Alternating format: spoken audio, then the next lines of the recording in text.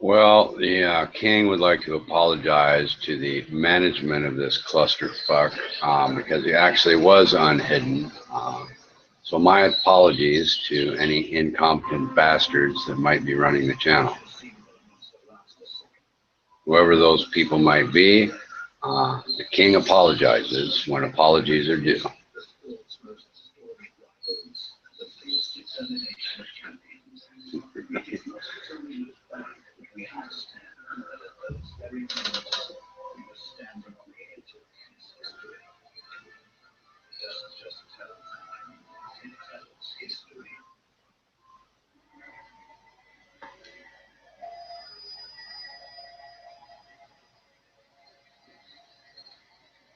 I don't know what happened yesterday, Armando.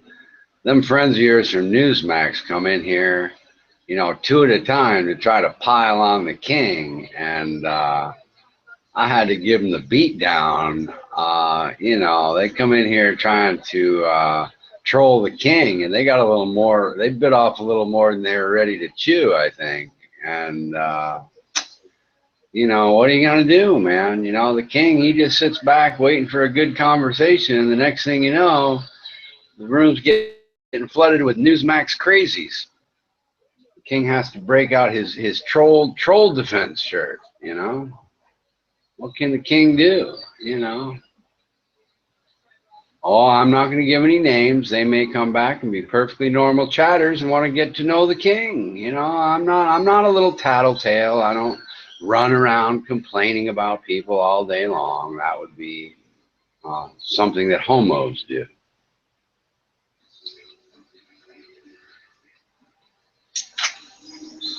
Oh, who spoke once? Your daughter or the Asian girl or somebody else? Or you'll be back. All right. Well, I'll try to keep it from actual music this time. Somebody plays a band from a bar, I'll know better. But don't give me mods because Ronan Kanushi won't chat with me when I have mods. And he's my favorite chatter. I love chatting with Mr. Kanushi. He's my favorite of all.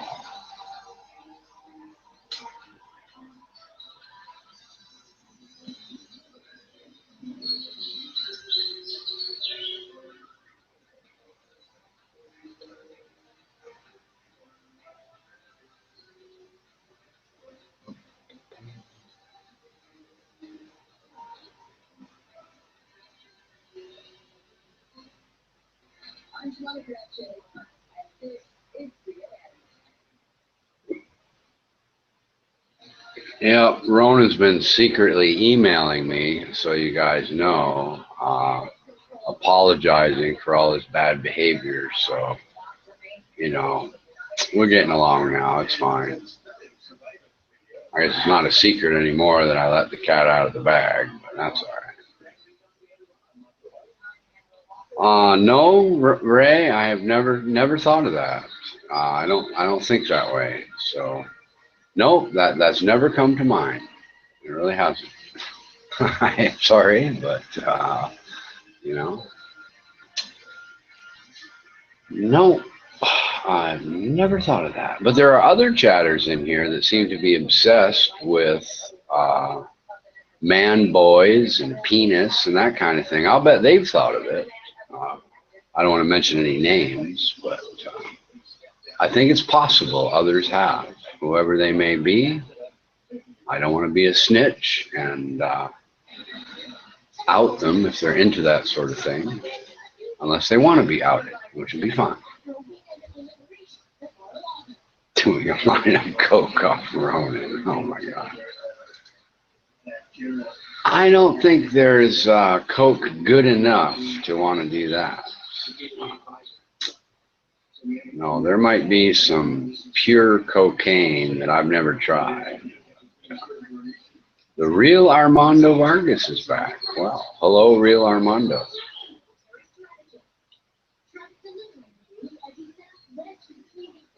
Come on and chat with me, Ken. I'd like to get to know you.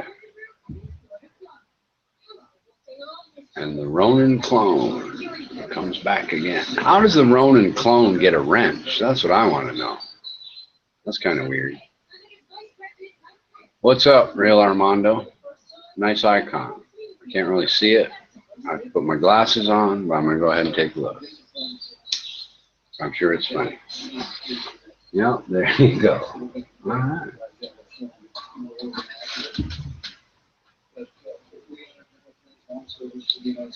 Yeah, and I suppose there could be more than one Ronin in the world, too. I hadn't even considered that. Oh, yeah, there you go. I'm a little slow sometimes, especially in the morning.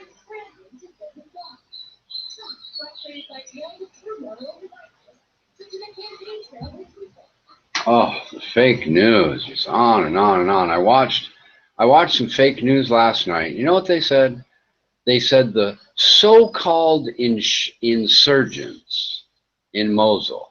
They started talking about terrorists as so-called insurgents, and then went on to say they're using women and children as shields, and they're members of ISIS, and all this kind of thing. But they start off the news by making them sound like innocent victims of the effort to kick them out of the city that they took over. Pretty bizarre, man. It really was. Very, very odd. Yeah. Okay, Dave. Thanks. Yeah, I didn't even think about that. But yeah, I figured that out all by myself, Dave. But I appreciate that. Yeah. Like I said, it's 6 o'clock in the morning. The King's been up all night chatting around the internet. He's a little tired. So there you go.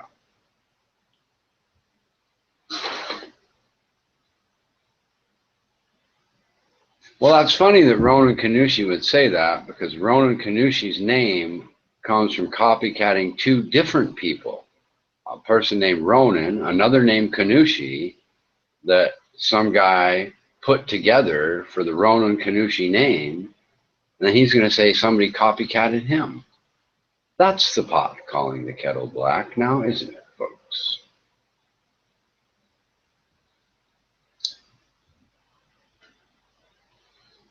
The United States of America, KKK. Hi, faggots. Well, hello. That looks like an interesting chatter. If anyone bans you, I'm going to unban you until you're really crazy, because you look like an interesting character to chat with. The United States of America, KKK. Fascinating. I'm sure you're a lot of fun at parties. Hello, Hank Hill. Oh, my, marvelous. Hello, Hank Hill. How are you doing?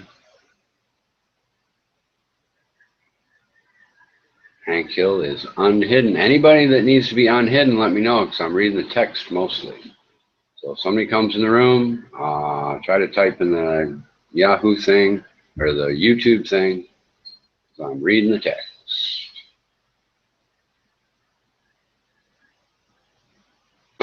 Hi, KK. Welcome to the nigger chat. Come on. What's with all hi, Juicy Amaro? Oh, God. That guy's pretty good. I told you this United States guy is going to be funny. I knew it. I just knew it. Armando could care less about racism. You know, he's above that. He's like, yeah, call me a nigger. So what? You know, what else you got today? You know? Yeah, calling a black guy a nigger to troll him on the internet, you know, that's really creative, you know, like, so what, you know, silly.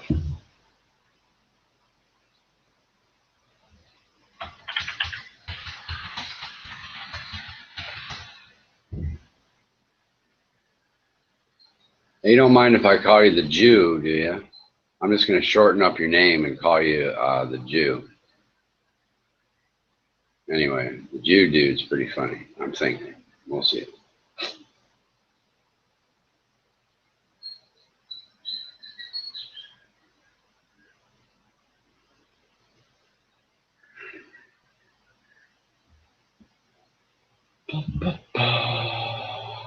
Not interested, Jose. You know, whatever. I'm sorry, but you're just bored with the elementary school bus trolling. You know, it's like, you know, get into junior high school trolling, and I might be interested. But all this elementary school trolling has just become It's become beneath you. You can do better than that. I'm here to upgrade your trolling. And I'm telling you, if you want to get a reaction out of people, you need to move on from the elementary school level to the junior high school level. Maybe just move it right up to high school. And, you'll be funnier, you'll be better, people pay more attention. It'll just be better all the way around. You're not a Jew. Okay, well, that's all right. Well, you got the name, dude, not me. What the fuck you want from me, man? A Jewish supremacist who wants us all to be Jews or die. No, I really don't want everybody to be Jews, man. You're the one that came in the room with the United States of America. What do you want from me? You're calling me the Jewish supremacist, and you got to name the United States of America. I mean, geez, I was trying to be nice to you. Now you just turned on me, just like that. Jesus Christ, I don't want you to be a Jew, dude. I think it's silly. I don't care if you're a Jew or not a Jew. I care whether you're an interesting chatter. That's all. Anyway. I have no idea what that even means. Richard thinks he's a good at softball. He must be drunk or something, dude. What does that mean, softball? Is that some sort of weird gay thing that I don't know about or something? Softball? I don't even know what that means, dude. I really don't.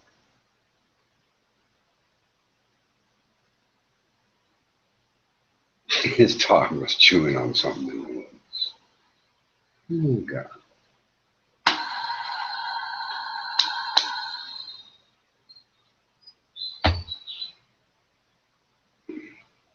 So I must have missed something, dude. You come in here promoting the United States of America, and then you complain that I call you a Jew, or ask if you are a Jew, or call you a Jew, or just shorten up your name to Jew. What's wrong with that? What the hell am I doing wrong? I don't even get it. I really don't get it. Then you complain that I must be a Jewish supremacist. You're the one who wants the United States of America, and I'm the Jewish supremacist somehow. I'm fucking missing something somewhere.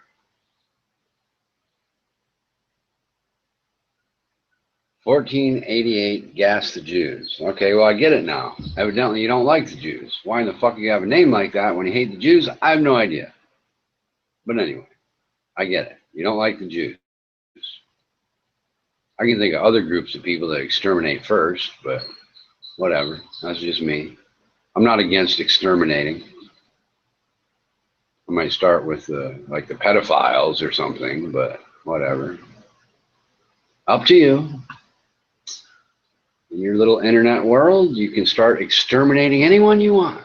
That's the beauty of the internet and freedom of speech. You are free to tell everyone just how stupid or not you are. That's the beauty. See, it's a trick.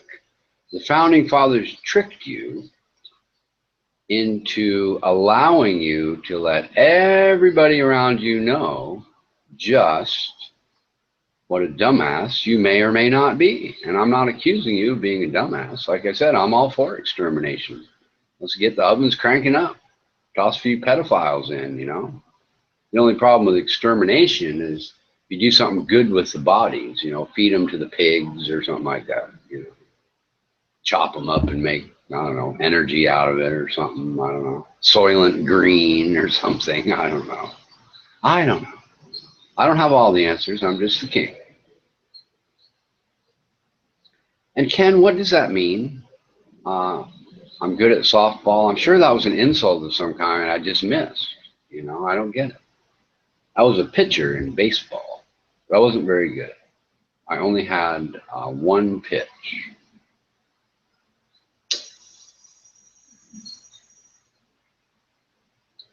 Black Power, 1488, gas the Jews. I think somebody tried that, actually. You know, that's not an original idea, to gas the Jews. That's been tried before, unsuccessfully, I might add.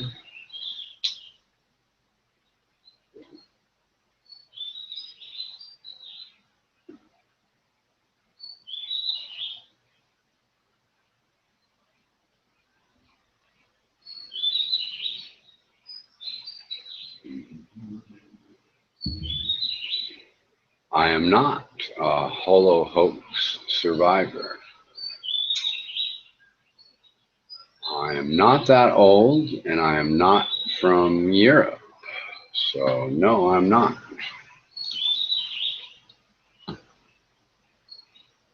According to you, it's all a big hoax. There wouldn't be any survivors anyway. So, I think you're asking a trick question. But I caught that by the way you worded it.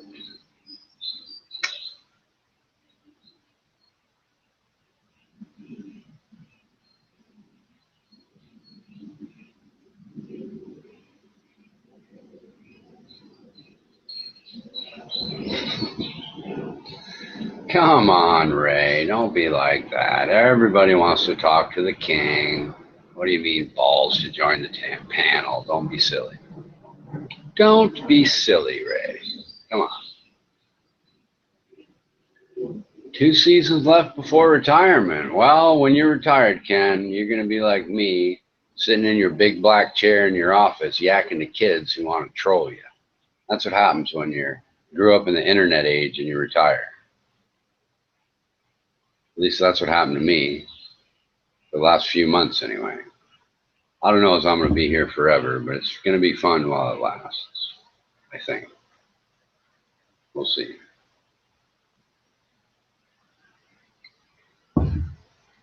I wanted to cook my ribeye and eggs for breakfast, and I was too lazy to cook the steak, so I just cooked the eggs. It just wasn't quite enough. I think I might have to go back and cook my ribeye and have a few more eggs. Yummy, yummy.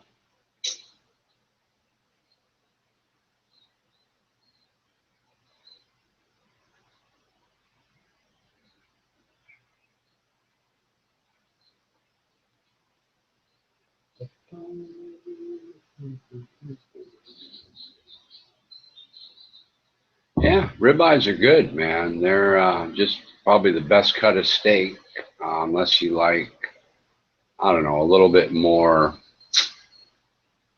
I don't know, I wouldn't say flavor necessarily, but if you like it a little tougher and meatier, there are some other cuts that are pretty good. But yeah, the ribeye. You know, the funny thing is where I'm over here in Thailand where they don't have a lot of cuts of beef near the store I'm at. You can go, you know, to other stores and get whatever you want. But, you know, it's like they have a choice of shitty cuts and then ribeyes. So they don't even have T-bones and some of the other cuts that are pretty decent that are less expensive. And I don't care. They're not cost that much anyway. But my choices are limited, and you know, it's a skirt steak or a ribeye pretty much. And I'm going with the ribeye every time.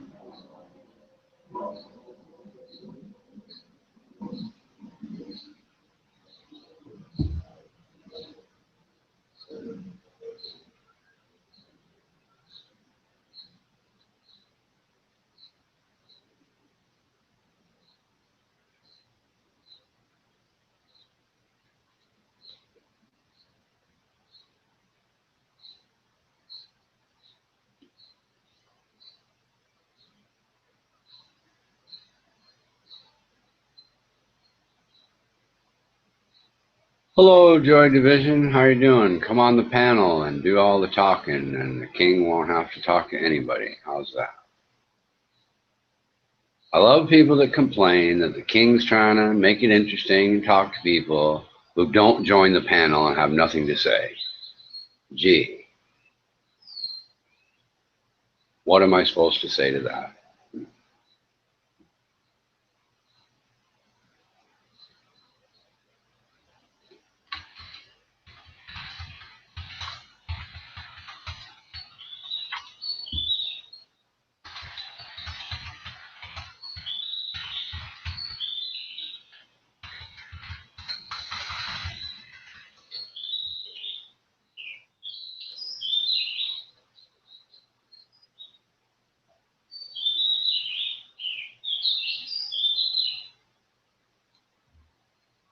The United States of America will soon fall, and Whitey will go back to his caves in Europe. Well, I wouldn't be holding my breath waiting for that to happen because I'm not sure that Europe would let Whitey just immigrate back into their caves. The Europeans have taken over those caves, and I'm not sure they want Americans coming back. But it's possible. We'll see. I thought you were going to gas all the white people anyway. But why would they go back to their caves?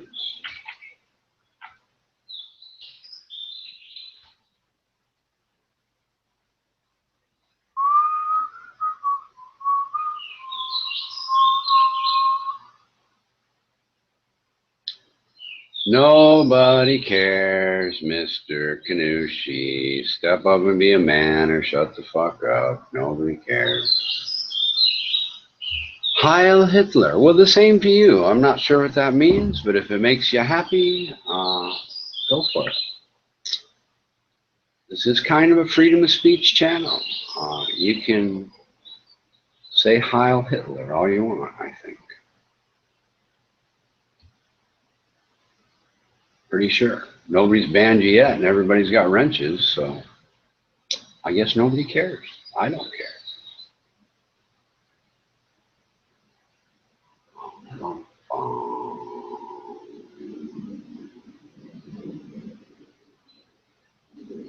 Oh, here we go again. The same boring cut and paste posts we see every day 1,000 times. Wah.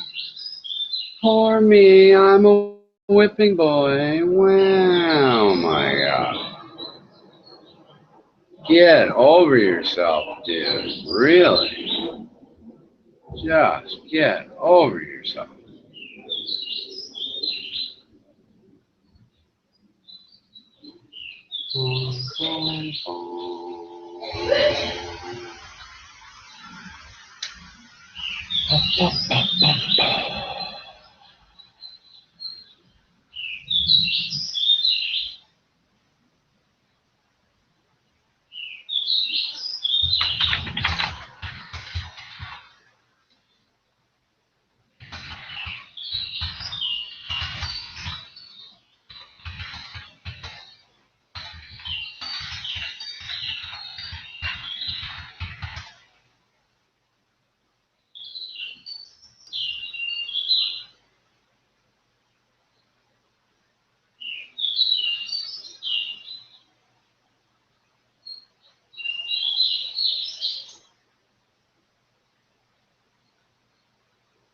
Why do you constantly accuse me of having a bird tape? Now you know it's almost 6:30 where I'm at, and they're birds, man. What do you want from me? It's not a tape, dude. Come on. I mean, really. Athena, people ask me that, and I guess I should look into it and find out, but I don't know. They're just, to me, I call them Thailand birds. That's about all I know. They're just birds with wings and beaks, and they make a lot of noise, and that's all I know. They're not especially um, colorful or anything. They're kind of boring birds. The king was very nice, though. When I power washed my house, there was a nest where there should be paint, quite frankly, because I was painting my house. And instead of blow the nest down the road and off the windowsill, I let the nest stay there because the king has some compassion. And there were 2 little eggs in the nest. But all I really accomplished was feeding the lizards because the lizard came along and ate the eggs. So the king actually feels bad. I almost wish that I'd blown the nest away and dropped the eggs on the ground so they wouldn't have died a horrible death by being eaten by the lizard. Personally, I would have rather been blown on the ground than being eaten by the lizard. But I don't feel that bad. It's just nature. What do you do? What do you do?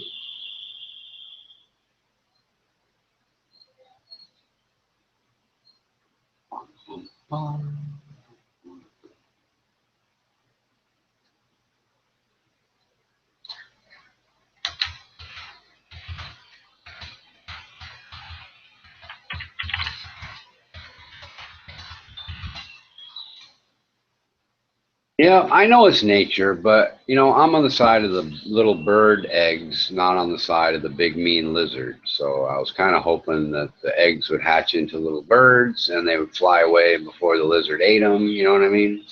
But what can you do? You know?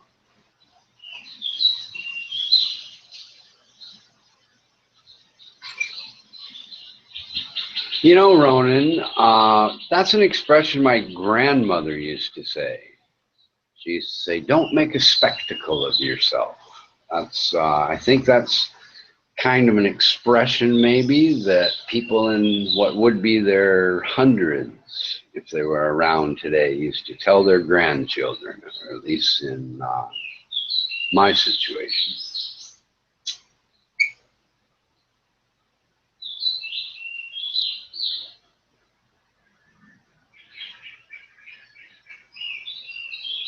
Yeah, I'm with you there, Athena. Some birds are really cool. I like hummingbirds, man. Those things are wild. I had a little like sugar feeder for hummingbirds once. And man, those things are fast moving little suckers. And their little wings flapping a gazillion miles an hour. And, oh man.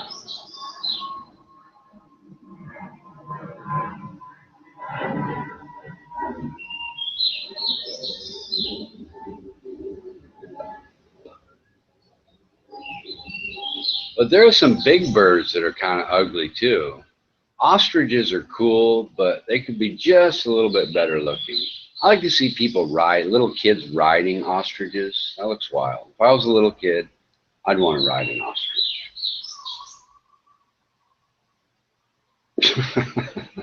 You know, I open up the doors in the morning, so it's, you know, there's no screens or anything, and I get birds flying in here all the time, bro. I gotta chase them out of here. You know, I get a broom and get out of here. You know, and try to, because they ram into the windows and stuff, and they can't figure out where the door they flew in is and stuff. And geez, crazy ass birds. I don't know why you'd fly into a house if you can't remember how to get out, but that's what happens. Believe me, you probably had that happen in your house too. Pretty common.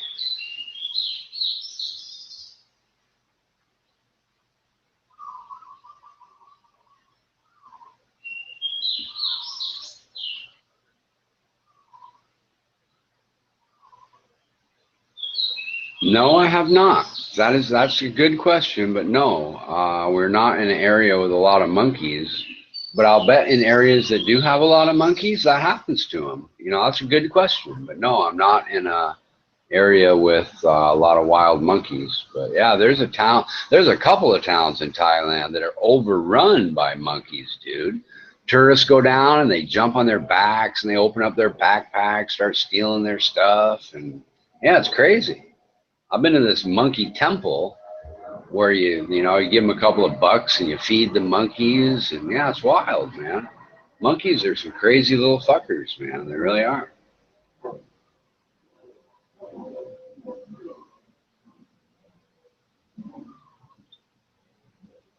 Yeah, it is cool.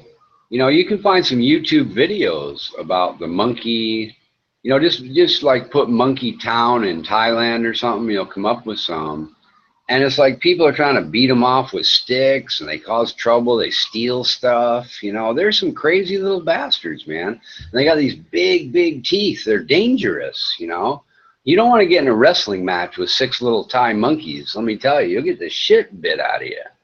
You'll go away bleeding and sad. Let me tell you, you know, you see them on the side of the road eating stuff. Their teeth, you know, they're like, I don't know, 3 inches long and sharp, you know. The bird view, you know, they're not really. I got my phone here, but I'm not going to turn it. I tried to turn it on the other day. It didn't work out for shit. But, you know, I don't know, even know where they are. I got mango. Well, I cut most of the mango trees down, but they're up in the mango trees somewhere, you know, making noise. God knows why. Telling everybody it's morning like we're stupid and can't see the sun come up, I guess. I don't know what they're doing. Well, they can't be quiet all the time instead of making all kinds of noise in the morning. I don't know. I'll look it up sometime. Figure it out. Maybe I can get a smoke machine and turn it on in the morning and it'll all go away or something. I don't know. That's why I cut the fucking trees down in the first place, hoping that the birds would go away. Stop shitting on my car. They stopped shitting on my car, but they're still here making noise, and I don't know what's up with that. I guess I have to cut down some more of the trees. I guess. I don't really know.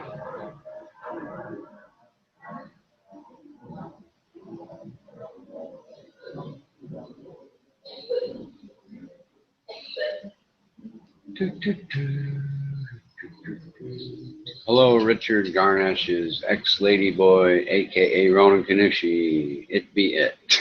Okay. Well, we got somebody killing 2 clones in 1 stone. That's a little creative. I like that. There you go. Killing 2 trolls in 1 stone, and 2 clones in 1 stone. You get the prize of the day for the most creative clone. That's very good. That is very good. If I was issuing prizes, I would give you one. But I can only pat you on the back for your creativity of the morning. That was very good.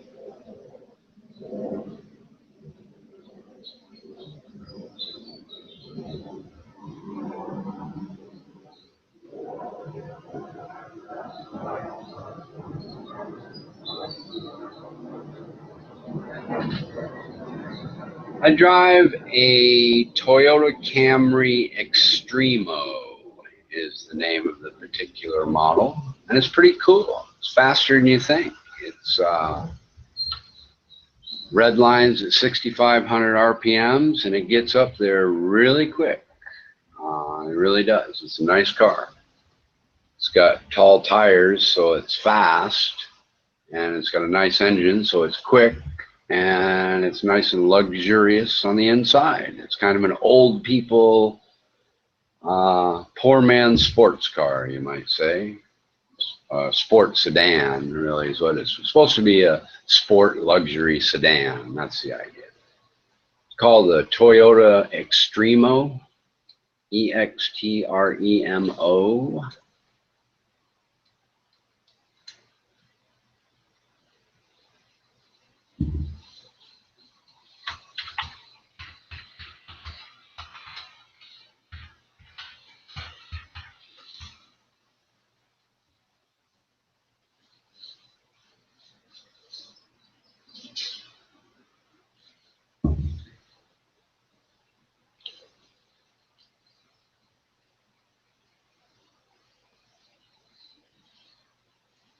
I hope there's nobody in the panel.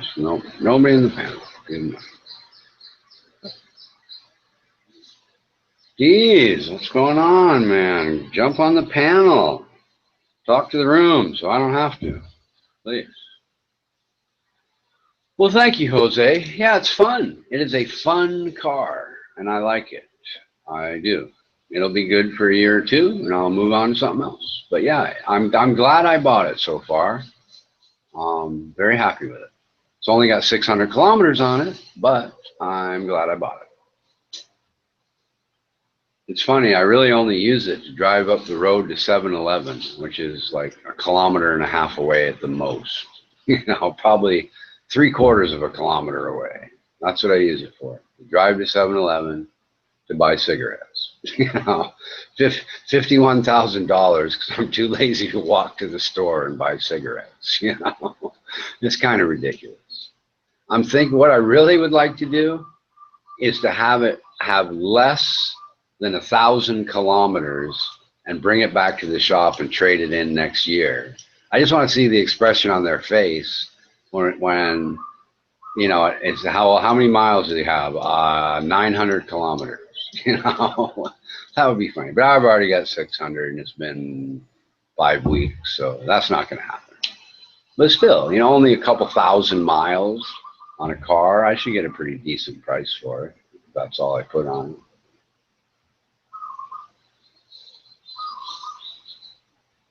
You know, Rob, I haven't tried that. But if you want to buy a gram of really good Coke, I might just try that after a few beers. Snorting some cocaine off a ladyboy's chest. Ooh, wouldn't that be horrible? Maybe, maybe not. I don't know. As long as she's not naked completely, I might try that. Who knows?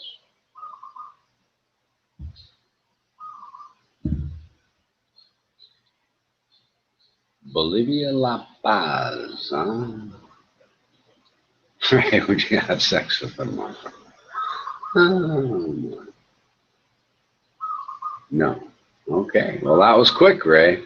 Not much thinking involved with that.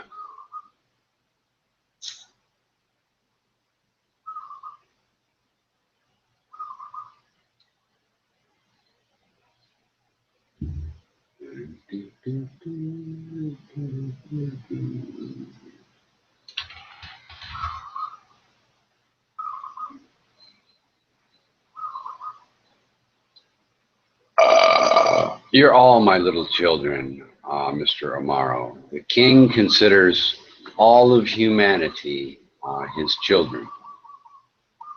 So I wouldn't want to single out this child or that child to be more special than the other. You're all my wonderful internet children.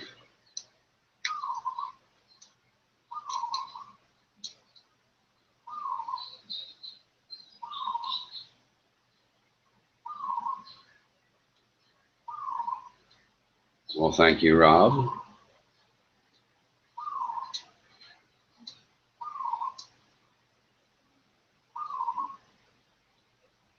Well, thank you, Jose. I try to be. The king tries to be very kind. Absolutely. I am kind. I appreciate you recognizing that. You know, some people think the king's a big meanie, and I can't imagine why, but it's true. You'll hear that occasionally. People making disparaging comments about the kindness of the king. I can't imagine why.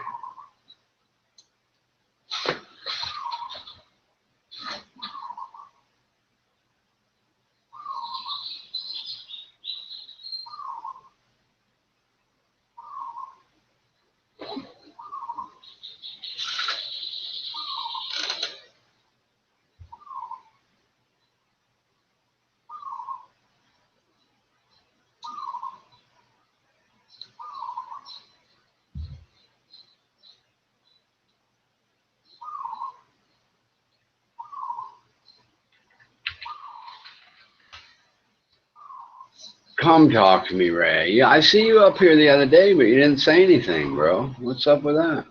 Come on and talk to the king. Now's your chance. The king has to go put some little white stones around the base of the mango trees to spruce up his front yard today. We shouldn't take too long to cut some, slice up some bags and dump the rocks in, but the king likes to procrastinate for as long as humanly possible before he does any work at all. Oh, you're in Kenai. Where the hell did what's the town to the right of Kenai where the jail is? I spent some time out there. I used to go down to hang out at the canneries in the Kenai Peninsula. 11 years salmon fishing, very good. Don't tell me the name. Let me see if I can remember it. Nikiski. Is that right? Yeah, Nikiski. Is that it? Yeah, I think that's it. Yeah. Anyway. Yes, Nikiski. Is that right? Yeah, I think so. Tell me, Siga Spetsanaz, I can't pronounce your name. Is Nikiski the town as you keep going down the road and hit the end? That would be the Nikiski with the park at the end and all that. The jail, you go by the jail and all that good stuff. Yeah, Nikiski, pretty sure. It's a fun place. A lot of criminals hanging out down there because they get out of jail and got nowhere to go.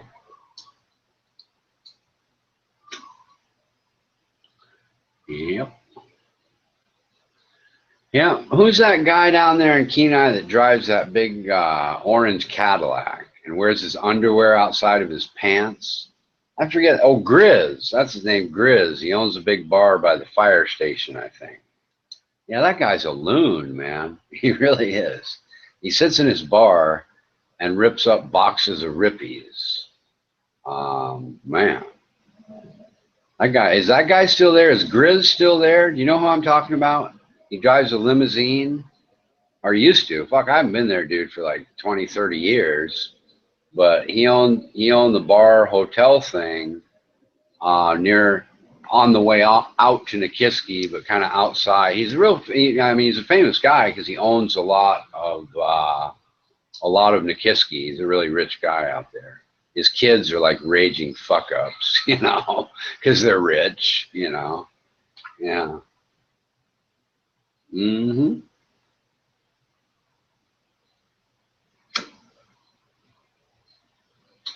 Yeah, they have some really nice parties in that area, man. What do they call them?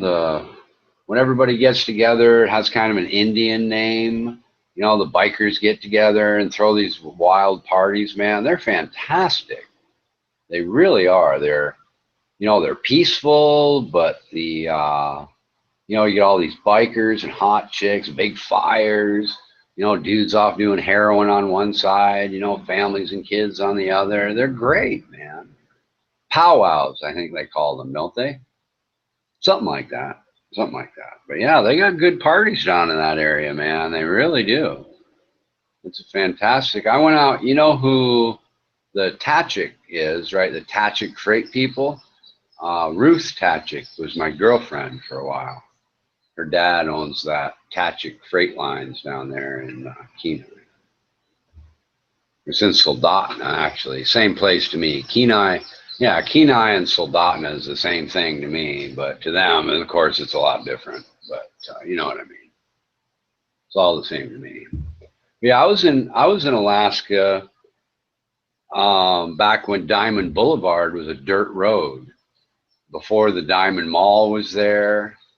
What was a Blockbuster, I don't know what it is today, on the corner of Diamond and maybe Old Seward Highway, what used to be a pizza parlor that I was a manager of and ended up buying the chain of Shakey's Pizzas. That was a long time ago.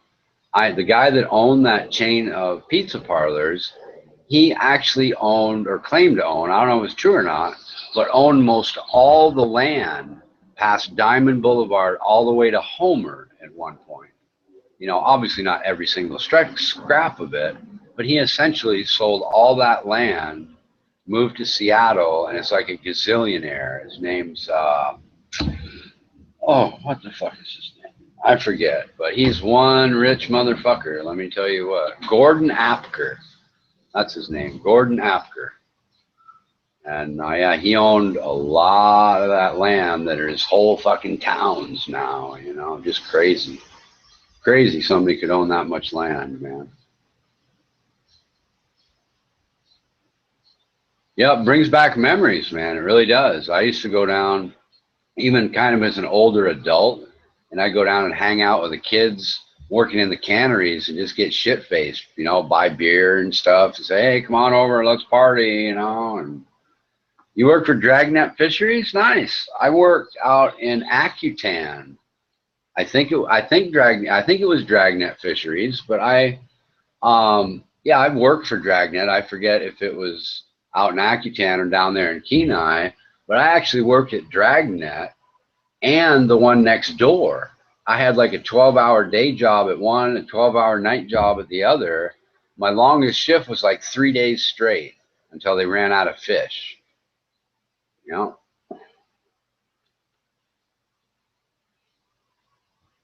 Yeah, I know Dragnet. Yeah, have you ever seen the daughter of the guy that owns Dragnet Fisheries in Kenai? Because when I was there like 30 years ago or whenever it was, okay, sure. She was super hot, dude. I mean, she was like a fine looking 7 or 18-year-old girl back then. I don't know what she looks like today, but she was great. Hi, Petra, you're on HID. Sorry about that. Slacking, I guess. I'm in watching text, Hi, Richard. Hello.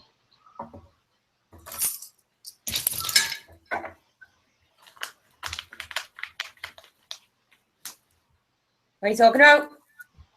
Oh, there's this guy from Alaska, and it's just bringing back memories of when I lived there, and I'm jogging my memory of old towns and people I used to know. Yeah, Alaska I never worked for Kenai Packers. That's like the sort of the best place to be, according to a lot of people. But I've been there. I've given some people rides there that work there and stuff, but I never actually worked for Kenai Packers. isn't Alaska where it's like winter and nighttime for ages? Oh yeah, you lose a lot of light being that far north in the winter. That's for sure.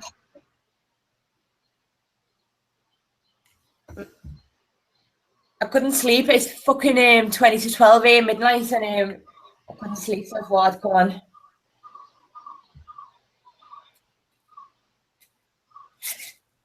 Oops.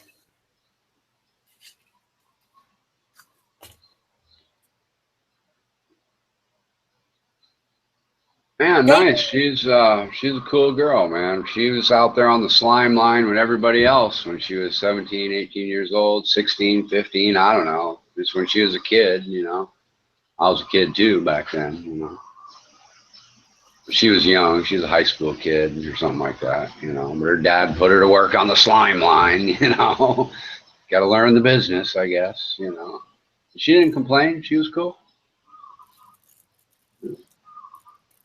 Is that the one that got away, Richard? No, not at all. Just no. No, the one that got away, I'll tell you the story about the one that got away. I was at a hospital once, and a girl that worked in a lab came up to me and said, you know, I'm in love with you. Just walked right up, a really beautiful girl too. Said, I'm in love with you and I'll do anything you want. And I was so taken aback. You know, she said it like girly and more polite than that. That's kind of a guy way to say it, right? And then she just sat down right next to me, and then she got up to, you know, waiting for me to ask for her number or something, me being stupid, and then she had to go to work and got up and left. And I realized later, said, man, why did I sort of just blow off that opportunity? And I went back, you know, I said, well, you know, I'm looking for a girl in a lab. And they're like, well, we've got, you know, dozens of labs. Which lab? What are you talking about? And I just sort of gave up and left and found the wife I have today. She married a great guy. Well, that's good. I'm glad she did. What did your wife do?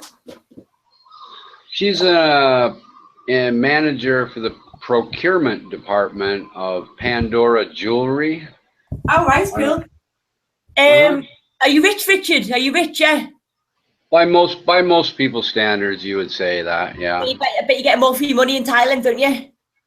No, most of my money is in America because you can't. I mean, you get the most of your money living in Thailand because it's so cheap over there, isn't it? So, like, maybe you're like normal money in like America or with UK or nothing, but like in Thailand, like you're richer because it's like cheap over there. I see what you're saying. Yeah, we'd be upper middle class even in America, but we don't live rich. You know, we don't look down on anybody. We're not trying to flaunt anything, but we're able to save a tremendous amount of money because it doesn't cost a lot to live here. But I've been trying to work. What are you saving money for? Like a rainy day? And you just spend it? Mostly for a new retirement house. So we have 2 houses, and you know, not anything really important. Just we already kind of have what we need for retirement, and I don't know. That's kind of the answer to your question. What country are you going to get your retirement home in? I'm sorry, say again. What country are you going to get your retirement home in? What country are you going to get your retirement home? You know, we might go to Italy, we might go here, we might go there, but the truth is that my wife, you know, probably couldn't do without Thai food. She probably would be homesick, so probably Thailand, you know, but a better place in Thailand than in the city near the job she has. You know, we have a beautiful little house in a gated community, but we're not overlooking the mountains or the beach, and it's a lot congested, and you know, there's a lot better places to be, but you have to be where the work is until you retire. So we're here, you know. Is your wife Thai? Yes, she is. Lovely. Yeah, I met her on Yahoo 30s chat many years My ago. emails, Yahoo. One of my emails. Yeah, I used to go on Yahoo chat as well. I met an American on Yahoo. Well, it was on MySpace. He's older than me. Like we got talking on like sexual or whatever. He's like popping sound and all that. We used to talk for like years. But Hmm. yeah, he was from America. I was gonna say yeah, Yahoo. Yeah, we talked on that. Yeah, that was kind of the big thing back in the day before, Google Hangouts came along. It's sort of the only place to go, right? Yeah, or Skype. Google. I didn't know about Google Hangouts, but it was weird when I came across to go on Google Hangouts for the first time. I already had an account and I don't know how because I didn't make one. It already sent me name in it, like. Yeah, Rob said IRC was the best chat. I don't really even know what that was. I guess I was a simpleton. I just went with the Deez was in Yahoo 30s chat, he says. Oh man.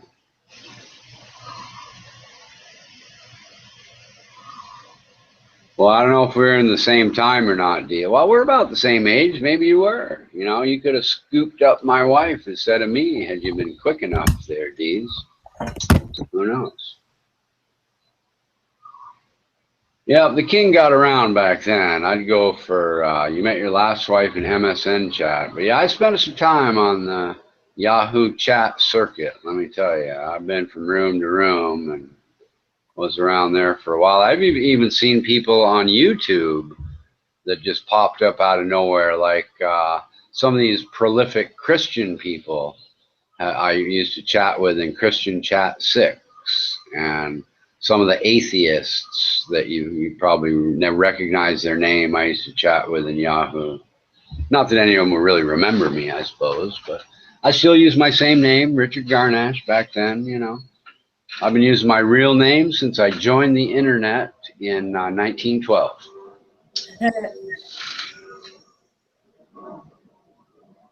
So, with them dogs and birds, yours in your house? The birds are not inside the house, but they're just outside. I got a bunch of mango trees that I've cut most of them down, but they're in the habit of being here. My wife used to have this big water bowl with some kind of plant in it, and this used to be their watering hole. But I got rid of the water, hoping they'd go away. Cut down the trees, hoping they'd go away. I don't want to kill any of them. I just don't want them shitting on my white car. Yeah. Imagine. She used to put rice out for them to eat. So we got a flock. Because the rice falls in the belly and they die. Well, no, none of them died. Believe me, we got a flock of 30 fucking birds shitting all over my white car. Forget it. It ain't happening. Lovely sounds. Yeah, I know the shit can be bad on your car and that. Yeah, and it can actually damage the paint if you don't clean it off soon enough. I've got a bird and shit's hard to clean up. Like you gotta spray it first and leave it to soak in for a bit and then wipe it off. Yeah, I just can't have that, and I just don't like. It's not just the car. They shit on the deck, and they shit on the fence, and they shit on the driveway, and it's just everything. It's just too much shit. My bird shit's not like outside bear shit. Their shit's massive, isn't it? It splatters. My birds has got little chocolate drops. Can you understand the word I say, Richard? Yes, I can. There's only one time I couldn't, and you slowed down because you knew I couldn't, and I heard you just fine. I understood you just fine. Yeah. It's not just the accent; it's because I talk fast as well. That's true, but it's interesting because it puts my brain to work. You know what I mean? If you talked really slow, then it wouldn't be any work at all. But it's good. I like it. Nothing wrong with talking fast.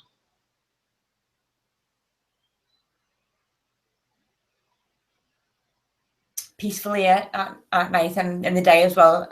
I live by the sea. I'm from England, but I live in North Wales, and then from my house out the window you can see England, and there's water and fields and hills and that. It's quite rural.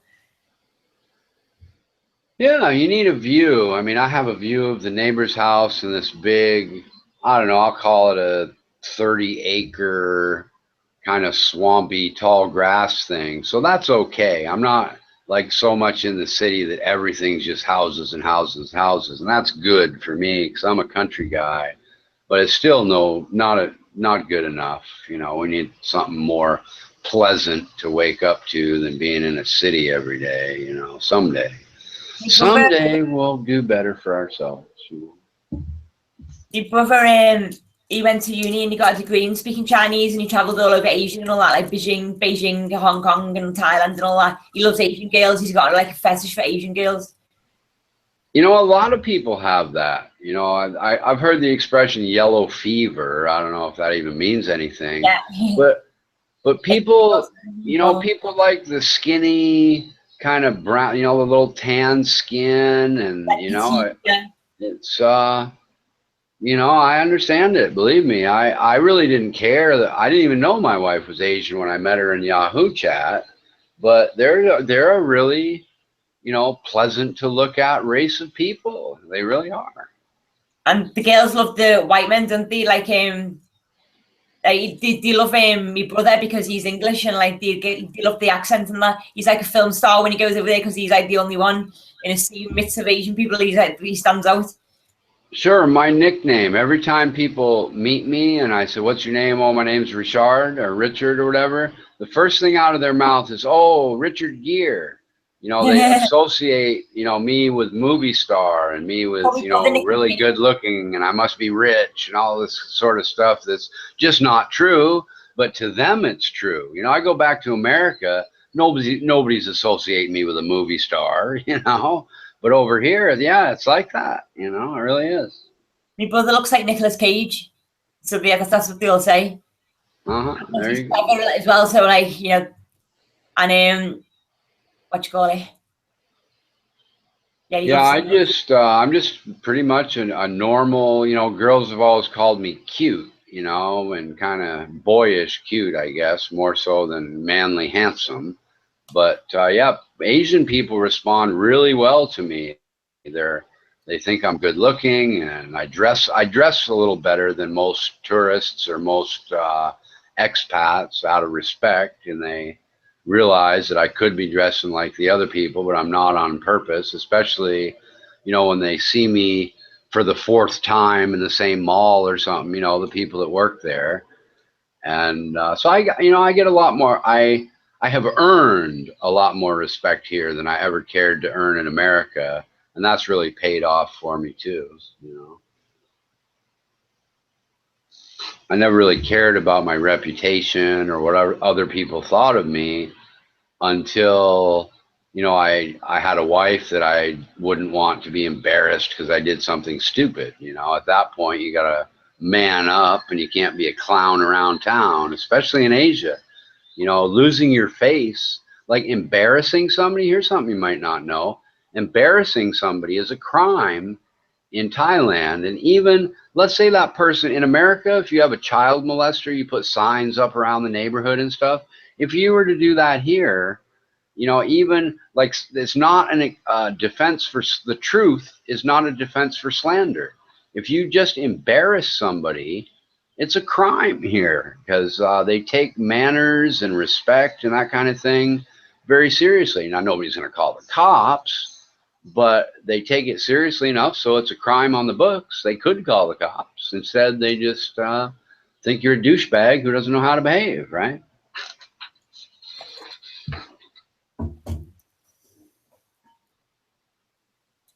Yeah, believe me, you wouldn't find anybody in Thailand in these kind of troll wars we have in these rooms. They'd be like, wow, these people are just playing crazy and move on. They wouldn't have anything to do with any of it, you know?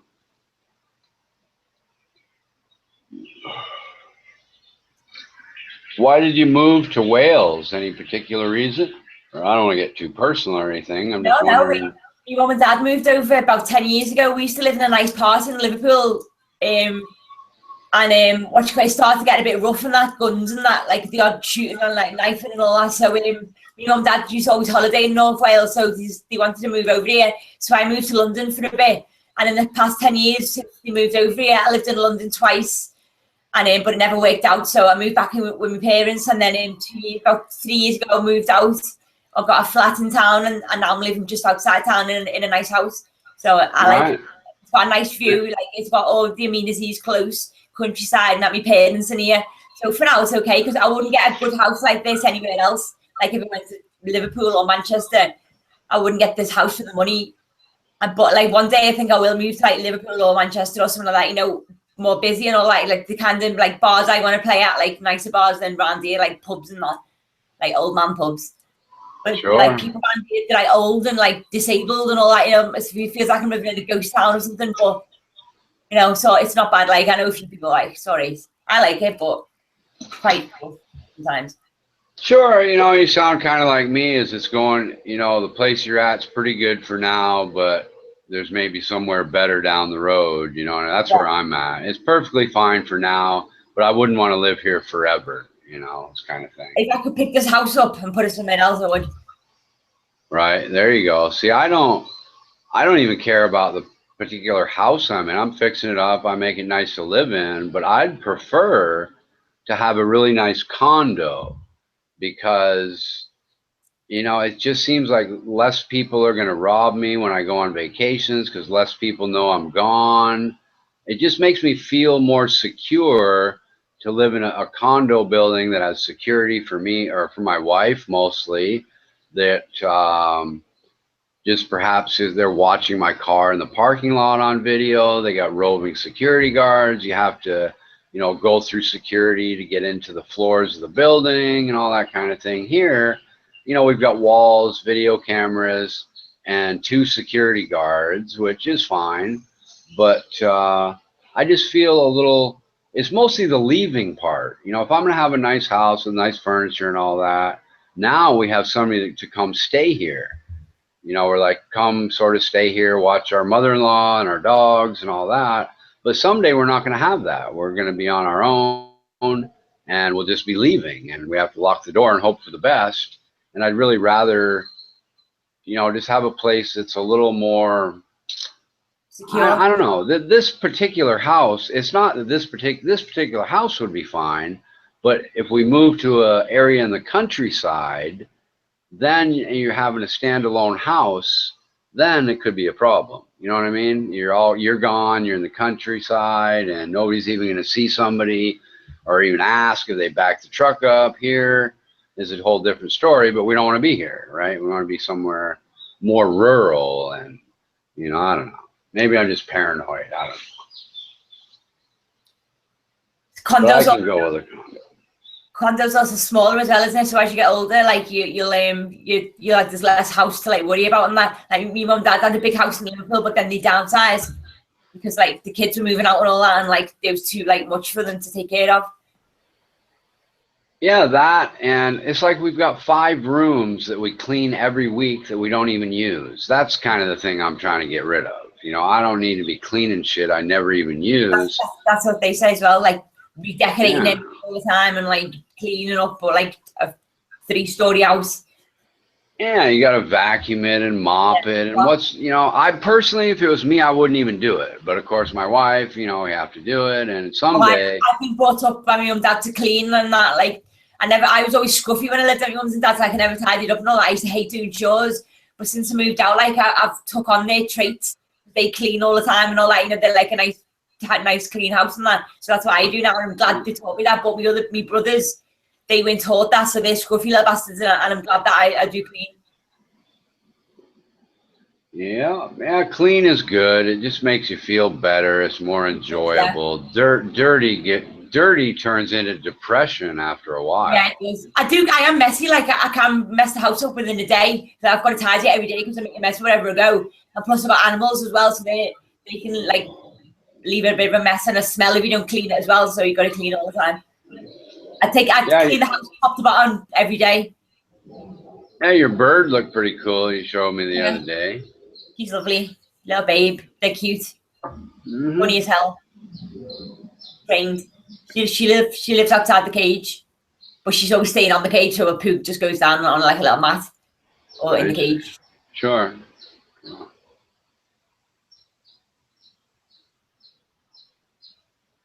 I love my pet. Well, I'm gonna roll the channel up here and see what's going on.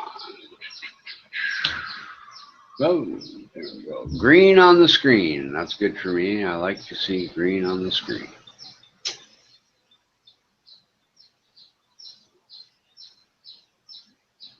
kinds of birds are they? I don't know. They're Thailand birds with wings and beaks. That's What all I colour can are tell they? you. No idea. You know what colour they are? Nah, just grayish, bro. They're not bright with colorful feathers. They're just boring kind of. They're not pigeons, or they're not that bad, but they're just boring, loud birds that aren't very colorful or fun. You know, they're I love just more birds. annoying than anything. I love sparrows and crows and seagulls and pigeons. Now that's we get in town about 5 minutes away. There's like crows. They're they're small though. They're not large birds. They're not as small as a hummingbird, but they're smaller than a robin, for example. They're more Smaller than the a robin. oh yeah. Oh yeah, I just seen one fly by. Yeah, they're pretty small, and of course they could be babies for all I know. I don't know. Finches. They're just birds. That's all I can tell you. Finches, okay, if you say so, I'll believe you. I have no idea. But the thing that's funny is, like I said, I cut down the trees and I got rid of the water. And what they've done is they're sort of moving over one street. Now the other neighbors have really tall trees. They didn't cut them down. They've got water laying around here and there too. And I'm guessing that the neighbors aren't going to be especially, they don't know. They're not going to say anything. But I've essentially moved this big flock of birds one street over, except that they haven't started building their nests there yet. But they're going to get tired of just flying to the next street over to get whatever they're doing over there, hang out in the trees and get water. And they're just going to move completely away from my house, I'm guessing, in the course of a year. I'm hoping. That's the plan, anyway. How you doing, Demelo?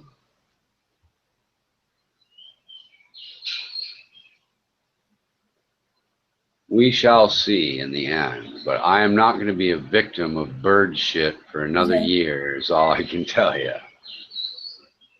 Ain't nothing victimizing the king this year. It's going to be a good year. It's been a good year, and we're almost 2 months into it. That's kind of a record, for good shit happening and nothing bad happening. Actually, I have put enough scratches on my new car, so I need to take it to the paint shop eventually. But I got insurance, so I don't care. What's your job? What's your job? I trade stocks on the internet, but I'm basically retired, My job is to keep my house nice for my wife, I guess, basically. My dad's a house husband as well. My dad does the cleaning and the cooking. He's retired as well, but my mum's a nurse. Nice. Yeah, I don't really cook for her because she doesn't like the type of food I cook because she buys her own. And I don't really do. I help her with the cleaning, but it's mostly the outside. There's just plenty of work on the outside to do because of the environment is so harsh. You wouldn't think the environment's harsh, but between the heat and the rain, it just beats the shit out of everything, and it needs kind of constant upkeep to look brand new. The neighbors, fuck, they don't care. Their stuff's 8, 9 years old and they haven't taken care of it, but it looks like crap. It really does. So when you get a condo, you won't have outside space, will you? Mm-hmm. Yeah. I don't know why DeMello left. Maybe he got timed out. I don't think his internet was working. And yeah, that's what I'm thinking too.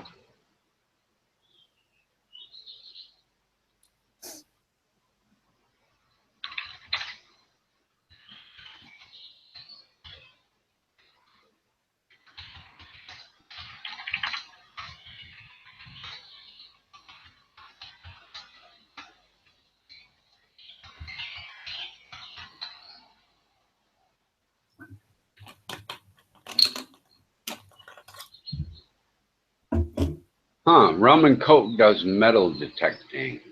Have you ever found anything really cool, Rum and Coke, with your metal detecting, or is it mostly like loose change and a bracelet once in a while? I mean, like an old, I don't know, artifact of some kind you had to bring to the antique store to figure out what it was, or an old Civil War. I don't know where you are, but when I say cool, I guess I mean old and mysterious. I guess a pile of gold would be cool too, but nobody ever finds that, right? You know, they're out there, but nobody ever seems to find them. Except professionals. You know, nowadays you got these professionals that go out on the ocean looking for old shipwrecks, and every once in a while they hit it big with a ship, you know, that sunk in the Civil War, loaded with gold or something, you know. Loads of old stuff. Yeah, see, there you go. You know, old war daggers or something, you know. Yeah, cool. Yeah, that's awesome, dude. It really is. I saw a show yesterday with these people in America that found these old, I don't know, European dagger and this old weapon of some kind. And even the lady looking at it couldn't figure out why it was buried in the ground in Tennessee. You know, it came from old England or something, you know.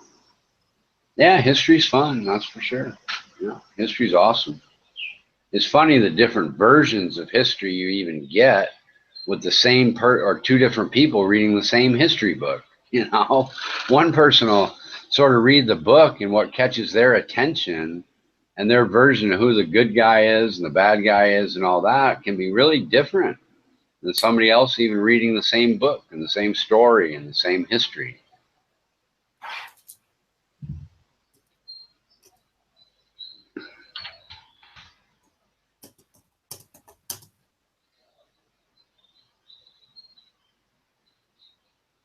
Well, that wasn't a change. You put on a leopard skinned bathrobe or something.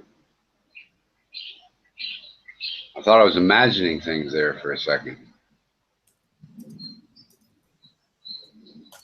A stone hand axe. You know, I made a stone axe for show and tell once when I was a little kid out of some trees, a rock, and I think I might have used string and cheated. No, actually I didn't. No, I used all natural stuff and brought a King Richard stone axe to show and tell. That's back before they'd arrest you for bringing something cool to school, I suppose. I brought that to school, that same thing to school today. They'd arrest me, throw me out of school, and say I was bringing a dangerous weapon into elementary school. Yeah, pretty wild how things change. They'd probably say I was a violent person to bring that to school and I need to go see the psychiatrist. Take me away from my parents who allowed me to make a stone axe in the backyard, sumac forest.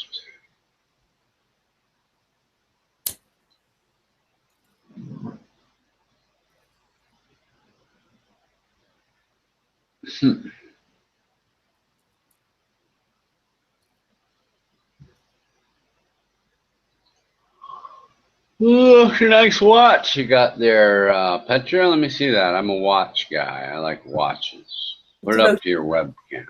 Rotary. Uh-huh. It's nice. Okay, I'll take it out. Uh-huh. Yeah, that is nice. Cool. Awesome. Yeah.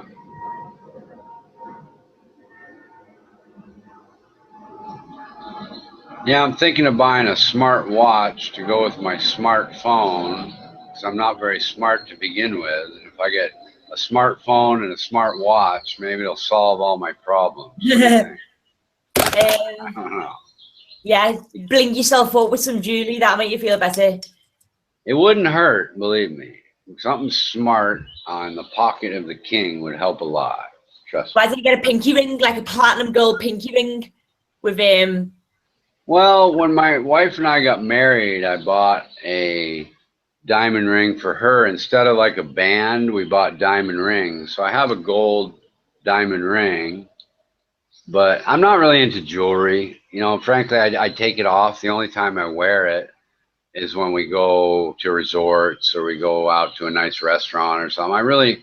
I just, you know, fuck it up. I scratch it or break it or something like that. I like nice watches, but not really dress watches, like sport, you know, ones that it's okay to scratch. A sport watch. I've got one of these G-Shock things, you know, that are okay if they're scratched. I try to take good care of them, of course, but you know, like a a fancy dress watch, I'd just fuck that thing up in 2 months and it wouldn't be worth shit, you know. I break everything as well. I break computers, phones, everything breaks around me. You know, I was telling Tommy and them last night that yesterday, you know, first of all, it was a little weird. This guy I've never seen before was trying to get my email in here yesterday while he was trolling me. But I woke up yesterday and my computer wouldn't work because the whole hard drive, I only use like 20% of my hard drive, 25%, something like that. But when my computer wouldn't work, what I realized was the entire hard drive was filled up somehow with what, I don't even know, but I got rid of 25% of whatever was there and it's working again. But it was really strange that the whole thing was filled up overnight like that and pretty much locked up like it was some kind of virus or somebody hacked into me. Who knows? I don't know. I've had something like that happen on my phone. Long story short, I took a picture of a UFO, and when you zoom up, you can see it perfectly. Anyway, I had that on my phone and all that, and then one time I came in and I put the phone on the couch, walked away, came back, and this little robot was there on the screen, and it had like this lighter ball by it, and then it says like removing all data off phone. I was like, fucking hell. So I took the phone apart, took the battery out, the SIM card out and everything, put it back together, and the program was still running to delete everything. So anyway, it's all deleted and all that, and then I saw on my programs list what programs and what apps I've got this like weird name, and it was the program that deleted the stuff, but I didn't have that program. I've never seen it before in my life. And now it says something like I've got like, but now it says I've got no storage left on my phone. So I was thinking, well, it deleted everything, so how come I've got no storage left? It deleted everything. Wow, yeah, that's strange. I had that Hank Hill guy send me to a site that had ransomware on it, but I didn't fall for it. I knew better than that. Hank site? Well, he sent me to this site, and I downloaded what he told me to. That's probably what's happening then. That's probably why your computer's in there. Yeah, well, Hank doesn't like me, and I don't like him, so I don't even know why I went to where he recommended, but I did. I was stupid, and sure enough, after I downloaded it, says, you know, it wanted my Google password. Oh my God. Or it was going to shut down my cell phone for 24 hours. I'm like, fuck you, you know. Did your cell phone get shut down? No, I just deleted. I just reset it. You know, I basically deleted everything on the phone and wiped it clean and started over again. And Samsung downloaded everything that came with the phone. And it only took like 10 minutes to do. But if my phone was like 3 or 4 or 5 years old and I had a lot of information on it and all that, it would have been a big pain in the ass, you know. I don't think that program could really shut my phone down for a day anyway. But it was just the idea of having that threatening virus on there that I wanted to get rid of everything that was on it, you know, and start over, because the cell phone was only 2 days old at that point anyway. So, but it was annoying and stupid, and I don't know why I fell for it in the first place. I should have known better than to go to some website some guy that doesn't like me sent to anyway. It's mostly my fault anyway, really. I'm just looking on my phone to see if I can see what that program was called. Yeah, I did download. Of course, Hank's telling me, oh, you don't need any virus software. You know, there are no viruses. You don't need that. But so he did at least smarten me up to where I downloaded good virus software for my Android phone. This is an Android. Yeah, I think they could have come up with a better icon. I'm not all that hot on that silly little green robot thing. There you go, DeMello. You got timed out by the internet, I'm thinking before, but you're unhid now anyhow. Yeah, that happens, Richard. Yeah, Unexpectedly.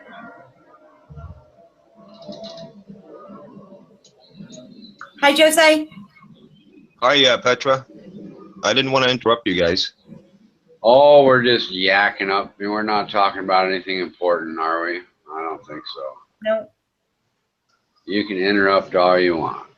Hey, that guy that you and Shotgun were talking about came in the room earlier. I told him, I said, hey, Shotgun, and I didn't use your name, but I said, they said you're really cool and missed you, and he had to go somewhere, but he said he's going to come back and chat with everybody. I'd scroll, but you know the guy I'm talking about.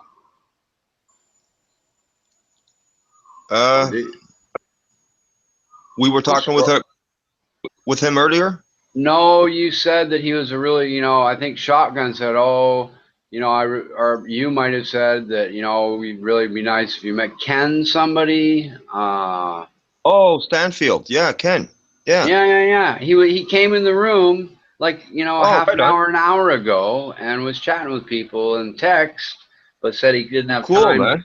Yeah, it was just odd that you just mentioned him a few hours ago and poof, here he is, What a world, eh? Yeah, That's cool, man. I know. It's wild, man. I told him just, last night, a couple of, I don't know him. He doesn't know me. I said, hey, just a couple of people mentioned you're a nice guy and come on in the room. And, yeah, it was funny. He's a country boy. Ken is a country boy, man. Uh-huh. Yeah, man.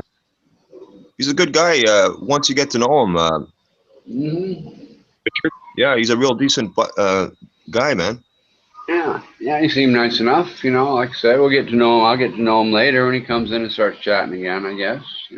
He said he was, instead of, whatever, he said that he was sort of getting around the internet. He kind of made it sound like he was, just sort of exploring different places he hadn't been on the internet or something, which is why he hadn't maybe seen you guys or something. That's kind of what you have to ask him yourself, but it's what it sounded like to me when I told him, I said that you guys were concerned about him or whatever and hoped that he was all right. And he said, oh, no, I just been, looking around the internet or something like that, Oh, that's good. That's good to hear that, man.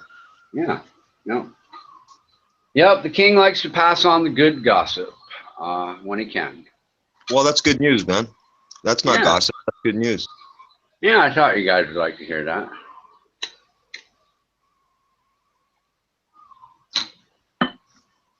Yeah, Shotgun knows good people, man.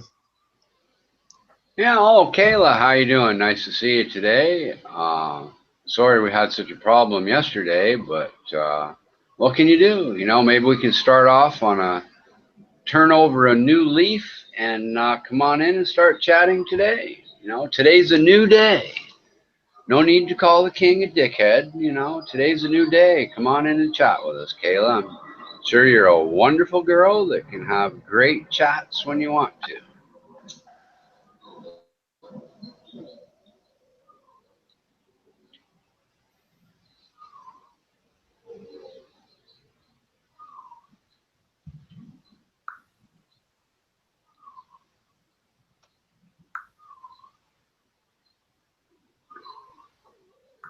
So you suppose I'll put off all day. All I have to do, DeMello, is slice open some bags. They're not even heavy. What do they weigh? Like 4 pounds, right? And pour some little white rocks, underneath the mango tree. We've got the little border built around with the dirt inside. And my wife did a great job she cut open all the heavy bags of dirt and put them in there. Real nice of her last weekend. And all I have to do is slice the bags open, dump the fucking rocks in. Probably take me less than 10 minutes. I'll probably procrastinate all day long until it starts to get dark, and then I'll run out and do it real quick before she comes home, Yeah, I did some landscaping with a friend. His name was Don, man, with those rocks, with a wheelbarrow. There was a big load that the place that he bought the rocks from. He does landscaping for a living, and he needed some help that one day. And let me tell you, what a job that was, man, with the wheelbarrow. Loading those rocks to the backyard of this big house. Man, that's hard work, man. Yeah, oh yeah, but these are little, and the Thai people were really surprised because they come to houses like this and they probably think this is, oh, just another rich asshole, and then a foreigner comes out, which makes it worse. But I actually picked up, and we're paying them to put the bags where we want, and I helped him bring all the little bags of rocks in, and I could tell that they were really surprised when I reached in and grabbed the same number of bags they had. And they were 2 at a time. It was kind of heavy for the king, but It didn't bother them. They do it all day, you know. But I could tell that they were surprised and appreciative that some guy would actually help them with his own fucking bags of rocks. Why everybody else ain't helping him, I don't know. But you know what I mean? They were kind of shocked. You know, they're like, wow. You know? The white guy actually helped, eh? Yeah, exactly. You know, it's like I told you the other day, that poor lady's pushing a pickup truck down the road and everybody's passing her, nobody gives a fuck, and I stopped and I helped, you know. I'm not going to watch some lady pushing a pickup truck down the road trying to jump start it by herself. Fuck. You know, what kind of people just drive, they're so busy they have to drive by some lady trying to push her husband's pickup truck, you know. Man, I've done that a few times with some of my vehicles, man. You know, push start standard vehicles. I know what that entails. Well, thank you, Armando, for recruiting more loyal subjects. The king can use all the loyal subject chatters that you can bring. They'll love to chat to DeMello and Petra and me and all the other guys you bring in here. Yeah.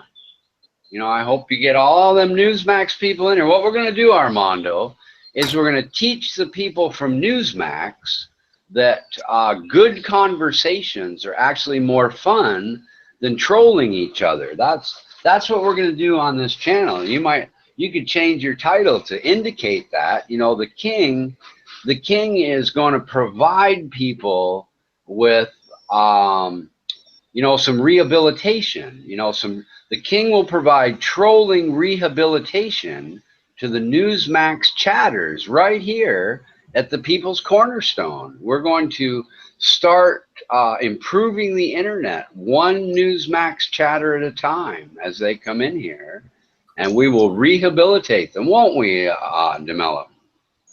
If you say so, Richard. Absolutely. We'll just give them the advice they need to learn that good rational conversation is more fun than spamming and hacking and trying to get somebody's goat, you know, and insulting them and all that. We're gonna show them how to have a really good life right here on the People's Cornerstone. It's all possible right here. It is. It's all possible. Absolutely. Yeah, we're gonna interject a little Christianity for you on the side there, Armando. We'll mention they might want to find Jesus every once in a while just for you, Armando. Now I'm gonna tell them that Armando says that, not necessarily endorsed by the king, by the way, but I'll let them know that somebody around here cares about Jesus, named Armando. Yes, that's what I'm gonna do. That didn't take long. You see the text? Who cares? Hi, I'm from Newsmax and you can suck my balls. No, see, that's not trolling, dude. That was a funny joke. You know, that's fine. That's good, man. That was funny. You know, I don't know if you're from Newsmax or not, but that's what you call a sense of humor there. I like that guy. He's fun. Maybe with a Brazilian wax. Oh my God! There you go. But I won't be providing that. I can't believe you said that. There. I don't swing that way. I know. Except if they have a Brazilian wax, according to what you just said. No, I ain't doing that, man. Yeah, and Dixie Normus made a funny too. Trolling rehabilitation should take place under a bridge. That's true. Mm-hmm. It should. It should. You're right. The reason I said the Brazilian wax is because we have someone that we know that actually does that. Oh, I see. And it's like as a profession for people? No, that's his preference. Oh, I see. I always wanted to start a pubic hair salon for girls. I think that would be really fun. And, you know, I'd do it professionally. I'd want to go to school.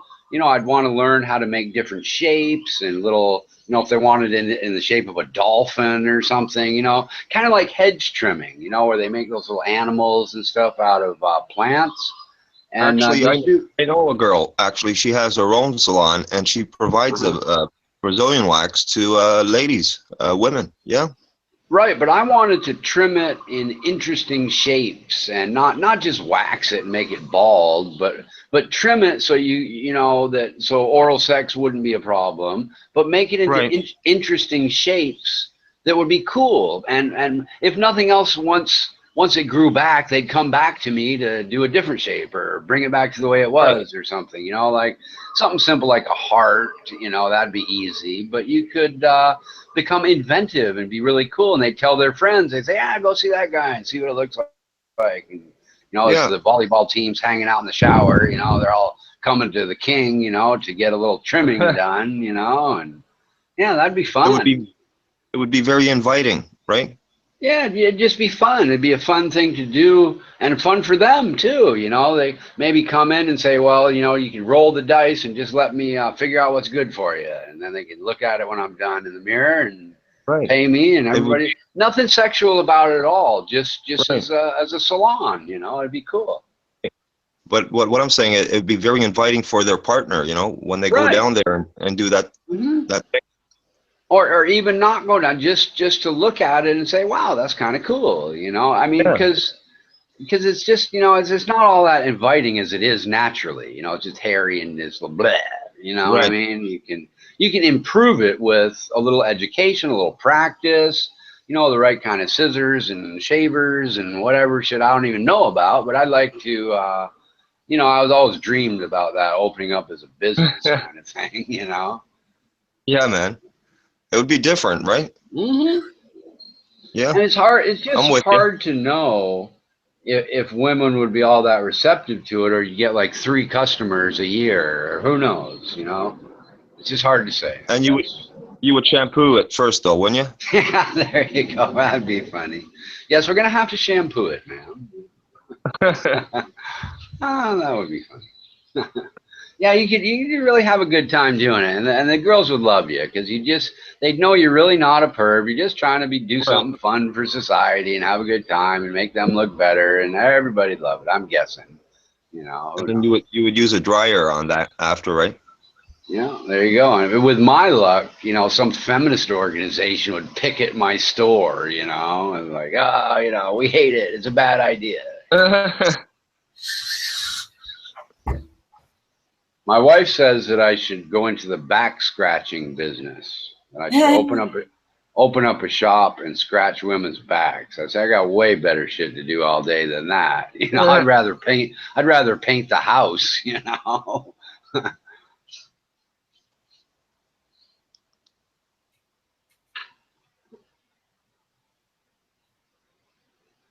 Crypto was here. Fubar. I haven't seen Yoke. My bear was here. I don't know who AJ folks even are, actually. You know, I was thinking Newsmax, but what's AJ? Oh, that's Al Jazeera. I see. Yes, we see some Al Jazeera folks around here every once in a while, don't we? In fact, that crazy Kiwi, she's from Al Jazeera. She was in Al Jazeera while I was talking to her last night. Yeah, sure. They all, you know, they can't help themselves but come visit Armando. I mean, you got the great Armando with his own channel. How could they help but come here? Of course they come here. You know, you just got to catch them at the right time, you know. Because the great I don't King know. Richard is here, right? Well, partially, you know, it's mostly Armando. It's Armando's channel. We got to give credit where credit's due. Yeah. They're they're here to visit with the great Armando Vargas. You know, Yeah. he's quite famous on the internet. You know, yeah, That he is. yeah. And all those mean things people say about him are all lies. Every one of them, they're all lies. Because I've talked to him personally back when he wasn't so stuck up and would actually chat with us. You know, now he ignores us and throws us a few bones with a little text here and there. You know, to keep us coming around. That's what he does.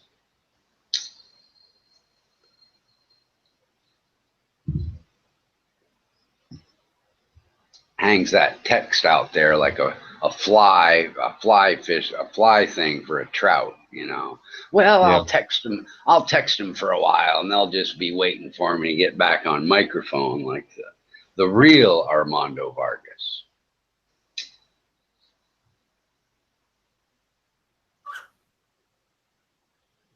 But he's not having any of that. I try to bait him as best I can to just saying anything on the mic, and he just ain't having it, you know.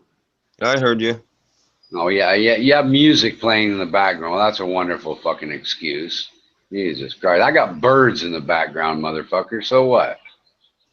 Jesus Christ, you got music in the background. Right. Wow.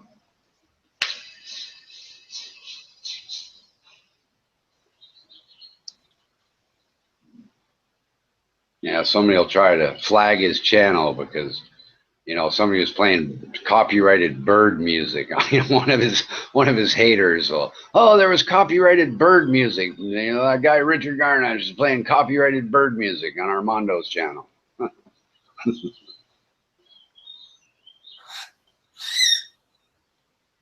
Oh, what was that? Oh, that was Petra's bird. Yeah. She's having a mad half an hour.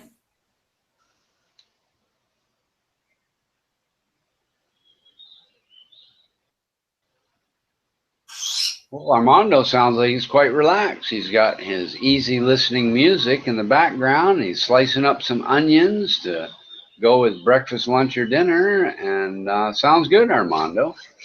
You know, did you know, Armando, that lighting a candle or putting a piece of bread in your mouth keeps you from crying when you're slicing onions? But come to think of it, if you really think about it, slicing onions before Monsanto got a hold of the onion business used to make you cry.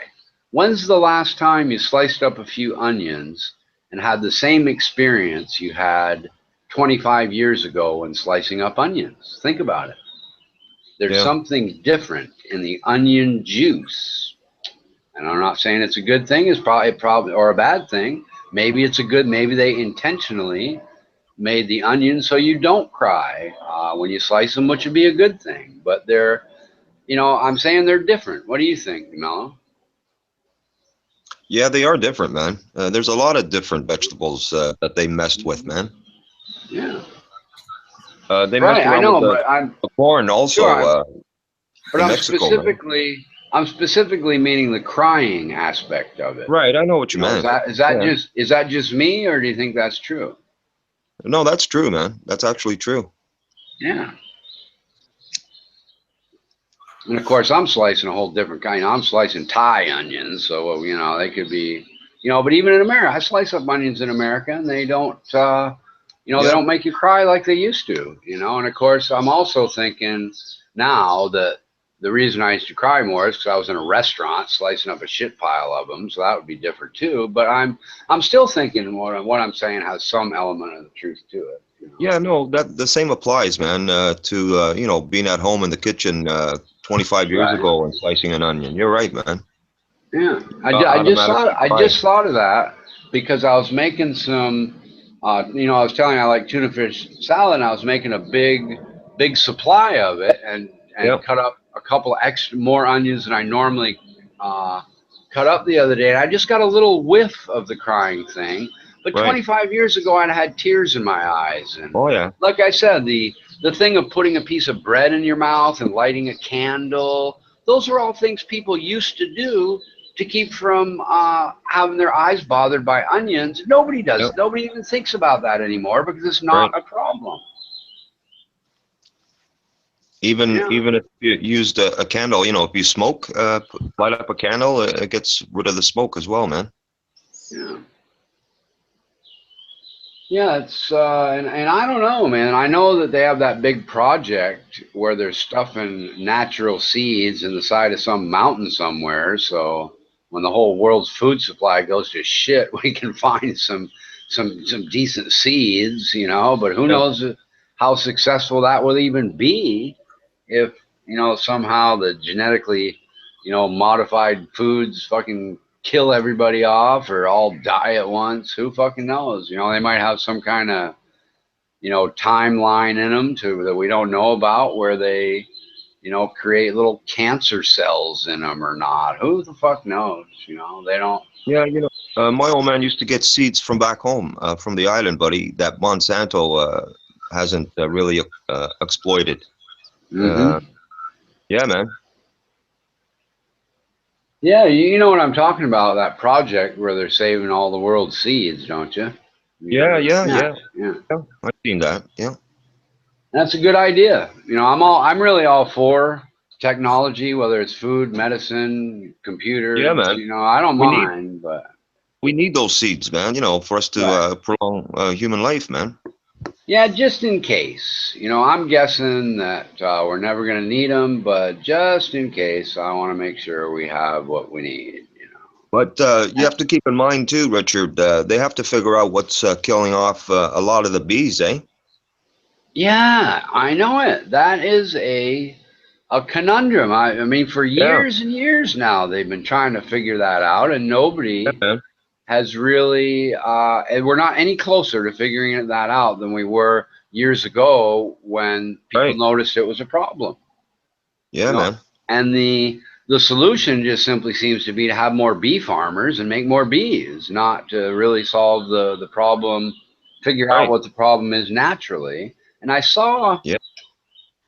I don't know if it was a YouTube video that I watched or actually probably on TV, because I really don't watch many YouTube videos anymore. But it was, maybe we're just a little closer because they had some ideas that, how it might be transmitting or something, but nobody has a cure, that's for sure. Right. Yeah, I lived in Maine. The guy right underneath me had an apiary, and he was an old Yep. craftsman, man. He made all his little boxes the bees were in by hand, and he'd Yep. bring his boxes of bees to the apple orchards, and he made honey and all that good stuff. That's the guy I told you that they cooked all their food on a wood stove. Yep. Even in the summertime, and they had electricity and everything, but that's just how their parents did it and how they did it. Yep. And they were old folks, but yeah, he was really cool. I went down there one time when he was repairing some of them, just chatting with him, and he had all the like old style tools. He didn't have any power tools or anything like that. Yeah, a He lot was, of people they don't know, man, but they have these guys with the bees, and they transport them like to California, to these farms, orchards, and they let them loose, to do their pollinate, right? And yeah. then they take them to, other places, other states, to do the same thing, man. Without the bees, you don't have the pollination going on, man. Yeah, until I met that guy, I had no idea that people brought bees to farm. I just thought it was done by nature. I had no idea that people bring these big truckloads of bee boxes in to get the Yeah, job man. done. I had no idea. Yeah. No idea at all. I'm from in Vermont. It's mostly cows and corn, and I suppose, well, yeah, corn, something comes out of the ground, so they don't need them, and cows obviously, and maple syrup. We don't need bees for any of that shit. Right. But yeah, I'm sure they do the same thing on apple orchards in Vermont too. But yeah, I never knew that until, I don't know, 20 years ago or so. I should have known it sooner, I Right. guess. You have to keep in mind, man, if the bees are wiped out, right, that means we're done, humans, because we need the bees, man. Yeah, we survived for a little while as we suck everything that lives out of the ocean. But Right. Right. yeah, we'd be way fucked up, dude. I suppose even the oxygen, all the plants that require that would all die off that make the oxygen. But of course, most of the oxygen actually comes from the ocean, so that might not Well, wipe us out too bad. we'd have to pollinate by hand, we'd have to figure it out, Right. Yeah, and that's it manually, too. Necessity is the mother of invention, and we'd probably figure some weird thing out. We'd clone them and do some fucking thing. Who knows? Some mad scientist, that caused the problem would come up with a solution and have some kind of 100-year solution that would make it worse later, right? Yeah. You ever notice that there's not that many, like, well, you're in Thailand, man, but I noticed over here there was not that many grasshoppers as when I was a kid, man. Even butterflies, man. Yeah, So, over yeah, here, I guess the big thing, we're outside this swampy thing, so we get a lot of mosquitoes.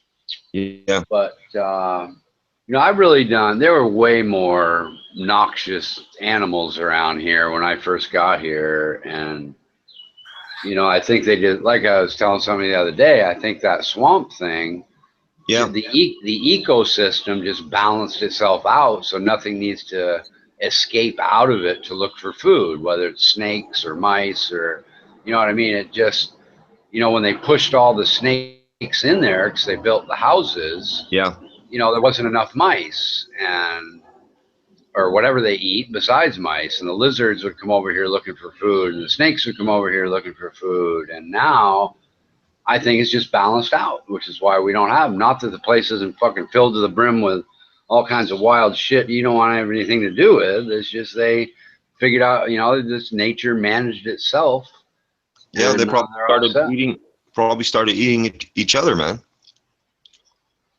Well, exactly. Well, just there just weren't two. Yeah, that could be too. It could be that. And of course, the big thing too is once we have a big flood in Thailand again, we'll probably will have the same problem because there'll be so much land. And this place, Yeah, when they have a flood here, dude, it's just unreal. It just floods the shit out of this place because the rain comes down in just buckets for weeks and weeks at a time. And wow. when everything's the problem really is they build every time they build a new factory, they have a whole bunch of area of land where there's a parking lot, there's a building. None of that can Yeah, absorb the rain. So every year there's yeah, less and less land to absorb the rain, and they don't build bigger canals to get rid of the water. So it spills over and makes a big fucking mess. yeah. Yeah, I got a That's because the story. government, yeah, the government doesn't, legislate them to do the sewers and stuff. That's all. Well, You know. when they had their 50-year flood, the one like the governor of Bangkok, his idea was he was going to take some kind of machine and drill through the major highway right to the ocean and just Yeah. fuck it. He says it's better to ruin this road until this is over than ruin all these people's homes and all this kind of thing. But it just didn't happen that way, and it fucked up a whole bunch of homes and land and all that shit. We have a friend that lives in kind of a low-lying area, and they were flooded up to the second floor. Mud, nasty shit, and just disgusting.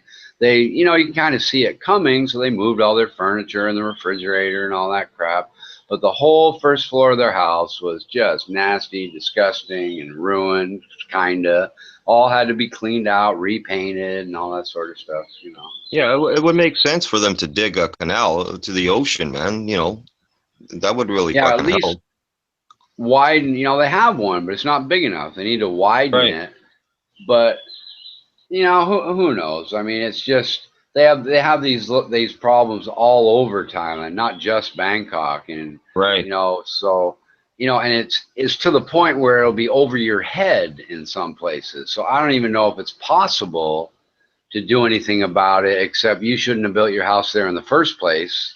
yeah, Find a better place to live. Mother Nature's basically telling you you're just in the wrong place, but that's where the houses are, and it just fucks.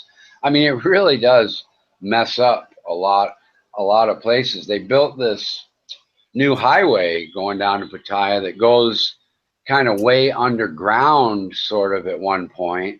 And I asked my wife, I said, when they have these floods, isn't this thing just going to completely fill up with water? And she's like, yeah, probably. It's kind of it's kind of an overpass, underpass deal for the highway. And it sort of ends up being kind of this tunnelish thing, and it is the whole thing. If there's water above people's heads before it went down and back up, surely it's going to fill completely up with water and probably fuck up right. the concrete and all that. Who knows? Wow. Yeah, it's crazy. I wasn't here during the big tsunami, but I don't know if you ever seen any amateur video of that, but god damn, that thing just ripped through, you know, Yeah, I seen it. hundreds and hundreds of yards further than anybody standing in the way thought it was gonna, you know, just washed right away. Just man. Yeah, I seen that, man. That was crazy, man. Yeah, there's over, you know, there's over 100,000 people that died in that in different locations around the world. You Yeah, know, it's just yeah. crazy. Without Man, warning, something like that that. came, man. Without warning. Yeah, something like that'll happen again. One of these things like Yellowstone or Mount McKinley will just blow up someday and bury half the world in ash. You know, it'll be all fucked Yeah. up.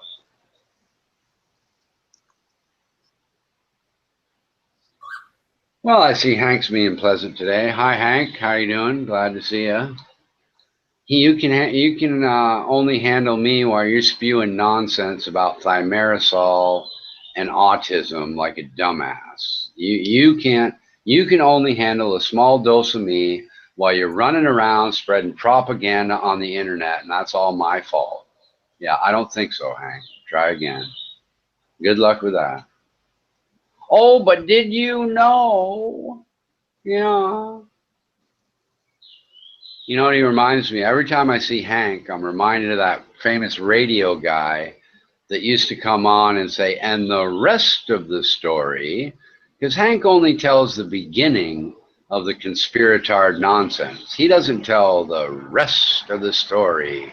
He hopes that the people he's talking to don't know the rest of the story, and he can propagandize them into believing a bunch of bullshit, which of course doesn't work on me because I've heard all of his nonsense before, and he knows that, and he's only trying to annoy me with his repetitive, foolish nonsense.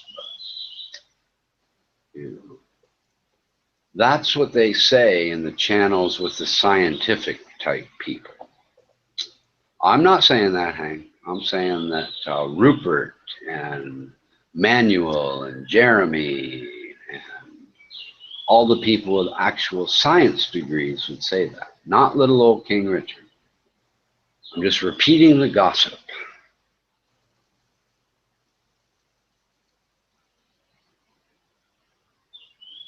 Anyhow,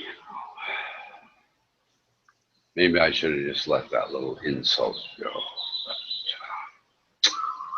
There was a girl named Athena that was bamboozled by his propaganda earlier, so I wanted to mention that. She said, oh, there's a really interesting video on how thimerosal causes autism that Hank posted, you know, even though it's been completely disproven.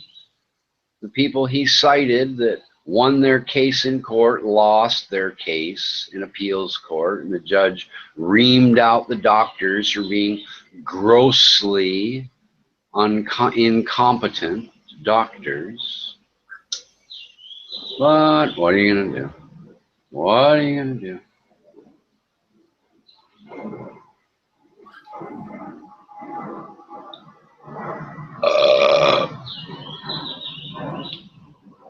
A lot of things are neurotoxins, dumb shit. It's the amount of things, whatever. I'm not even gonna go.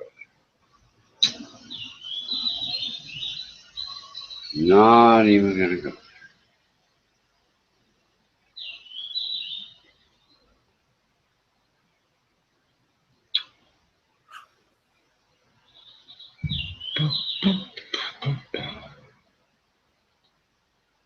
Hey Armando, will you let Flatty or Big L or any of them guys in here, or are you just done with them? You wouldn't let them in here probably, huh? Big L, no. Yeah, Big L, I heard, I don't really want to bring this up, but I heard Big L did something really disgusting to somebody that comes in here. I probably shouldn't say it. Shouldn't even said that, but yes, that Big L, man, he just probably getting worse and worse and worse over time, you know? Yeah, I know they haven't done anything to you. I know.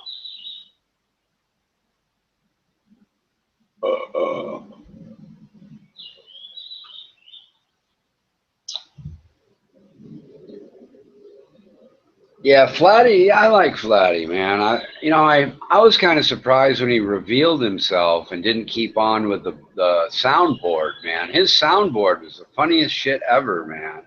It really was. I just loved his little squeaky girl voice with the smart ass comments, and oh my god, that was great.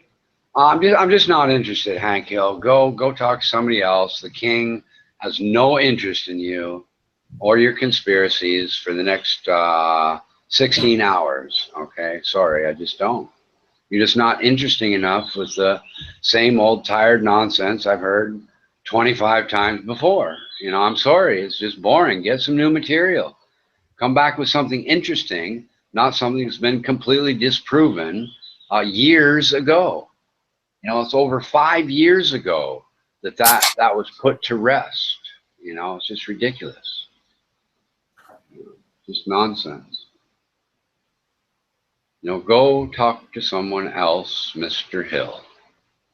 Mr. Send me to your little cell phone thing. Tell me I don't need a virus scan for my cell phone, and then send me to malware that tells me if I don't give them my Google password, they're going to shut down my phone for a day. Thank you very much.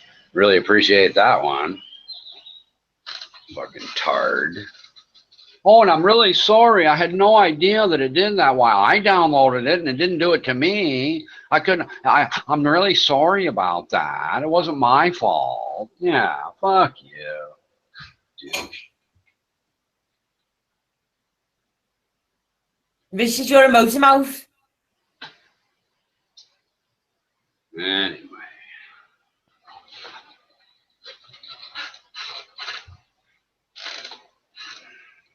No, he didn't try to set me up.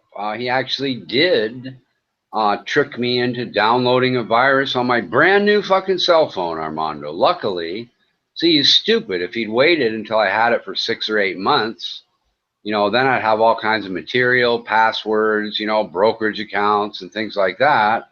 But he's so excited about trying to fuck me over that he's stupid and did it right away. So I just reset the phone and downloaded a virus scan so it wouldn't happen again. So, what are you going to do? I kind of like this guy. You notice this guy's clever, Armando. He basically gets 2 insults out and clones 2 people at the same time. I love this guy's name. He's slamming me because, I've got an ex-lady boy, Ronan Kanushi boyfriend. He's slamming Ronan because he's an ex-lady boy and kind of insulting us both at the same time. It's very clever. I told him I'd give that guy a prize if we awarded prizes for clever clones. That's very clever. I like that guy. I want Ronan to come on. Oh, me too. And I told him that I don't have mods, so he doesn't have to worry about getting kicked off the panel. So, I'd like Ronan to come on too. He's a very pleasant chatter. I miss him. I hope he comes back soon. He's a very interesting fellow, if nothing else. Yeah.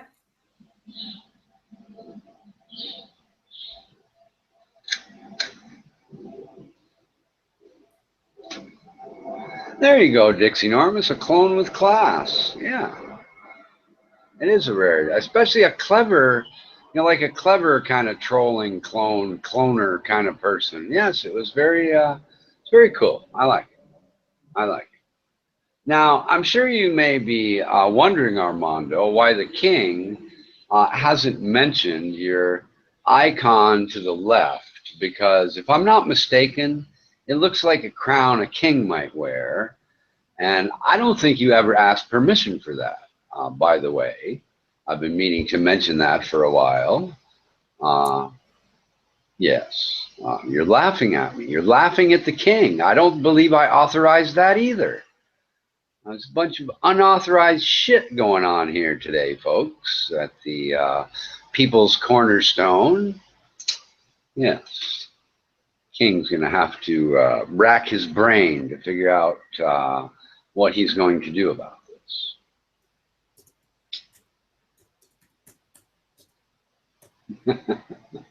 All right, well, that's good enough for me, Armando. Good enough for me.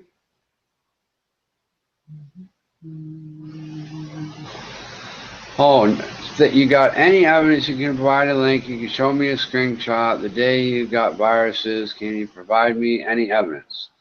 Yes, I can provide the evidence that anybody that wants to can go to your little douchebag site, download it for themselves, and see what happens. Yes, there's plenty of evidence out there, Hank. Do you think I gave a shit enough to screenshot? Now you're making it sound like you never said anything. Did I screenshot when you did it? And Richard's making up a story, and you know that I even got a virus. Yes, anybody that wants to can go there and just download it and get their own virus if they want to be that stupid. Yes, they can do that. And look, you're just boring, dude. I'm sorry, you're trying to bait me. You're lonely, and you're hoping the king will talk to you, but I'm just not interested. I'm sorry. Go bother somebody else, Hank. Just not interested. See you later, Jose.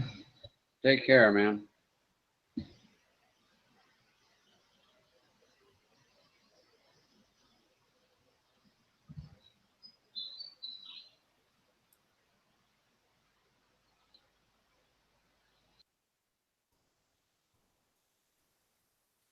Somebody's laughing about Windows 9. I think that might be what I'm using on this computer. I'm not sure. It's not Windows 10. I know that. So it must be at least 9. I don't know.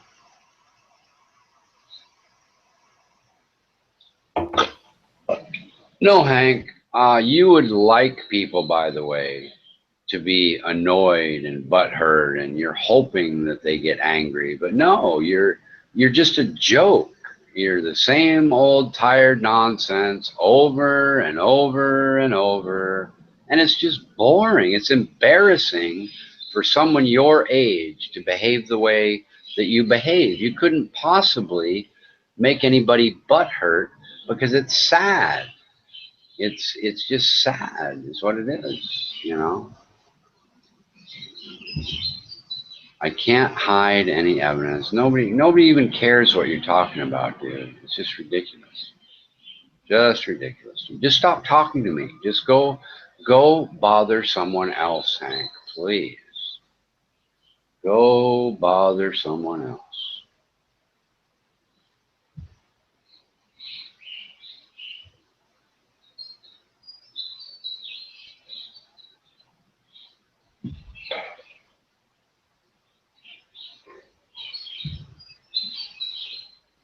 Bum bum bum bum bum bum bum.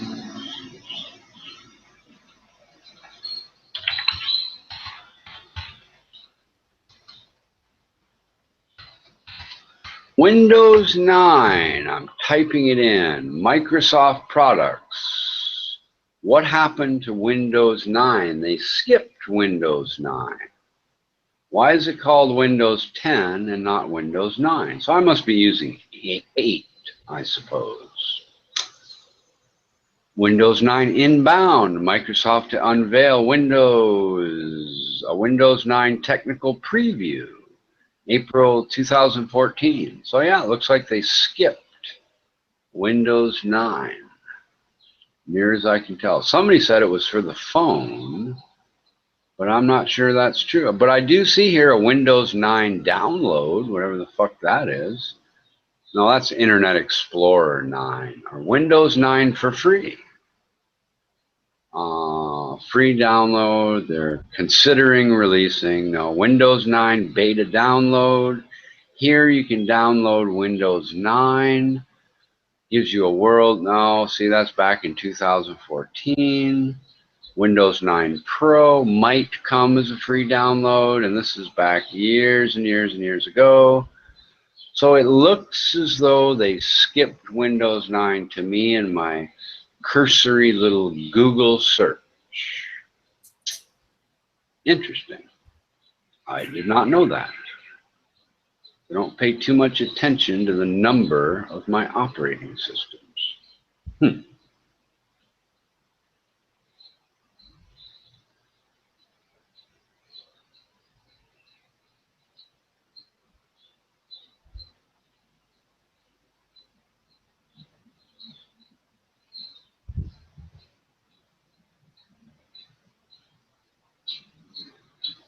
No, I think if you scroll back, you'll say, I think I might have Windows 9 because I know I don't have Windows 10. I didn't say I had a Windows 9 computer. I've just found out that there is no Windows 9, so I'm going to say now I think I probably have Windows 8. But if you want to tell me how to check what operating system it is, I'd be happy to look for you, Hank. How's that? I'm guessing if I go to computer or control panel, let's see. I'll go to control panel for fun. What do I have? Well, I don't know. Internet option. Yeah, probably right here in tools or something. It'll tell me. But help. About Internet Explorer. And by the way, whatever I do have is a stolen copy that I paid $3 for when I had my computer made here in Thailand. So I don't even know, I don't even know if it'll tell you. There's some, where is it where it says, what, verify your Windows copy, what kind of copy you have. I know it's somewhere on your computer. Can someone tell me? Because now I'm fucking curious.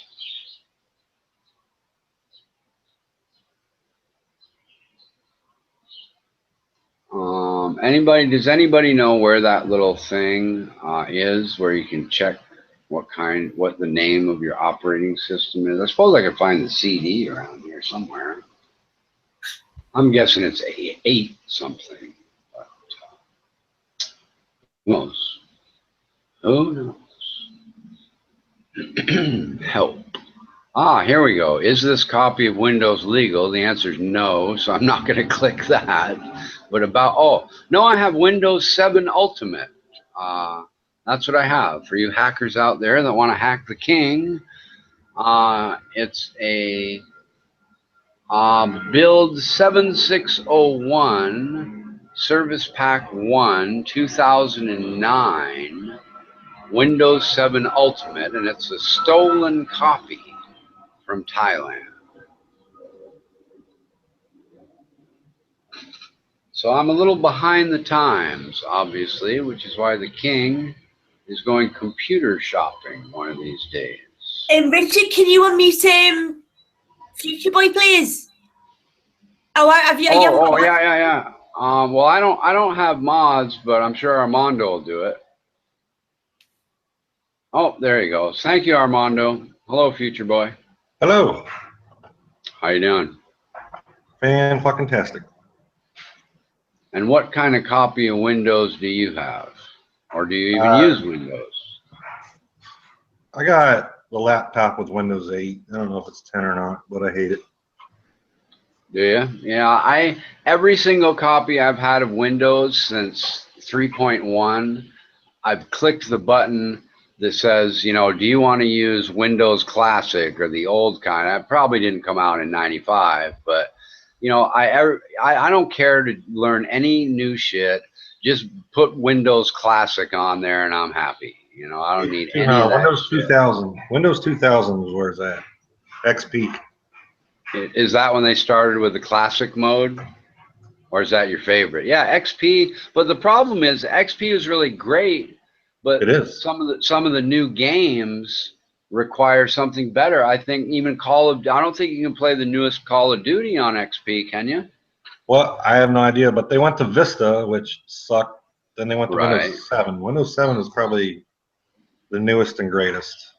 Yeah, Windows 7 is when all those ads from Apple came out about you getting blue screened all the time, because it was true. That was like the worst fucking, that thing sucked really hard, man. You got blue screened, and yeah, that was a horrible fucking system.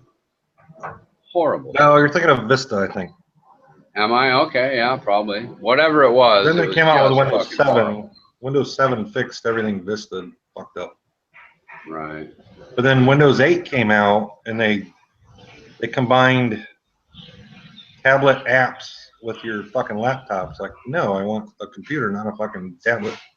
Right. That's what my wife has on her work laptop, and it's like a clusterfuck of nonsense. It's like, where's the you know, how do I figure this bullshit out? You know, it's more like the shit on your cell phone than a computer, you know? Yeah, start button's all fucked up. You ain't got the classic start button. Yeah, it's Windows fucking 8. horrible. I don't know what Windows 10 is, but I got 8. I got 8 on my laptop right now, and I'm surviving. Does it have all the touch screen? Does it turn your laptop into a touch screen function type thing? If I had a touchscreen laptop, it would, but yeah, Okay. it tries to put apps and all this stupid shit on my fucking computer. I don't know. It's not. You're like you said. It's not a phone. It's a computer. I don't need apps. I need websites. Exactly. That's what bugs the shit out of me is I don't like the apps. You know, I really didn't know anything about apps because I bought my first cell phone. I got it for free, but I got my first cell phone 2 weeks ago. And before that, I went down to visit my father, and he gave me his tablet to check my email. And after I was done, I realized that all he was going to have to do for the rest of his life is hit that app, and my email is going to open up. And I'm like, really? Yeah. Are you fucking kidding me? You know, that just using someone else's tablet, you know, if I'd gone and used my broker on there, they're going to have, you know, they can log into my account by just pressing an app button. That's fucking dangerous, you know? And I had no idea that was, and I made him, you know, he's like, oh, I don't care. I'm not going to, I said, I don't care. I said, delete that off your fucking tablet right now.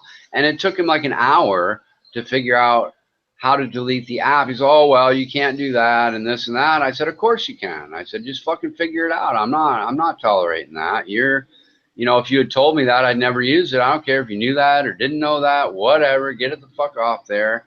And of course he, you know, it wasn't like a big argument or anything, but he finally figured out how to delete the Yahoo function or whatever, the mail function, and everything was good. Yeah, yeah. It's fucking stupid. It's like Windows 8 tried to become Apple. It's like I'm on a PC for a reason. I don't want Apple. Is that how Apple's done it all along? Is just everything's app generated on their PCs or on their computers? I don't know. I have to use Apple phones and tablets, iPads at work. It's all app driven. It's all fucking stupid. Right.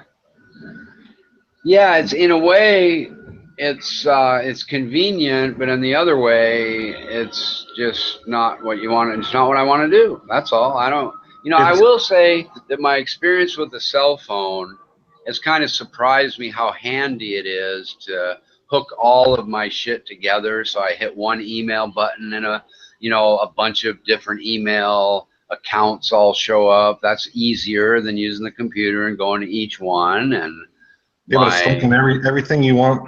Sometimes you want to be anonymous. Sometimes you don't. You don't want shit linked. Right. And well, for me, I don't really care if I'm anonymous or not so much, but the other thing I like, I guess, is I have a broker that has a couple of layers of security, which are kind of annoying. You've got this plastic card with random numbers, and you got to type in the numbers, and you know your first layer, and that's your second layer, and then you get to the account. Now I have a key, and even if I log in on a PC, I can just use the fingerprint function on my phone. I don't have to type those numbers in anymore. So that's kind of good too. Yeah, but now everybody in the entire world has your fingerprint. Really? Okay. All right. That's not cool. No, it's not. You're right. It's not. That's why I'll never use a fingerprint opener. So if I would have been better off using a password then, would they have that too? Yeah, a passcode type deal, a PIN or whatever to open it up, not your fingerprint. That would be better than the fingerprint. Okay. In my opinion, I don't know for sure, but someday I might want to commit a crime, and I don't want everybody to have my fucking fingerprint. Right. I use the function that encrypts everything on my phone. Just I don't even know why. It just seemed to make sense, you know. Yeah. I mean, why not? They put it there. They must have spent money to figure out why to put it there for a reason. I might as well. No point in buying something. Or I got it free with my car. Is the only reason I have it in the first place. I would never have got one by buying one. Well, it's all marketing why they want to link everything. So they want all your accounts all in one so they can get the marketing. Right. Yeah, I understand that. I mean, Google, it's basically a war between Google, Apple, and eventually Amazon will try to have their own little world. And right now, I just happen to be in the Android world, I guess, you know. Yeah, I prefer Android because Apple phones, anything you want to do, you got to go through iTunes to upload pictures and stupid shit. It's like, man, Really? I just want to drag and drop. I don't want to sync. You know what I mean? I don't want to Yeah. sync my entire fucking phone to my computer. I just want to drag and drop a single file. Right. Sure. That's I what I hate do. I fucking just Apple. plug it in through the USB port. I keep 100 like soft core porn pictures, and I try to upgrade them to better ones all the time. And it was simple to drag and drop that shit onto the phone, no problem at all. Yeah, if you go to Apple though, everything's gonna be synced, and it's all going on the fucking Apple iCloud or whatever the hell it's called. I see. Yeah, and with my phone, I got both like Google Cloud and the Microsoft whatever they OneDrive Cloud, which whatever, it's free storage. I'll probably never use it, but it's kind of convenient. And once again, you know, as far as I'm concerned, I'm not a big conspiracy theorist, but the reason they want all that shit is so they have everybody's information, like you said, should you want to commit a crime, and they can go snooping around in the, Yeah, you know, it's this, mainly marketing. there's, The marketing, right. they're paying big fucking dollars for all your information to market to you, which, you know, whatever. But I don't know. I'm just old school. I just like my privacy. Yeah, I saw a show where If I want to this search some anal restaurant, porn, I don't want anal beads marketed to me. right? Sure, I understand. I saw this deal with it where this restaurant had some kind of reader that would, you know, get your information from your cell phone and within microseconds search through the whole internet and kind of know enough about you so that when you sat down at your table, it would tailor a meal special to you. And it was really wild that just in microseconds, it was going through Facebook and your Facebook friends. And, you know, did this guy ever mention a steak dinner? Did he mention, you know, a clams or whatever, right? And it was kind of creepy and weird, you know, but you could certainly see how it's absolutely possible to make sense. And why not? If you're a restaurant trying to make money, you might as well give them what they want, right? Yeah, I suppose. I don't know. I just don't dig that shit. I don't like it as a principle. Yes, sir, Hank.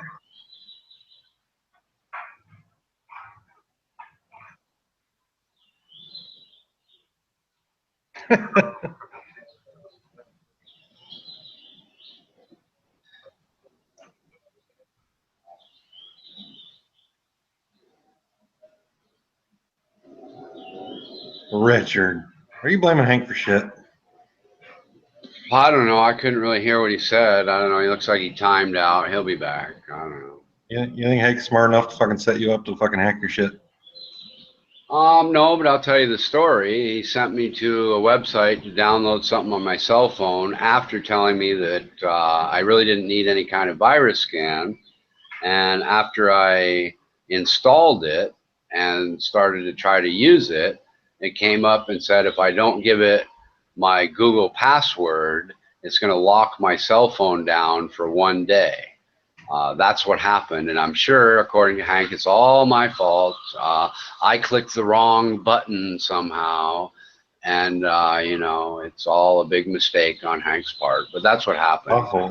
When you go to download shit, there's like 8 different fucking links, and you gotta Believe me, you gotta pick the correct fucking link, or it's gonna believe me, I picked the correct link. Anybody that wants to go to the site and download what Hank recommended and see what happens is certainly free to do that. But I've been in the computer world. I'm 56 years old. I've been in the computer world since the Apple IIe, and I did not click the wrong link, you know.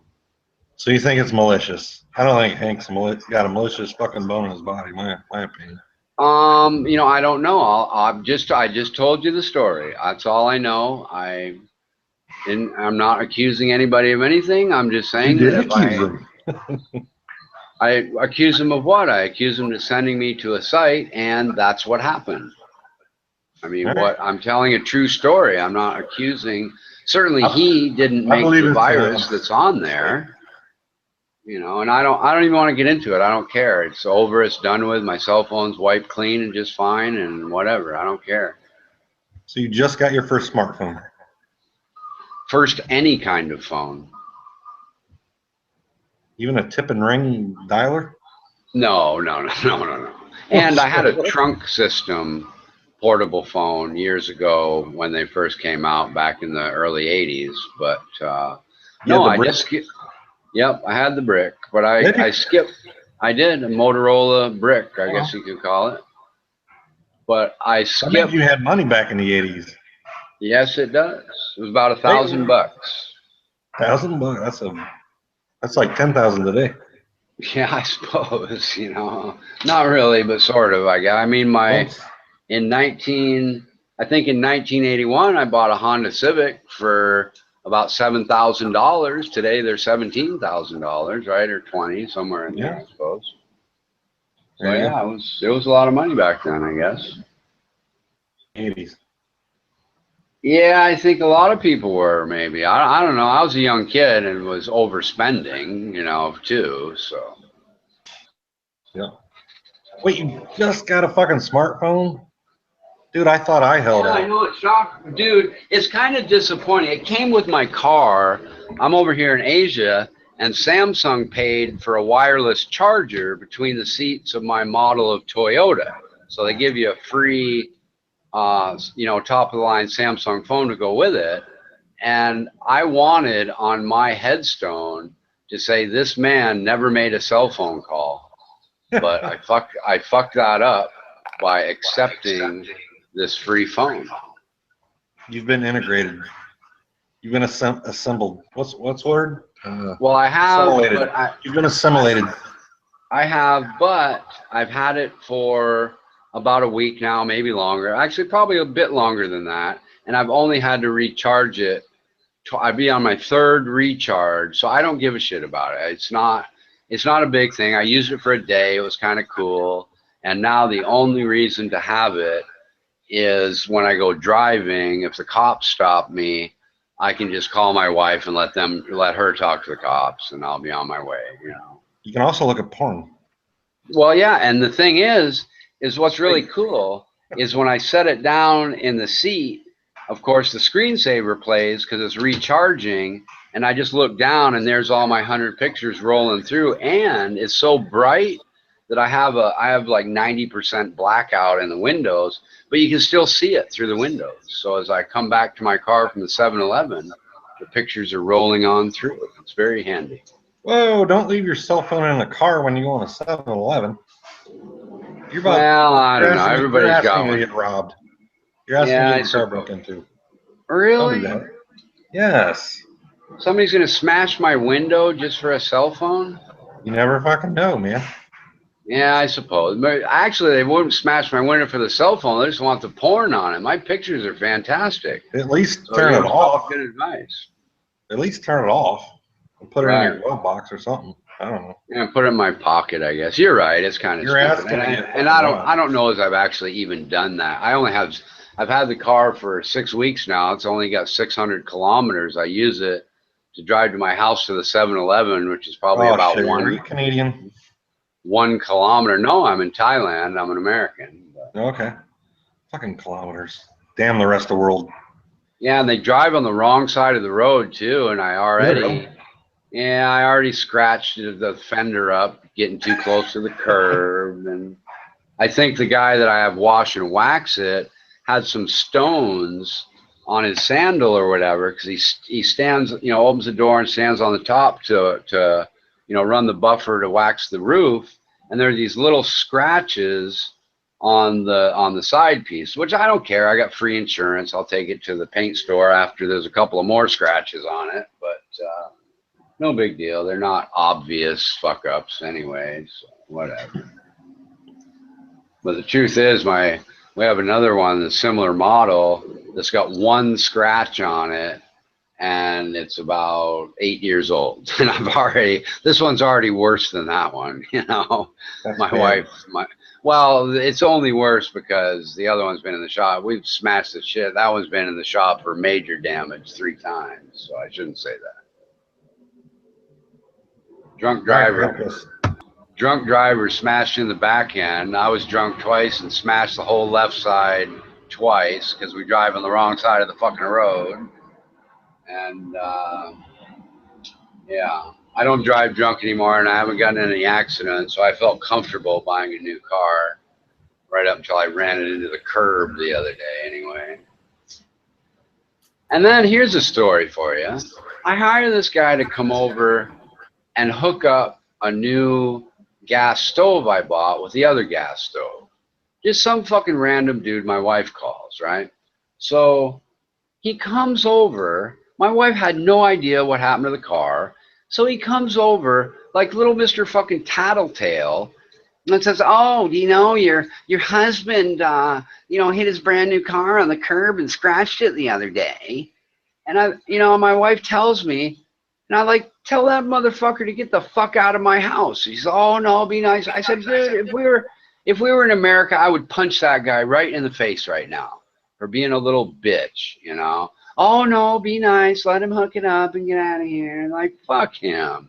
He knew exactly what he was doing, trying to cause trouble with somebody's marriage, you know, just to be a dank fuckface. Anyway, that's my rant of the day.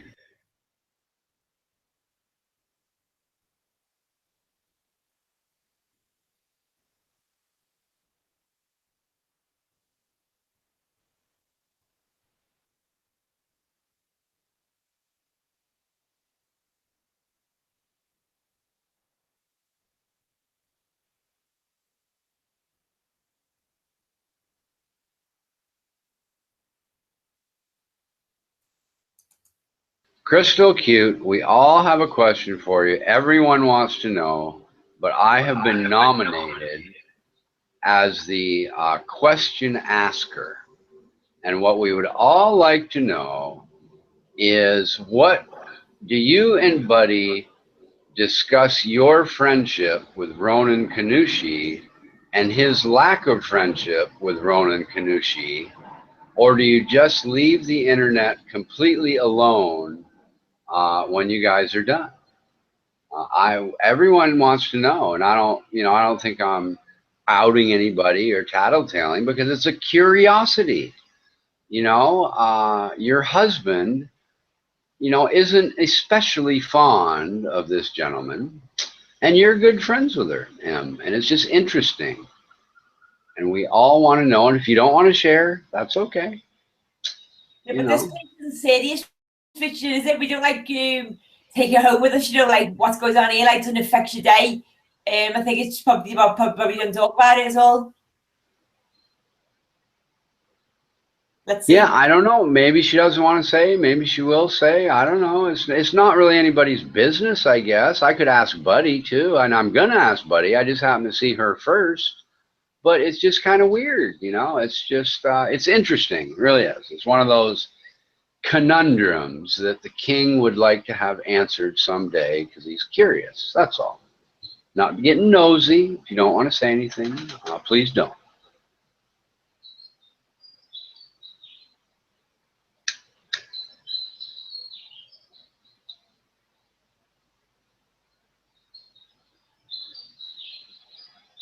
I'm guessing if Crystal's up, Buddy is not far behind, but I could be wrong.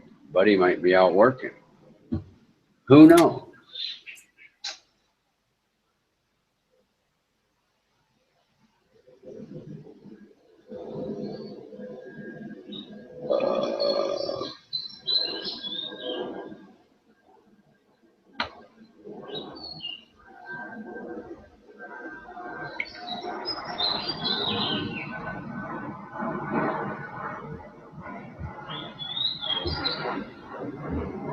Oh, now, but be nice. So Crystal, do you and Buddy ever chat about that or whatever? I'm not gonna press you for answers. You heard my question. If you want to answer, that's fine. No problem. Sorry for asking. I'll ask Buddy, see what he says, if you don't mind. Uh-oh, who are you yelling at, Petra? I see that in text.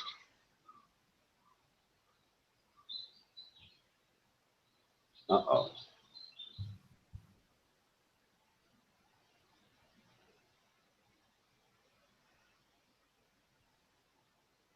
If you want me to talk proper Scouse girl, I can talk like that if you want.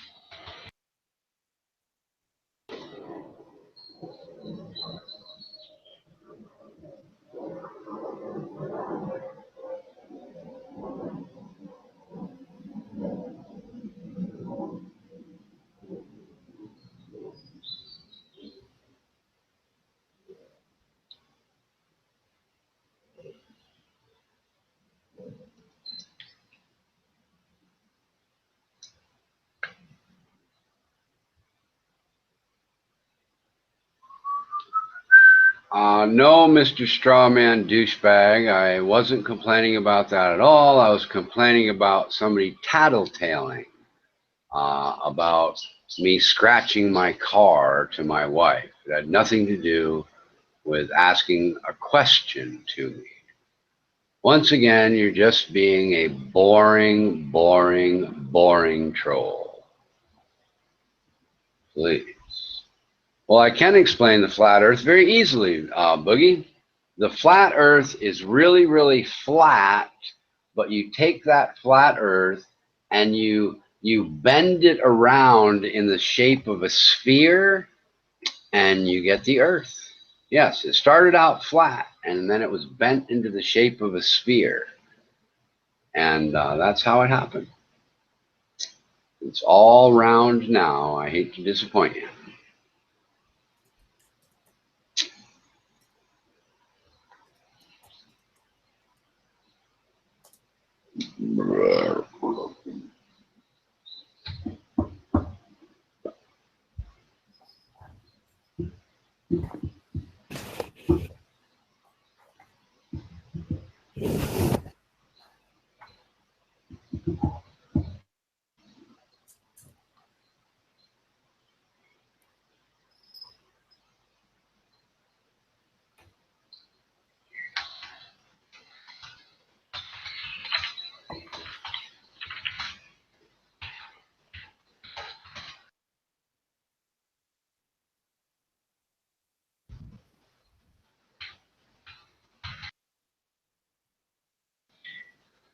All right, Crystal, I appreciate you answering my question. I'm just curious. That's all.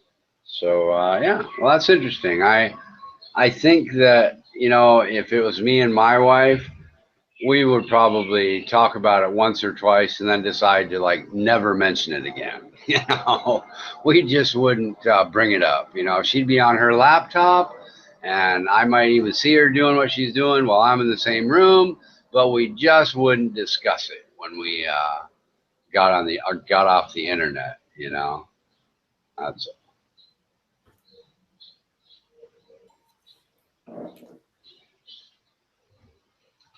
But I'm not. You know, I'm. You know, Mr. Hill, why don't you find somebody to talk to? You know, I know you complain that Richard talks too much, and then you're here talking to Richard. You know, you're being incoherent like you are with every single thing you do.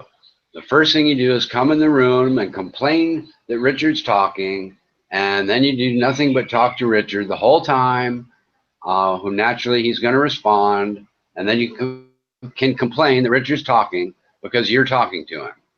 You know, please just go away and go bother someone else, someone else's room. You know, I know you've been run out of all the rooms with intelligent people in them, and you're here in the free speech room that allows anybody, and your troll friends from Newsmax and all the rest of it. But please, you're like an elementary school level troll. It's just boring and sad for you. Just stop, please, for your own good. I don't care. It's just, you know, it's immature nonsense that embarrasses someone of your age. Please just stop doing it for your own good. Oh, I see. Okay. All right, Crystal. Now I get it. Because that's how me and my wife would be. We wouldn't carry the craziness on, you know, into the dinner at the restaurant or something. You know what I mean? We'd leave that far behind and enjoy the rest of our day, you know. Okay, I get it now. What? Oh, I was talking to Crystal Cute in text.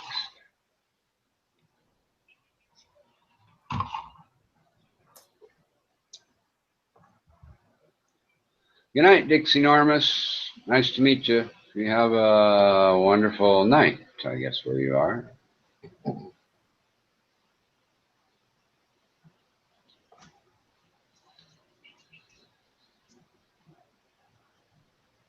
So what do you do, future boy? You said you work with Apple and a pad. What kind of job do you have, if you don't mind me asking? I make airplanes. A what? Private jets. Oh, yeah, I talked to you the other day. I'm sorry. Yeah, okay. If you had your webcam up, I'd remember your face, and I probably wouldn't ask. And what? I said if you had your webcam up, I probably wouldn't have asked. Didn't you come in here the other day with your webcam on? Oh yeah, probably. Yeah. Drunk as shit. Yeah, you have a nice house. It was pretty cool to look at it. I like the living room. Looks cool. That's about the only room that's done. I see. Okay, so you're building it or repairing it, or is it new, or Yeah, it's flipping foreclosure. it? Foreclosure. Foreclosure. I see. Well, that's good. Good way to go, man. You fix that fucker up and have a nice asset, or flip it for some money, whatever makes you happy, I guess. A little bit of both, hopefully. Sure. Well, even if, you know, I guess flipping it can be a year from now or 20 years from now, either way, you know, whatever, right? Yeah, I call it my 10-year project.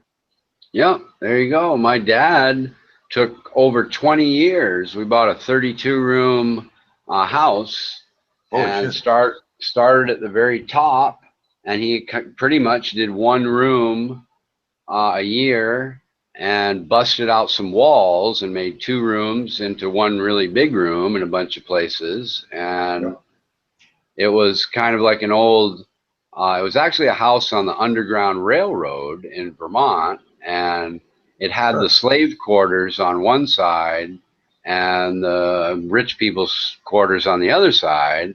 So he busted out the walls and made it into one big house, and it turned out real nice. You know, when we got, done, the funny thing was when he got done at the bottom, you know, it was really, really nice. But by then, the first room that he'd done, which was my bedroom, kind of needed to be redone. You know, it had taken that long, you know. Wow, we do a quiz. Do what? We do a quiz. You want a quiz? Yeah. We'll do trivia. Lyrics again. Pick a topic, Petra. Music lyrics. We did that last time. Pick another one. Can we do it again? That was good, that one. Do what? That was good, that one. All right. Yay. Give me a moment. Give me a moment.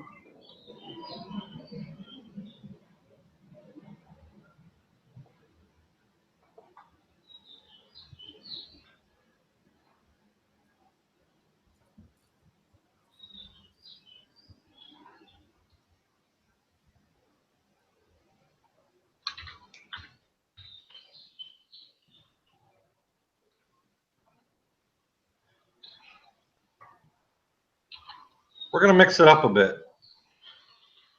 Going to be finished the lyric quiz.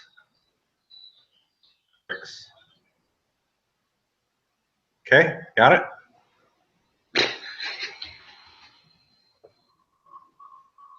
What? You have to finish the lyrics. Okay, that's a good idea.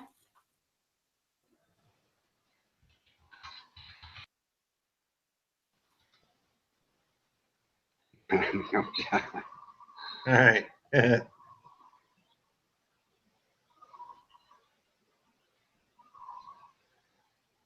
All right.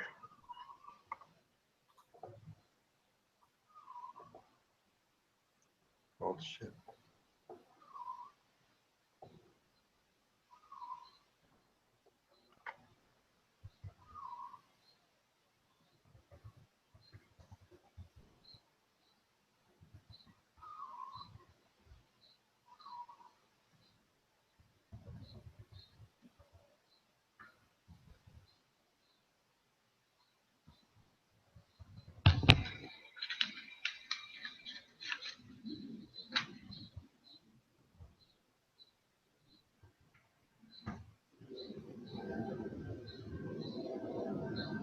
$15 Brazilian on the line. On the line. Is that plane sounds again?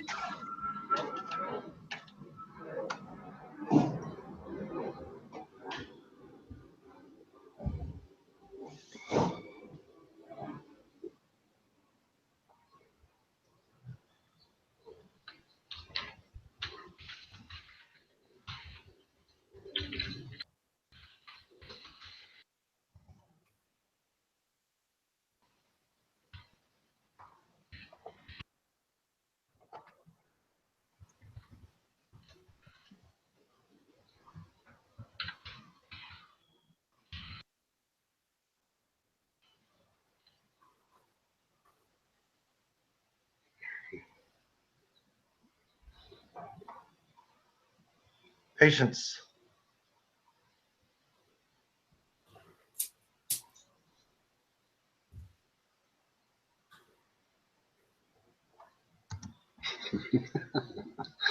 He's that guy named Scotch Tape. He voted for adhesive rights, whatever the fuck that means.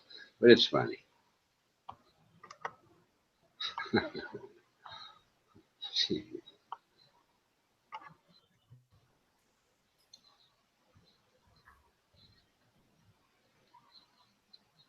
Oh, wow. Don't know. But There it is. It's in. Go. Don't know. I don't know what that one is. You picked up. We picked one that I couldn't get, isn't it?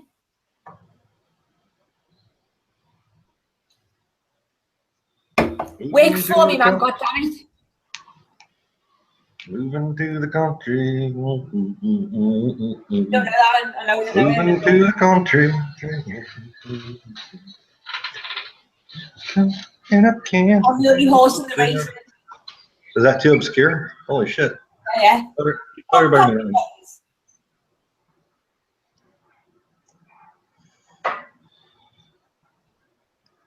All right. Too obscure. Tell everyone about it first. Oh, you told everyone, didn't you? No one's interested, are they? Only I want to play this, or they just don't want to play with me. The other kids don't want to play with me. What? The other kids don't want to play with me. Fuck yeah, they're gonna play. Just let it get going for a minute. what are we doing? We doing something with presidents of the United States? Is that what we're doing? That's a band. You remember them? No. From the 90s? Seriously? Oh, you're old. Never mind. We'll do 80s for you. All right, thank you. I think I was high on crack in the 80s. Can we go back to the 70s? We can do that too. I am Craig. I don't remember much of the 80s, quite honestly.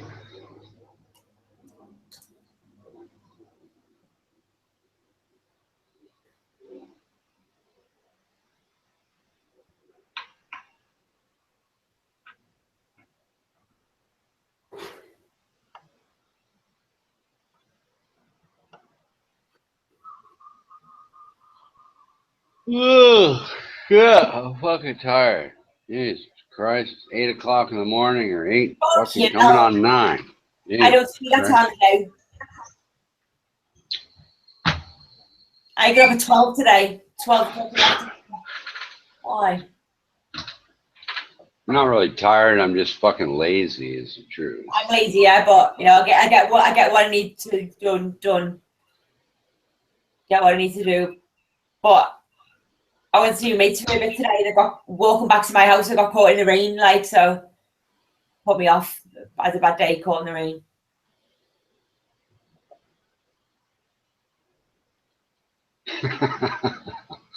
You see that, Petra? What Bogey wrote about you? Auctioneer. Yeah, that was funny. Yeah. Yeah.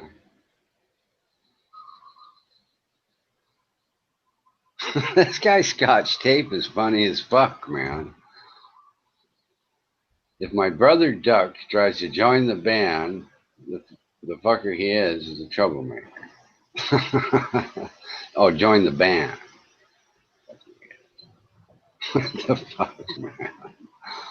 Ah, this guy's hilarious.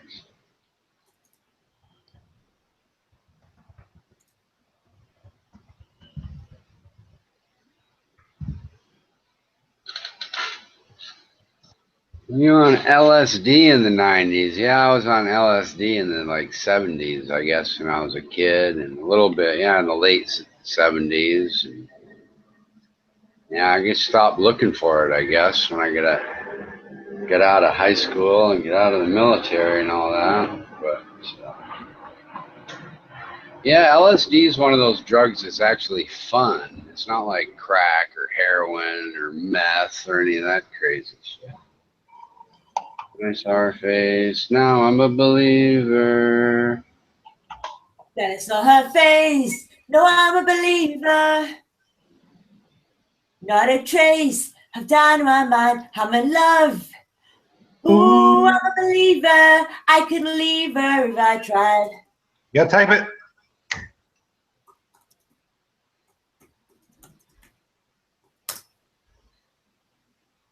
Uh-oh. Yeah, there you go. We have a winner. 1 point. What do you mean? Scotch Tape typed it first. I think Did he he? was cheat. I think he's cheating though. I think he heard Petra and typed it in, but I don't know. You have to ask him. He's kind of a No, she typed. cheeky bastard. Well, Yeah, I made a mistake. You I said see it Petra's before. first. And next time I'll know now because I made a mistake then because we've been talking, haven't we? And you were singing it to me. So I automatically said it, but I did say it first. I see Petra first on my screen.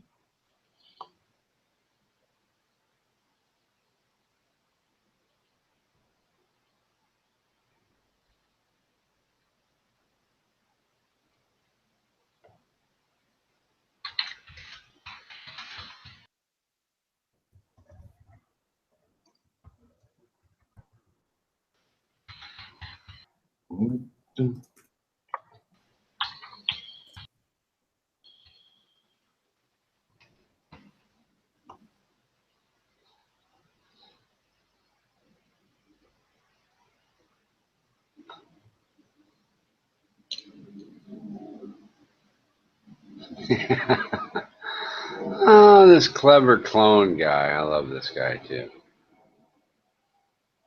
Buddy, you stupid, stupid man. Oh.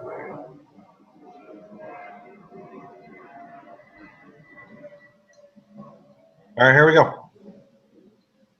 Typing now. Ready.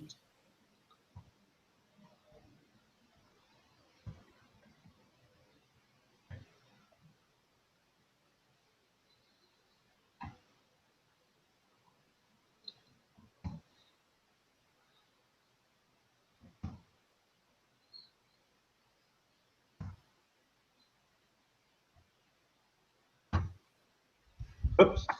Oh, well, fuck. That's too long.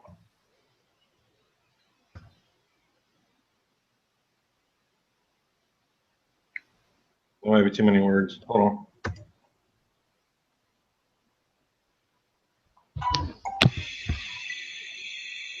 There it is. White Rabbit.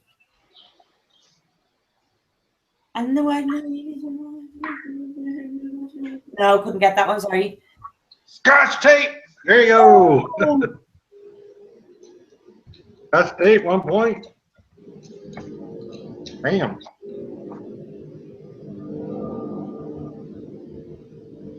Buddy, you forgot the most important one of all. Wah, I'm a whipping boy. Nobody will talk to me. It's all your fault, Armando.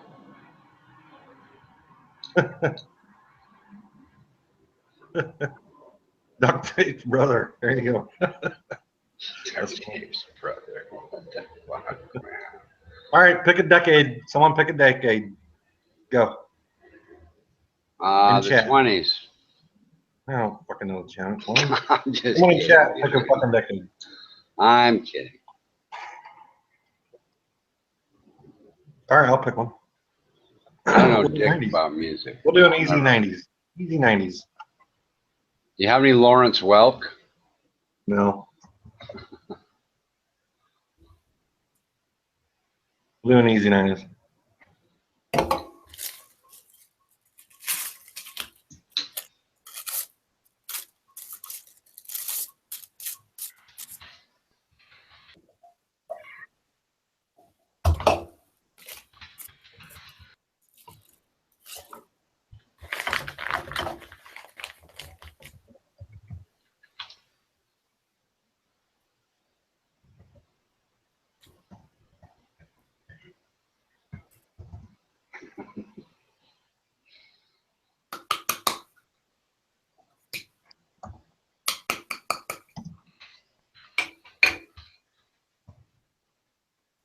Oh, didn't put the time clock.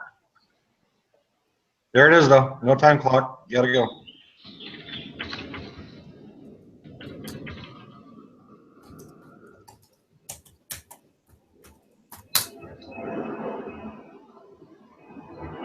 Petra, booyah. There you go. That's still scotch. Petra's got that one. That deserves a wrench.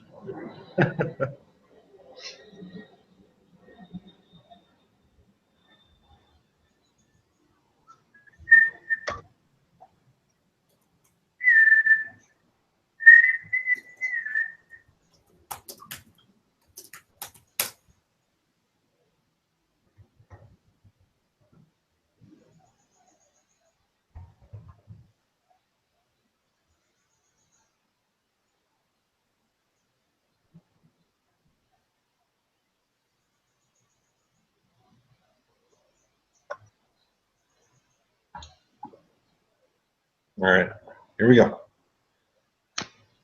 Here we go. Typing now.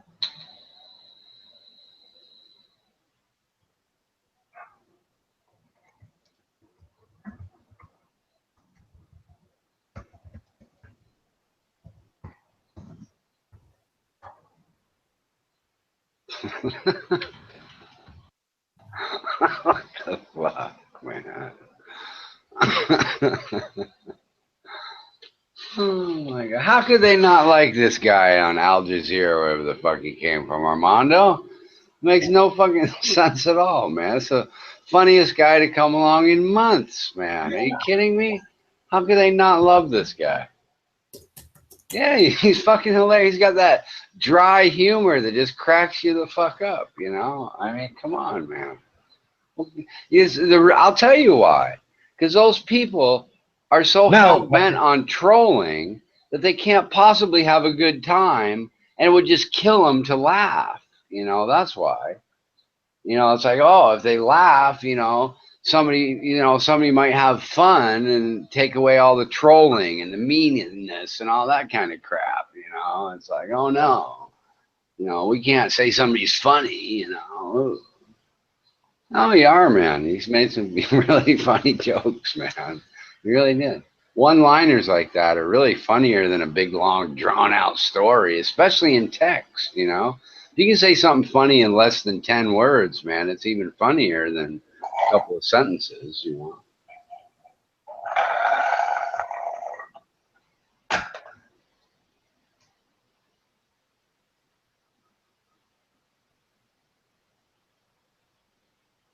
Come on, this one's easy.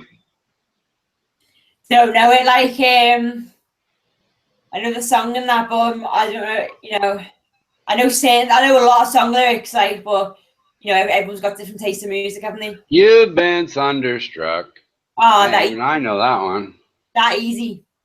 Is that right? I think that's right, isn't it? 0 points. Yeah. All right. Very good. I've got that one on my YouTube channel. That was the answer to another question that you done the other day. Oh my goodness. Here we go again. Oh my goodness. Cut and paste for the next 3 hours. The most boring shit you've ever seen in your life. Oh my goodness. On high budget. Why don't you and Hank go get married and have little fucking troll gay children, you fucking weirdo? Richard on high buddy. Oh, sure. Well, I don't know. That fucker's a stupid, stupid man. I don't know if I want to unhide that bastard or not. But I can't do it, Armando. Oh, thanks. Armando did it. I don't even have mods, so I can't do it anyway. I don't know why you keep asking me. Armando fired me from having mods, but Buddy, looks like Buddy's on hit anyway, so.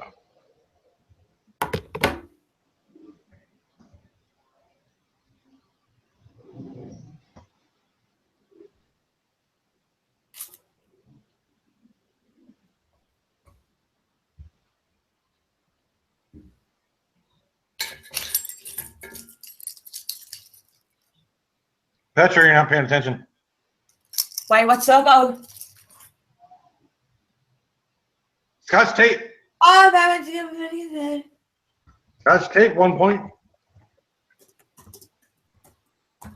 Damn, too late, Petra. I missed that one then. You weren't paying attention. Hey, Petra, that Scotch tape's really sticking it to you. You better get on it. I want warning next time. All right, we're only going to 5.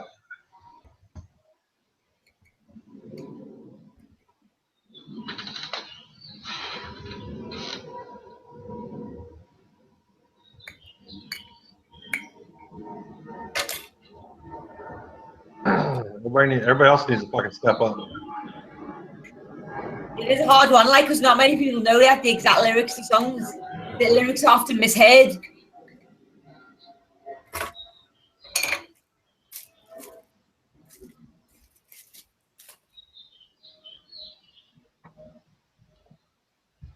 So I want to invent a drinking game, buddy. Here's something along these lines. What it'll be is every time Ronan types or says something stupid, the first person to recognize it and say something like, you know, Ronan said something stupid again, makes the other guy drink. You know, we'll be drunk as fuck in like 15 minutes, you know. What's up, people? Buddy. Hey, Petra. Yo. How are you? Yo. Scotch tape, 3 points. All right, you rolling me 1 too, Petra? I just don't care. Do I rolling drugs on the computer? Like, God knows who's watching this, the police or something. Oh, I wouldn't worry about it. Hell, they don't know you're located. Don't worry about it. Well, I mean, they could dial in on your IP address. I wouldn't worry about it. Hell. You know what? I've just been looking at my smartphone and on this page, and I don't know what it was, but it came up with all me email addresses and my phone number and that. So I'm thinking like all these smartphones, I reckon they're like keeping track of them and like getting all that information from them, like the government and that in it. Like these smartphones are trackers, aren't they? You can track someone with it. Well, if the cops come in and arrest you, Petra, I'm going to eject Buddy for narking you out. So if it makes you feel better. Yeah, it was silence until now. Hey, Petra, I don't know the laws where you are, so you better just try to protect yourself, okay? You know? The best way to protect yourself is to smoke it up really fast. That's what I used to do. Let me see if I can redirect them for you real quick. I smoke pot, and I'm in North Carolina in the United States. Now you don't have to worry anymore. Thank you. Hey, what have you been up to, Future? What's the latest stuff on the airplanes? What are you doing in the last week or so? We are building the new G500. It is the successor to the G450, which is one of the most successful planes in the planet. And then comes out the G600.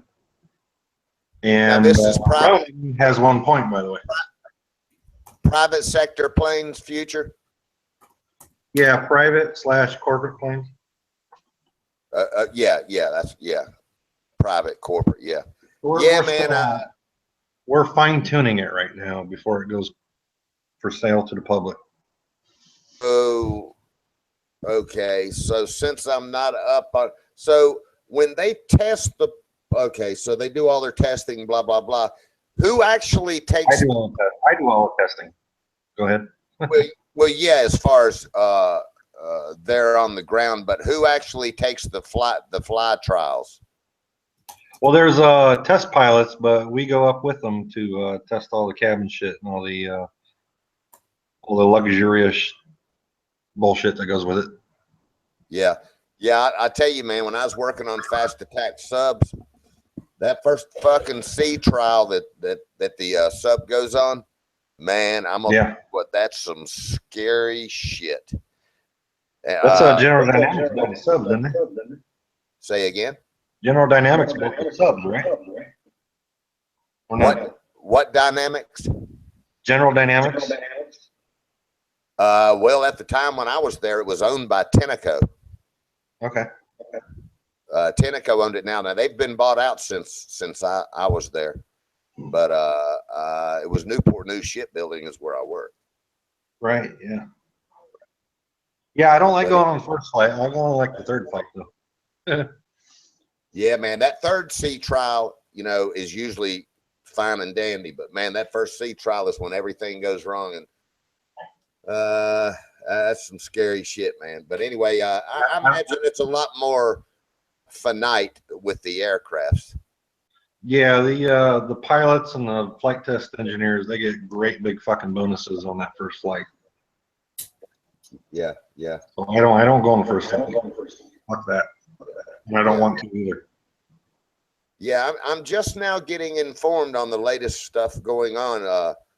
So my son's back there in aeronautical engineering, so he's all into that with Honda Jet and Heiko and all those guys. Oh yeah, absolutely. Yeah, that's solid. We're going forward. It's solid. We're doing it up. That's cool as hell, man. That makes life. I mean, I don't know, man. It always made life exciting for me. To feel like you're part of the, latest innovation. Yeah, totally. Although I got a shitty review today, which pisses me off. Uh-oh. It's like I helped fucking design this motherfucker and slammed all the engineering and made him fix it. But I don't even get a fucking 4 out of 5. Kind of pisses me off. Well, I know they're strict as hell on all that stuff, so that's not, that's probably pretty normal, isn't it? I don't know. I think it's kind of shitty in my eyes. They're probably. I should have got a great big fucking raise. Yeah, it's probably a trickle down thing. Everybody's having to cover their ass and increase the projectivity and all the safety stuff and all of that. Kayla's in here. Can somebody unhide her? I don't have any way to unhide her. I guess Mando probably will. No, I can't. There she is. She's got it now. But yeah, man, that's interesting, man. I like to hear the latest stuff going on, man. I'm not directly involved with all that anymore, so. But I mean, I'm all about it. What's up, guys? Hey, Hey, Caleb. What's up, girl? Hey. Hey, Fletcher. You good, buddy? Hey. Hello, hello. Hey. I was just doing my own live hangout. It's very interesting. Oh, you just got done, you mean?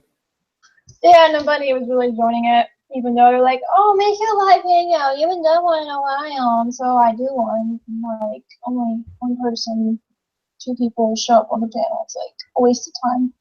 I'm just gonna end up just streaming my video games. Honestly. Yeah, probably a lot less to deal with just doing the games, isn't it? Yeah, that's true. Yeah. Yeah. I mean, sometimes it's probably funny as hell. Other times it's probably a pain in the ass. Well, the two Yeah. richest guys on YouTube made some $60 million just streaming games and making smart ass jokes. Really? Yeah, the 2 richest guys ever on YouTube. That's all they did. They played video games and made like disparaging comments about shit. That's all they did. Now, how did they? Is that? I don't know how all that works, Richard. Is that off of hits, or are they set like advertisements while they're doing it, or how are they making the money? I think they made most of their money just from hits and being so popular. It was back when there wasn't a lot of competition and people just liked listening to their shit. They probably got some sponsors, whatever. I don't really know either. But, and if you go look up the record amount of money made on YouTube, you'll find these 2 different kids, or maybe even young adults, 20-something, who that's what they did. I mean, it's just bizarre, man. You're like 60. You look at the amount of money they made and what they did, and it just doesn't match up. I mean, they just played video. They got to the point where they were so popular, people would give them like beta testing video games, and so that drew people in, and it just snowballed to 60 million fucking bucks or something like that. It's just amazing. Unbelievable! Wow. Yeah, I know. It's crazy.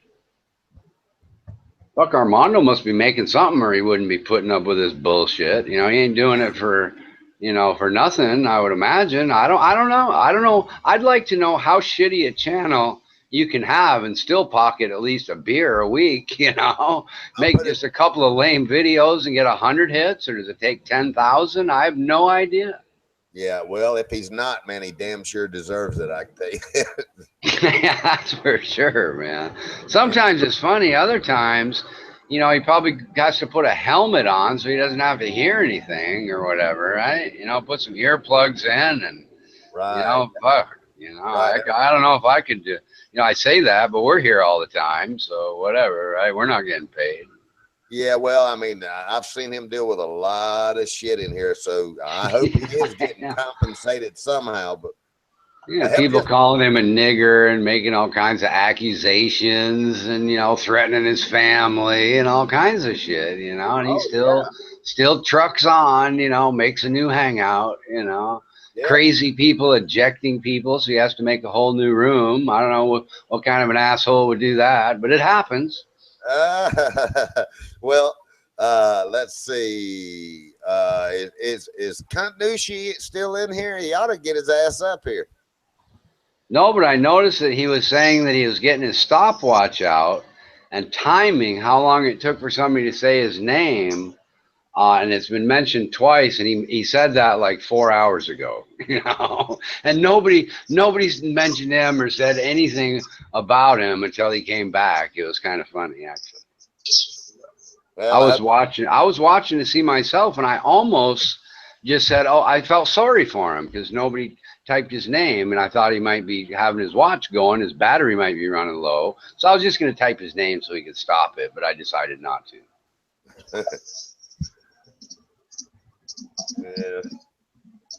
Yeah, you ought to just get on. I mean, hey, Ronan and Kay, if you can hear me, I know you can. I know you don't have it muted like you say, man.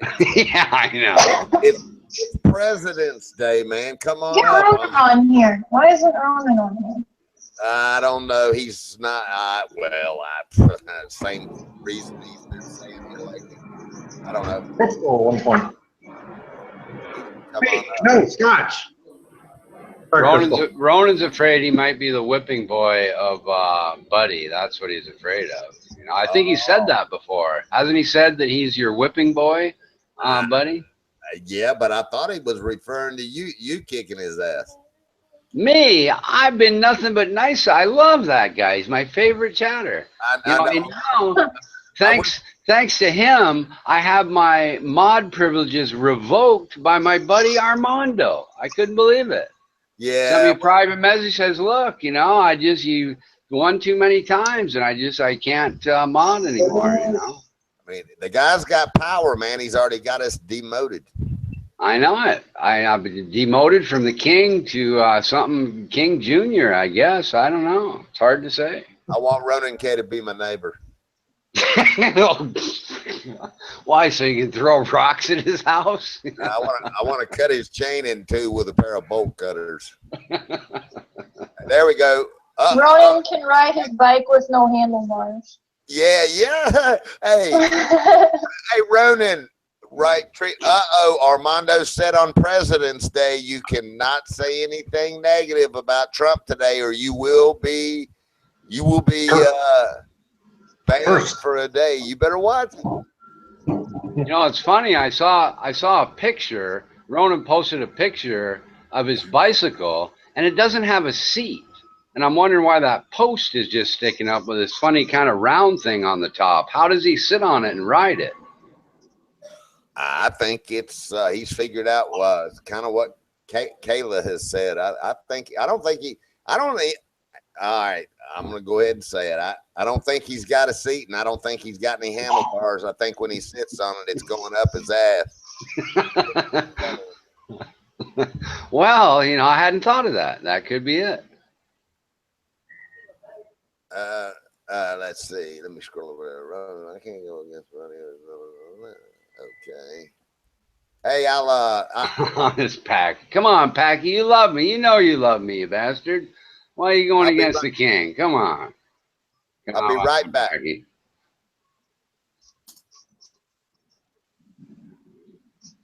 Oh, looks like somebody made a new friend because they're going against the king. Uh-oh. Packy, I know you're against the king. You sent me 3 emails in a row, you know, one time, 3 text messages in a row one time. I hate you. And then the very next, like 5 minutes at all, you know, I'm just kidding. And then the next one is like, oh, you fucking asshole. I'm like, what the fuck? Is this guy like schizophrenic or something, you know? It's like you love me or you hate me. You can't figure it out from 1 minute to the next.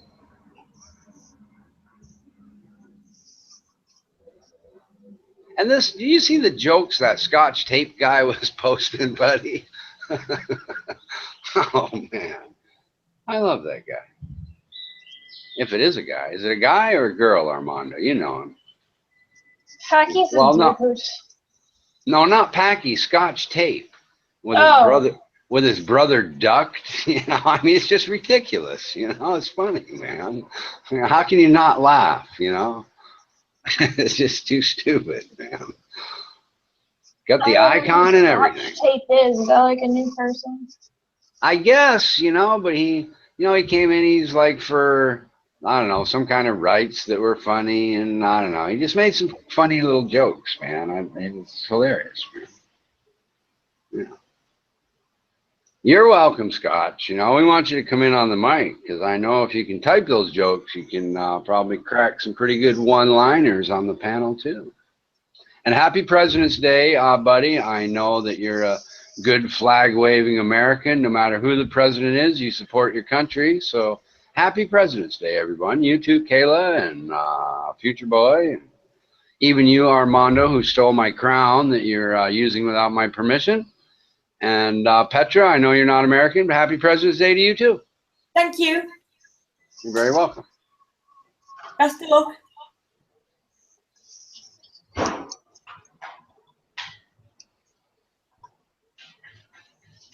You know, the only president in history to be so popular that he ran unopposed, and the reason was because he voted against the Constitution and told people it was a smokescreen of bullshit. Does anyone know his name? I don't quite remember either. It was either Monroe or Madison, one of the two.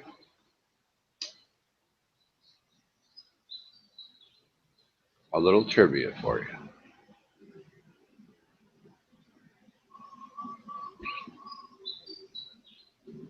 Well, Packy, how in the fuck do you expect to become an American and get citizenship if you're criticizing the king? I got friends in high places, you know.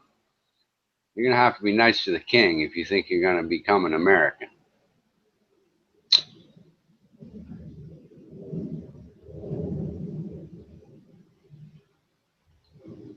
Anyway, I'm gonna do something unusual and shut up for a while and let you guys talk. What happened to Kayla? She left. That's what happened. What do you know?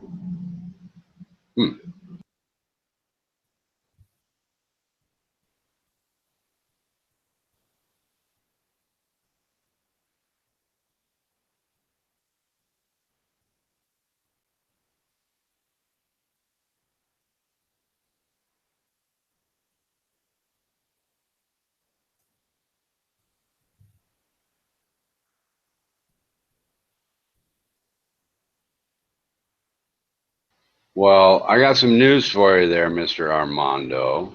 Maybe if black people decided that they were American blacks instead of African Americans, you would be an American. Black people decided that they wanted to be called African Americans. So don't blame everybody else that they think of you as African instead of American, because you guys named yourselves. You know, I mean, it wasn't white people that decided you should be called African Americans. I think it was Jesse Jackson who did that. So blame him. Don't blame us.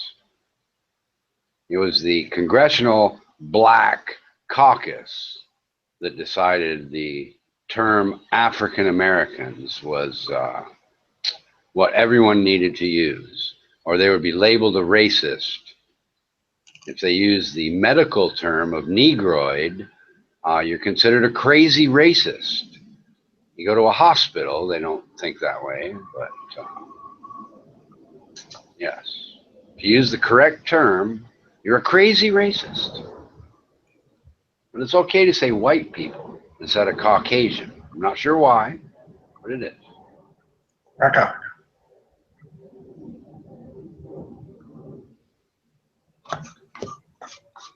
It's true, Armando. And a girl told me once, we were sitting in this kind of dark area, and I had no idea she was like sort of black or whatever. She's like, well, I'm an African American.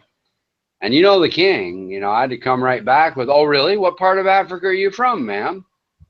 She got really mad, you know. I'm like, whatever, you know. Sorry, you know, you said you were from fucking Africa. What do you want from me, you know? Yeah.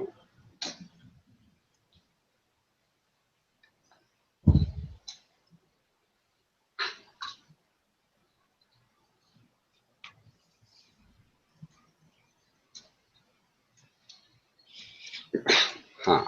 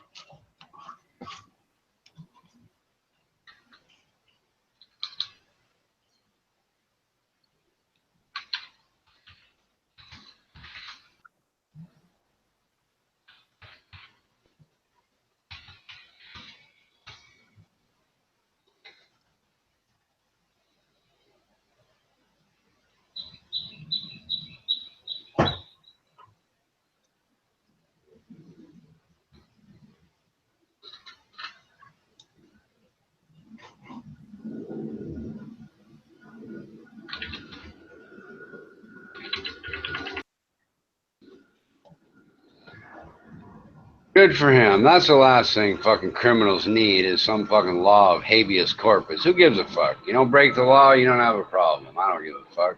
Take away their right not to be beaten and fucking, what is this? Why is cruel and unusual punishment so bad for pedophiles anyway? Who decided all this shit? What's wrong with hangings and shootings and, well, you know, oh, we're going to give them some drugs so it doesn't hurt. after they fucking mass murdered and raped fucking 16 families across the country. You know, ooh, you have the Because right it's to remain civilized. silent. You know, how about we take a baseball bat and smash your fucking knees in until you confess? How about that? Because we live in a civilized nation. Why stupid at a level?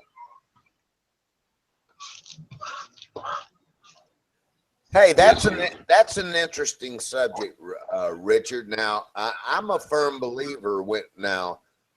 Let me clarify: in civilian life versus after declaring war, or after our intelligence or the military consider a point of having to get information that's needed to stop terrorism or some other subject. I'm a firm believer that we've gotten way too soft. That's my belief. Amen. There's a And difference between soft and taking the higher ground. Well, you can only take higher ground in civilian life. You cannot do that when you are dealing with terrorism or any things of declaration of war. Well, we kick out civilians all the fucking time. Don't what's that? Say again? we take out civilians all the time when we're doing our drone bombings? Don't forget that. Not on purpose. Yeah. No, it's with pretty much no disregard, which is fine because they're harboring the target. Right. Yeah. Right. Well, of course. I just feel like all of this stuff that I've heard, you know, I'm just a firm believer in, I'll put it to you this way. They didn't used to have a problem getting the information that they needed. And there was big reasons for that. Yeah, I understand your point that we're in a civilized society, but at the same time, you know, you're saying that we should take the higher ground. You know, I'm not sure exactly why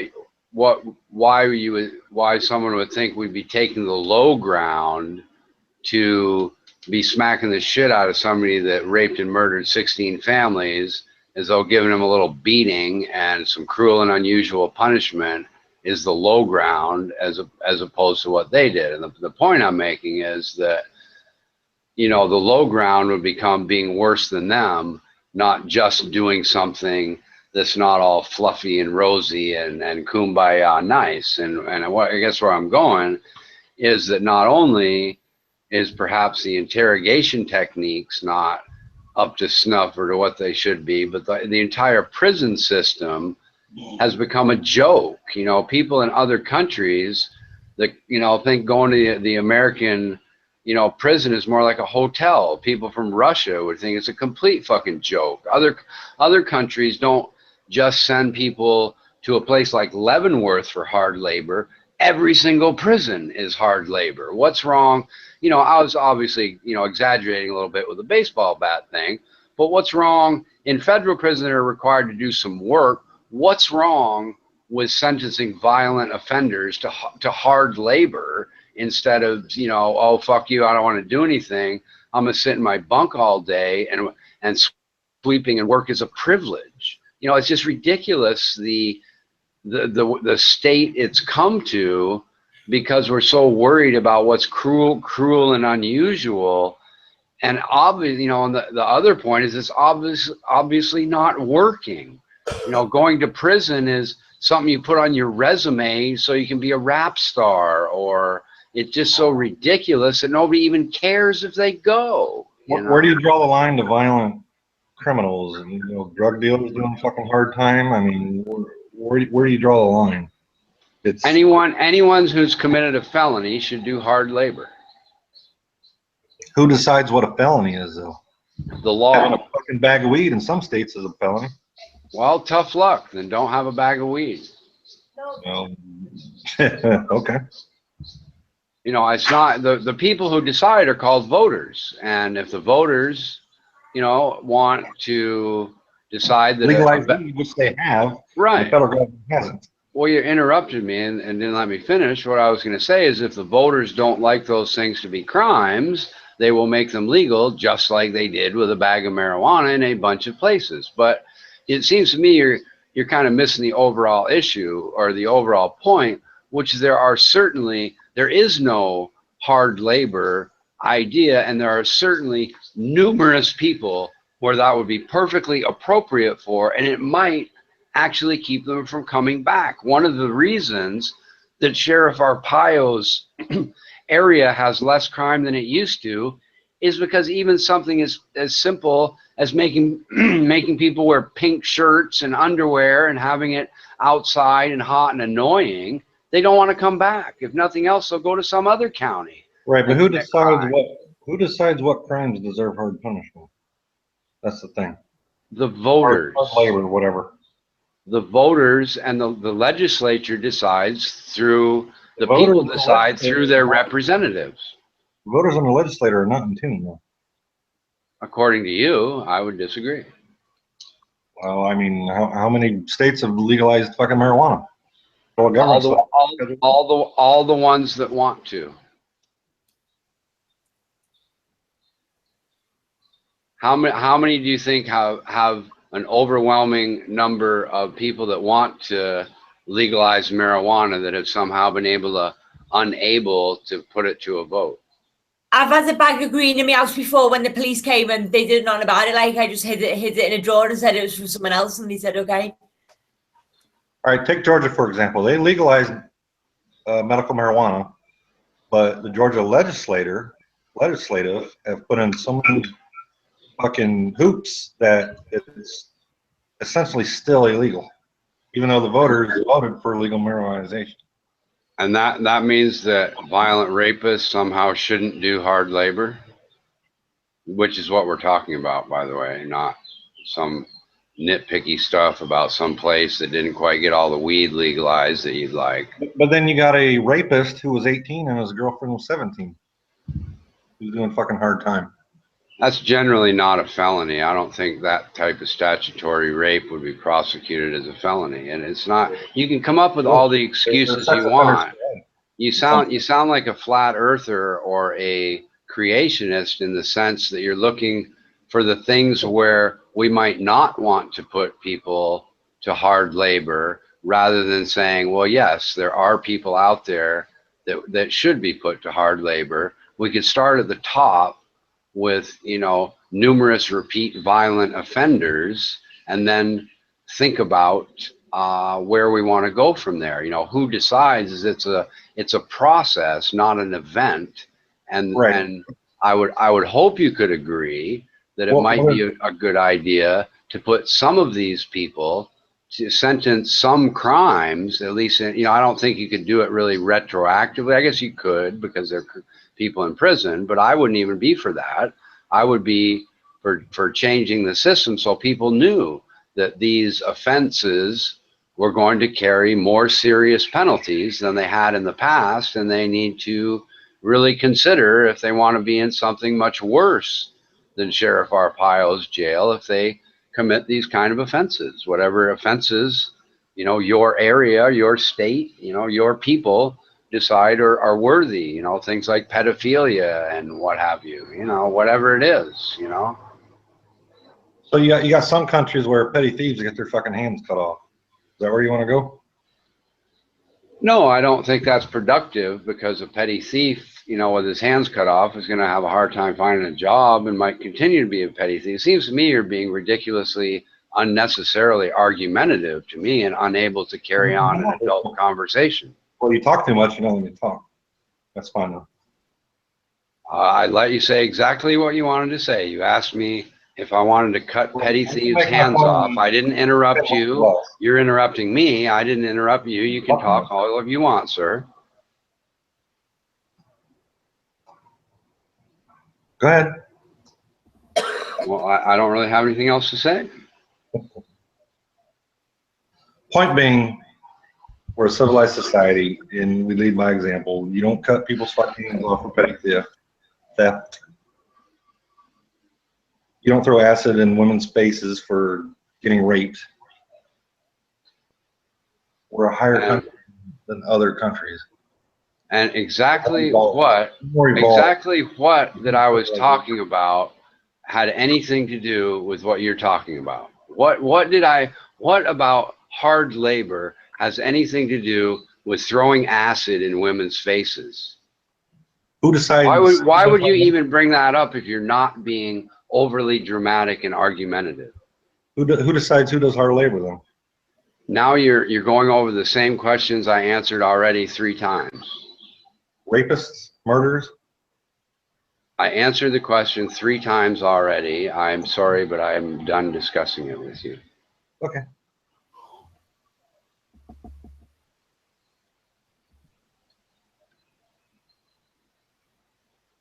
But buddy, I think you're right. We've become too soft. I'm not really so hip on the idea of giving the police too much power to change their interrogation methods so much, but the prisons are just ridiculous. There other countries do things that are between throwing acid in somebody's face and what we do. And the perfect world, I guess we would rehabilitate people. We would try to do things to help them on the way out. But what we're doing now isn't working. And hard labor, and even having them, requiring them to work to manufacture things to help pay for their incarceration. There's a lot of things that we could do to even change the system that have nothing to do with being uncivilized. It's just changing the system and requiring them to do things. Essentially we have prisons with hard labor, such as Leavenworth. So it's not as though we don't sentence some people to many years of hard labor in America already. The thing is the people that get sent there are generally a Leavenworth for military crimes who have joined the military, but they're still American citizens. So the idea that it would be cruel and unusual punishment to send people to hard labor is probably not true. I don't know for sure, but the increasing the desire to not go to prison is a good way to help some people from not ending up there, as far as I'm concerned.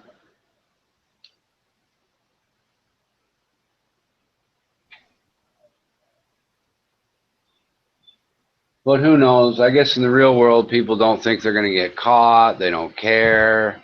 You just can't help some people. They're going to rape, rob, and steal no matter what. And that's why we have prisons, is just to keep them isolated from society so they can't do it. But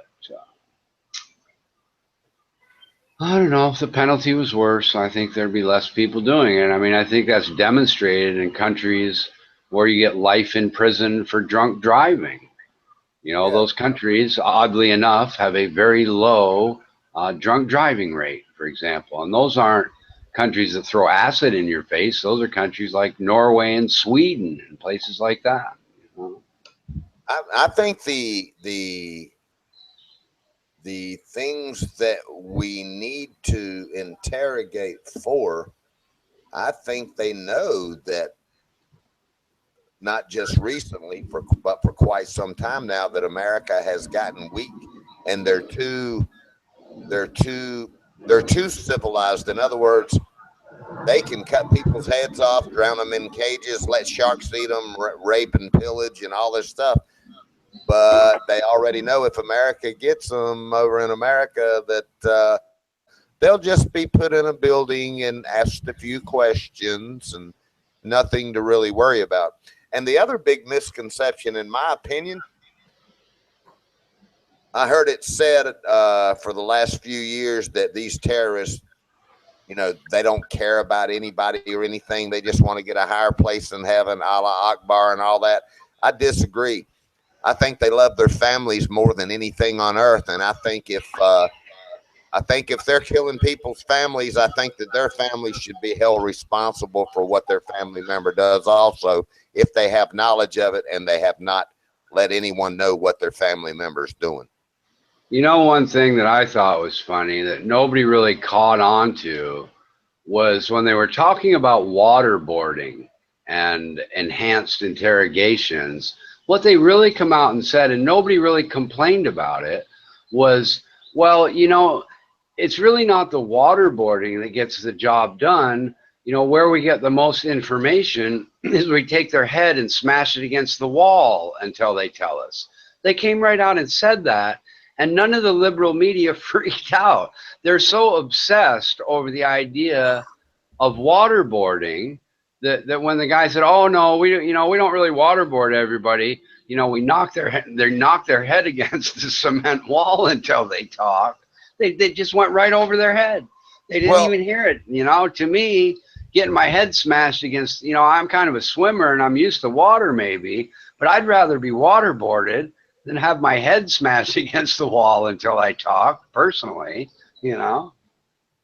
Yeah, and I'm also convinced after watching liberal type things. Okay, I'm not saying all liberal, you know, thing, but I'm saying liberal type things is the way I'm going to label it. I'm not happy with what's happened to my country because of all of these perfect world ways of running America that don't work. Because we like not keeping score during the baseball game type stuff, you mean? Well, I mean, like open borders, everybody fly where they want, you know, come on in, and it's only an act of love, while they don't even talk about how even if the economy was good, there's only supposed to be a certain amount of people worked in per annual year from each country for the economy. I mean, just everything, all of their views. It's like in their minds, they think that no matter what, just on the economic side of things, they think, oh, well, that's no problem. They can just print more money. We want everybody to have everything free. You know what I mean? I know, it really is bizarre. It's bizarre to me that I just cannot I can't for the life of me understand what even got them thinking like that, unless they're just the only thing I can think of, the only thing I can really, I don't know, I'm getting some echo, but is that they figure that they will retain power long enough until they're dead, and then the system will collapse after they're gone, and it won't matter to their personal life, because they can't possibly believe that their policies and their ideas would be sustainable, you know, indefinitely into the future. They have to be perfectly aware that a continuation of those policies is inevitably going to lead to a complete collapse of the entire American country. You know, they can't help but know that. They can only really think, well, I can retain power during my period of time. It'll be when the system collapses, I'll be dead and gone, and I don't care. And fuck my children, fuck my grandchildren, fuck my friends' children, even though we're all doing the same thing. We're all in power. We'll be dead, and it's not our problem. That's the only thing I can really think. They can't possibly believe that shit is going to lead to success in the end. Right. And when I used the term liberals, I found out a lot more things that I didn't know before this past year. Take George Ramos of Univision. Listen to that guy talk.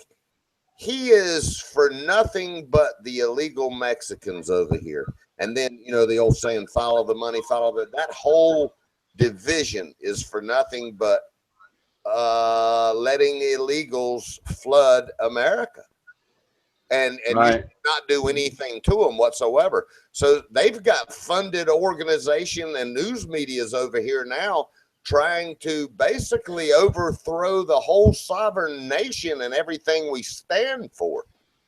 You know? Yeah, it's bizarre. One thing I thought of after our conversation the other night about the money overseas is not only is it economically bad, but it's also a national security threat. Right. Imagine if World War III came along and the world split up, you know, 50-50 or something.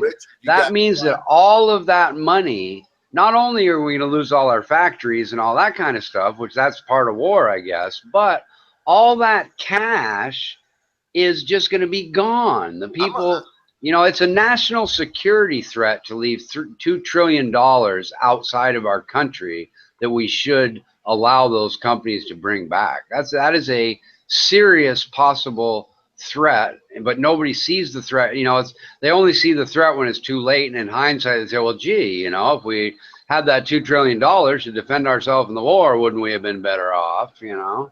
Right. That's a good subject. However, let me go back to one more thing. I've had a saying for the last 10 years. I hadn't said it, but the, you know, family members and stuff. I said, y'all better hope one damn thing for sure.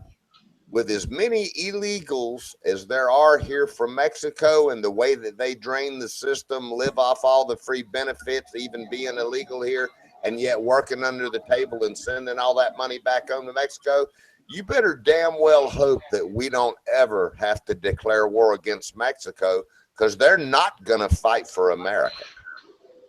Right.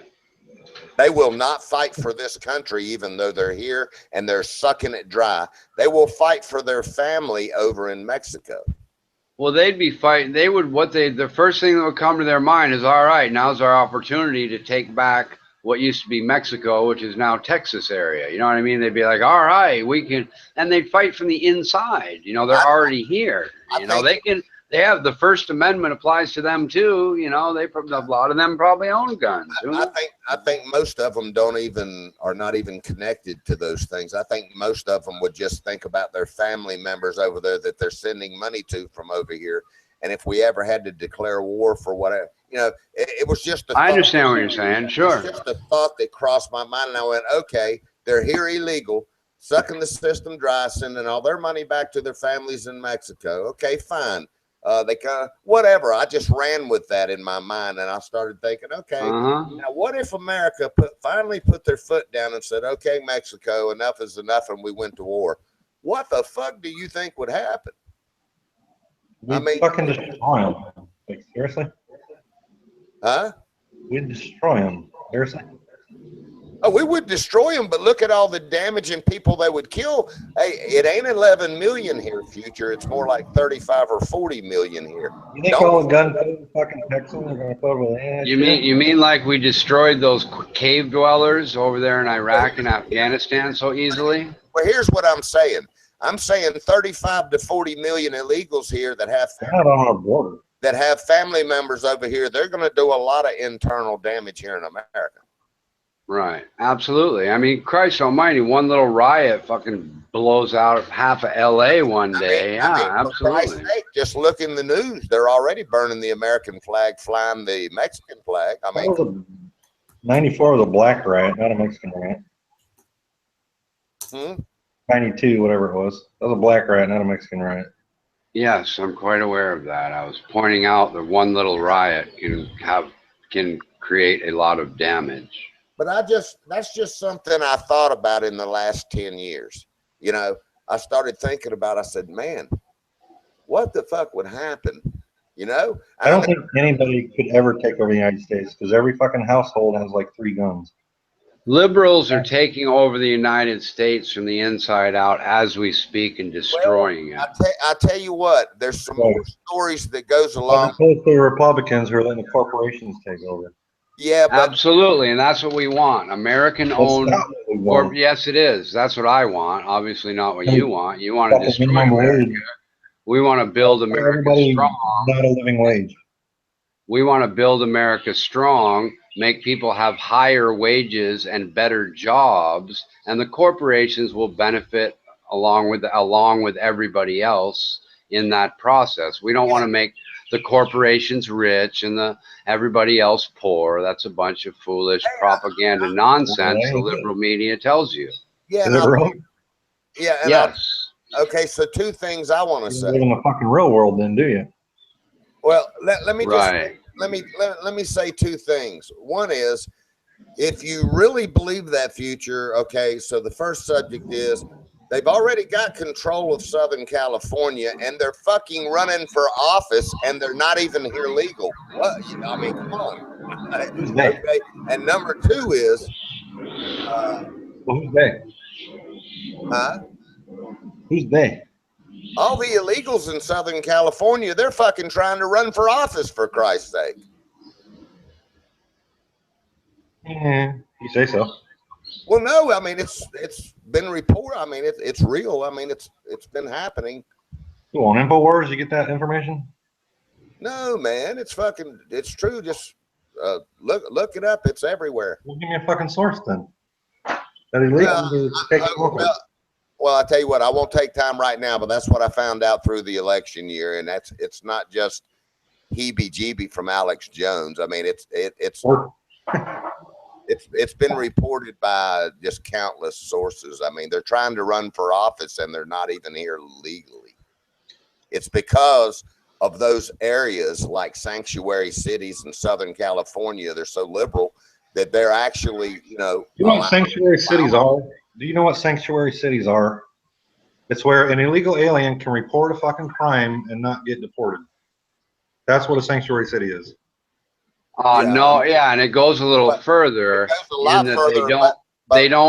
A lot further. And it's not just that they can report a crime; it's that they don't follow the law, and they're not going to deport people breaking the law that should be deported because it's a sanctuary city. It's not as though, we're looking for illegal aliens in our sanctuary city and we're sending them back to where they belong, but it's only about if in the process of looking for the illegal alien, he reports a crime, we won't deport that guy. They're not going to deport anybody. Yeah. Not just the people reporting crimes. Yeah, and I had 2 or 3 subjects I wanted to hit on, but I forgot the last one. But I just want to say this to you, Future, on the simplest note. Yeah. And I'm trying not to say it on I'll tell you what, I'll just go ahead and use my little story again because it's a true story. Do you think it's fair to me to have to pay to get my wife here from an island over in Asia, when those motherfuckers just walk over here and don't even have to go through the U.S. Embassy? No, it's not fair. Okay, that's fair enough. And I had to pay thousands.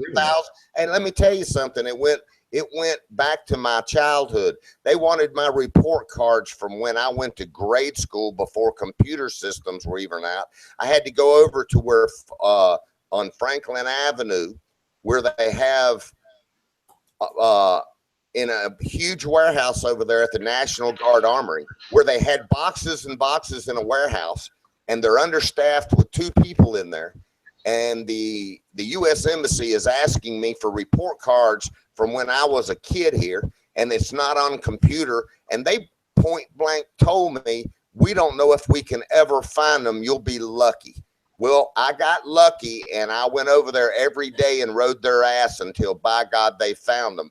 But I'm just telling you, man, they put me through the 3rd degree and I was born here. They had every piece of information, but that wasn't enough.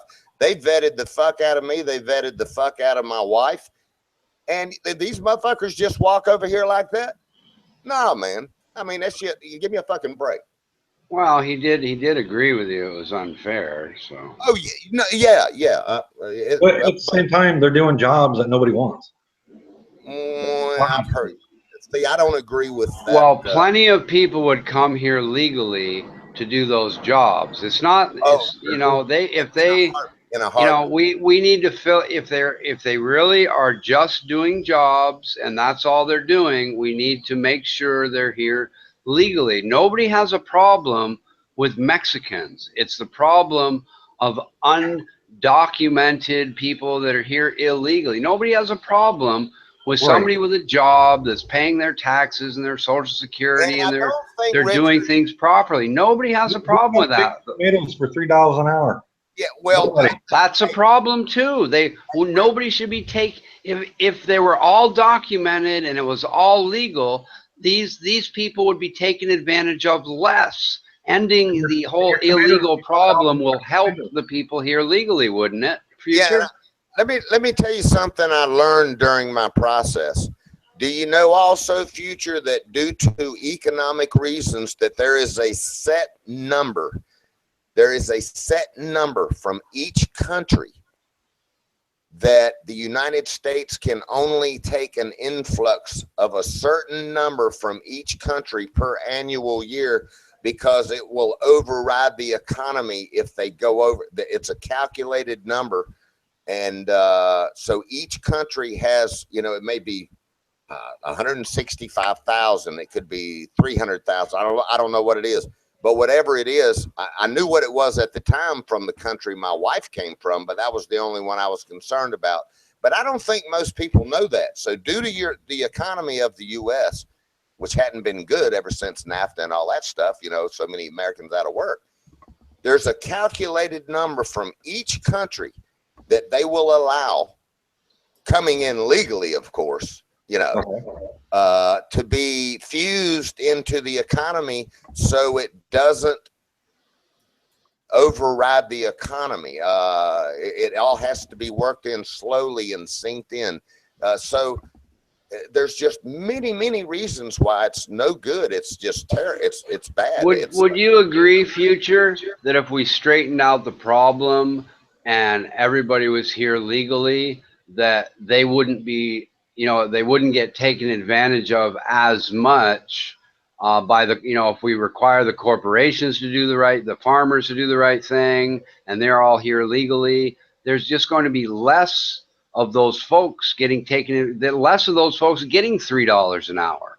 You know, that's a bad thing. We don't want, you know, I don't want any scumbag taking advantage of somebody and paying them $3 an hour. If we can straighten this system out, it's not only, it's better for everybody inside our borders, including folks from Mexico that want to come here. They're fucking some hardworking, honest motherfuckers. I don't want any of them getting taken advantage of, and I certainly don't want corporations taking advantage of them either. They're certainly part of the problem too. But it's a double-edged sword. It's not black and white. It's gray. If I don't agree that illegals need to come over, but if they're not here, we're paying $4 a fucking tomato, $6 a fucking jalapeno. Yeah, we're back to the. I don't agree with that. Most farming's done with machines, and I don't agree. I don't believe that at all. And even if we are, most of our fruits and vegetables are imported anyway. The price of an orange from Brazil at the grocery store is not going up because we pay people fairly. And just if we do pay people fairly, and the price of my groceries goes up because people aren't taken advantage of, that's not something I am going to complain about. The price of beef isn't going to go up because the people involved, you know, I'm from Montana, and the price of beef isn't going up just because illegal aliens get a fair wage. You know, farmers are already legally don't have to pay people all that much. You know, it's that's a scare tactic. That, you know, a $6 tomato is a scare tactic. They don't cost that much from other countries already, and the amount of food at your grocery store that's even grown in America is not all that much anyway. Most of that shit's from Brazil and other countries. You know, it's that's a scare tactic that the liberals have convinced you is true, and it's not. There's a lot of more produce in America than you think. Hey, let's change the subject real quick because we're getting back to the tomato and the grape shit, and there'll always be people here that will come in through a work visa to do those jobs by the millions. So don't worry about that. And you got the farmers employing these illegals. It's not just illegals. Yeah, I know. People employing them. Right. We said we want to stop that too. We don't want that either. But if you have a farm in a sanctuary city, how's that going to not happen? You know. Okay, but let me change the area. Sanctuary area. Hey, hold on a minute. Let's change the subject a minute. In the chat room, so LaSurge, let's get on the NAFTA thing a minute since Future, you're in a production environment. LaSurge swears that NAFTA was great for everybody. And then Ronan K wants to say that my opinion, I speak out of fear and ignorance. Well, and, you know, and you're a stupid man. We know. So what does that fuck says? Here's what I want to change the subject with Future. How do you, and maybe people aren't as aware of things belongs in those categories as I am. What do you think about NAFTA and what you know about it, Future? What? I was typing. Go ahead. Say it again. Sorry. How do you feel about NAFTA? Do you think it was good or do you think it was bad? I don't know enough about it. To be Well, honest. I'd like That's to put fair. my 2 I cents don't in. know. That's my question. I want That's to put fair. my 2 That's- cents in before you explain something, buddy. My biggest problem with NAFTA is that we have a deal where we trade across the board with Mexico, but Mexico has deals with every other country that makes sense for them to do business with, such as Brazil and Bolivia and Peru.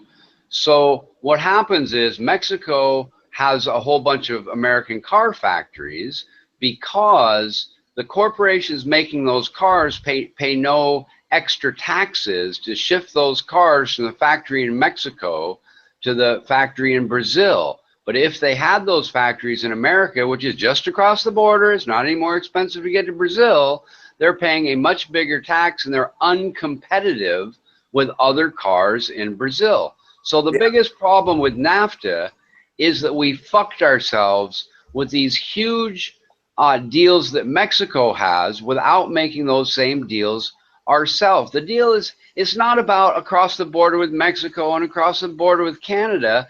It's about that in order to be competitive in countries other than Canada and Mexico, you have to put your factory in Mexico. And anybody who thinks that's not a stupid deal just isn't using their head. You don't have to be an economist to figure out how stupid that is. Right. So let me interject on that. And now Ronan wants to say in the chat, and he's been saying this for months and months, that that my opinions are based on ignorance and fear. Well, I got a question for Ronan Cunt Nushi. Okay, so if I'm operating out of ignorance and fear, Ronan, I want you to state in the chat room right now what the fuck your plan is for putting all these fucking people back to work that are now fucking can't feed their families and they're living off and sucking off the system off a damn check from the states that has to be funded off you and me if we're lucky enough to have a job. I want to see your plan right now for putting all these people back to work if NAFTA was a good fucking thing and if I'm operating off fear and ignorance. I'm going to go buy a pack of smokes. I'll be right back, buddy. All right, give I me just your want to point out that give me red your states have the highest majority of welfare recipients. Say again, Future. Red states have the highest majority of welfare recipients. So Yeah, what? What does that have to do with making manufacturing and lowering taxes? Who cares? What difference does that make to the overall plan? How does that work out? We all hate welfare, but we're going to be on it. Well, yeah, because we've been exactly. That's my whole point right there. In other words, it's just more irrelevant creationist nonsense you bring up. What difference does that make to the topic at hand? I think I know what the big gap here is, and I'm asking legitimate questions when I say this. So for me in my life and what I've had to do as a career, I've watched all the factories and industries leave every year, and I've watched all these people lose their jobs. And guess what? If they did get lucky enough to get another job, their wages are a lot lower now. But for most of these people, man, they've been devastated. And now, I don't know what the number is now. I haven't looked. But there's just millions and millions and millions of people still out of work. And the government wanted to shove it down our throat that an energy plan was going to put all these people back to work. There's no fucking way. It'll never work. And my question is, okay, so probably what the big gap here is, like if Future talks about it or I talk about it, is my walk of life. I've watched it all happen one-on-one in real life. And for Future, he's probably gotten lucky, got a secure job working on aircrafts, and really probably doesn't know state by state. Just so you know, Future, 77,000 factories have left America. Oh, yeah, I believe it. 77,000 factories. Do you got any idea what the number is on the employees that lost their job through 77,000 industries? Probably a bit more than that. Yeah, a lot more. Yeah. So my point to you is, I understand that was a fair statement you made, that, you know, I don't really know that much about NAFTA, but that was kind of like the biggie that brought it to the forefront, where everybody started going, what's going on? You know what I mean? But it was actually happening before NAFTA, but NAFTA was kind of the biggie. But it's not just factories going to Mexico, it's factories going to China. Buddy, Yeah, I know. It's why they left, though. Hey, Packy, what you doing, man? buddy. So what about Yes, sir. what about the security guards?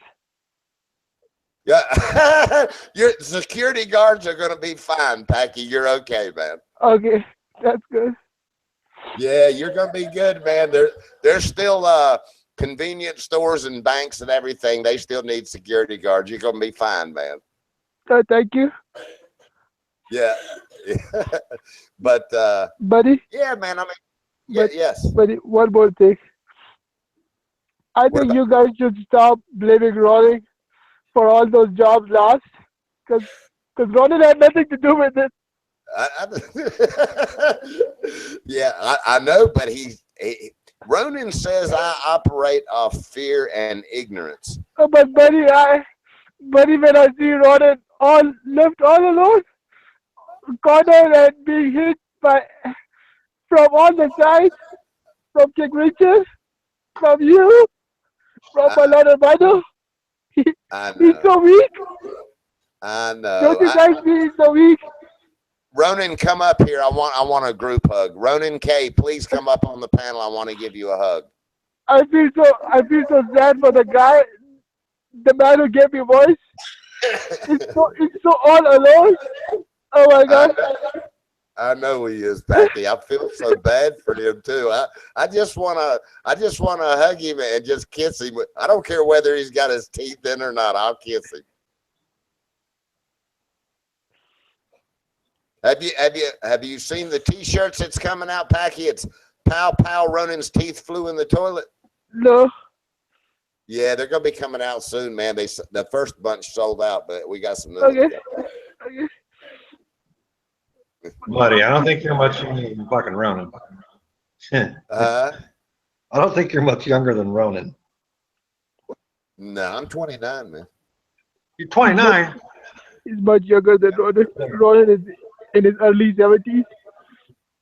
No, but you know, man. So you know, that's when people make statements like Ronan always does in here. Then my next question would be, okay, so give me your bright idea on how to, if I'm so, you know, messed up, then just give me a statement on how you think all these people are going to get back to work then, if I'm wrong about what I'm saying. You know? But anyway, man, yeah, 77,000 factories has left America since NAFTA. Yeah, and your boy Bush didn't do nothing to stop it either. Oh, hey, I'm not giving any credence to Bush at all. As a matter of fact, it was already on the table and being discussed while Bush was in office too. But who actually did nothing about it? Yeah, who actually His signed corporate it? buddies were making a fucking killing. Oh yes, the corruption and everything tied in with it, and there's many stories that surround NAFTA. I saw the corporate meetings in 1992. Okay, and that's when it was signed in. I watched the corporate meetings before, and I was involved on corporate meetings after, and I can tell you that right after it got signed, everybody was distraught because they had been bullshitted. So they made it all sound good, like it was going to be for everybody and everybody was going to flourish from it, but it was a sellout job. And man, I'll never forget it, man. I mean, every CEO I knew at every industry was madder than shit. What? You know, I was thinking about something on my way to get my cigarettes. And what I was thinking was that you asked, you know, I want to know what your plan is. If this plan is so bad, what is the alternative plan? And the liberal comes up and says, well, red states who just won the election, the House and the Senate, have more welfare recipients than the blue states, as though that's some kind of answer to the problem. Oh, so you have the answer to the problem. No, I think Yes, Richard. absolutely. I like the Well, answer that's being presented, but that doesn't matter. My point being is that when you're asked to present a plan, you come up with a ridiculous statistic as though that's going to do anything at all, to solve the problem. It's a ridiculous nonsense response, and that's what you get from liberals. You don't get any concrete ideas. You don't get a concrete plan. Please don't interrupt me. Please don't interrupt me, and we can have a normal conversation. But I just wanted to point that out. But Okay, with all due respect to Future, he was just kind of making a statement there, and I understand, and that could very well be true. I have not looked that up. But it doesn't matter. It's an irrelevant bunch of nonsense. It has nothing to do with anything. Yeah. That's what you get from liberals. Oh, well, you know, look at this statistic over here in left fucking field that means nothing at all to deflect against the issue of whether we want low taxes and jobs in America and manufacturing, borders, and, you know, good policing, and how we're going to help the inner city. Let's worry about some ridiculous statistic and talk about that for a while. That's what you get from liberals. Yeah. Oh, you worry about the inner city. What about fucking rural Mississippi? That's what you get from liberals. Let's not worry about all the things I just mentioned. What about this other isolated nonsense left field issue in rural Mississippi? That's what you get from liberals. Thank you for pointing that out a second time. All right, fearmonger, what's your big plan then?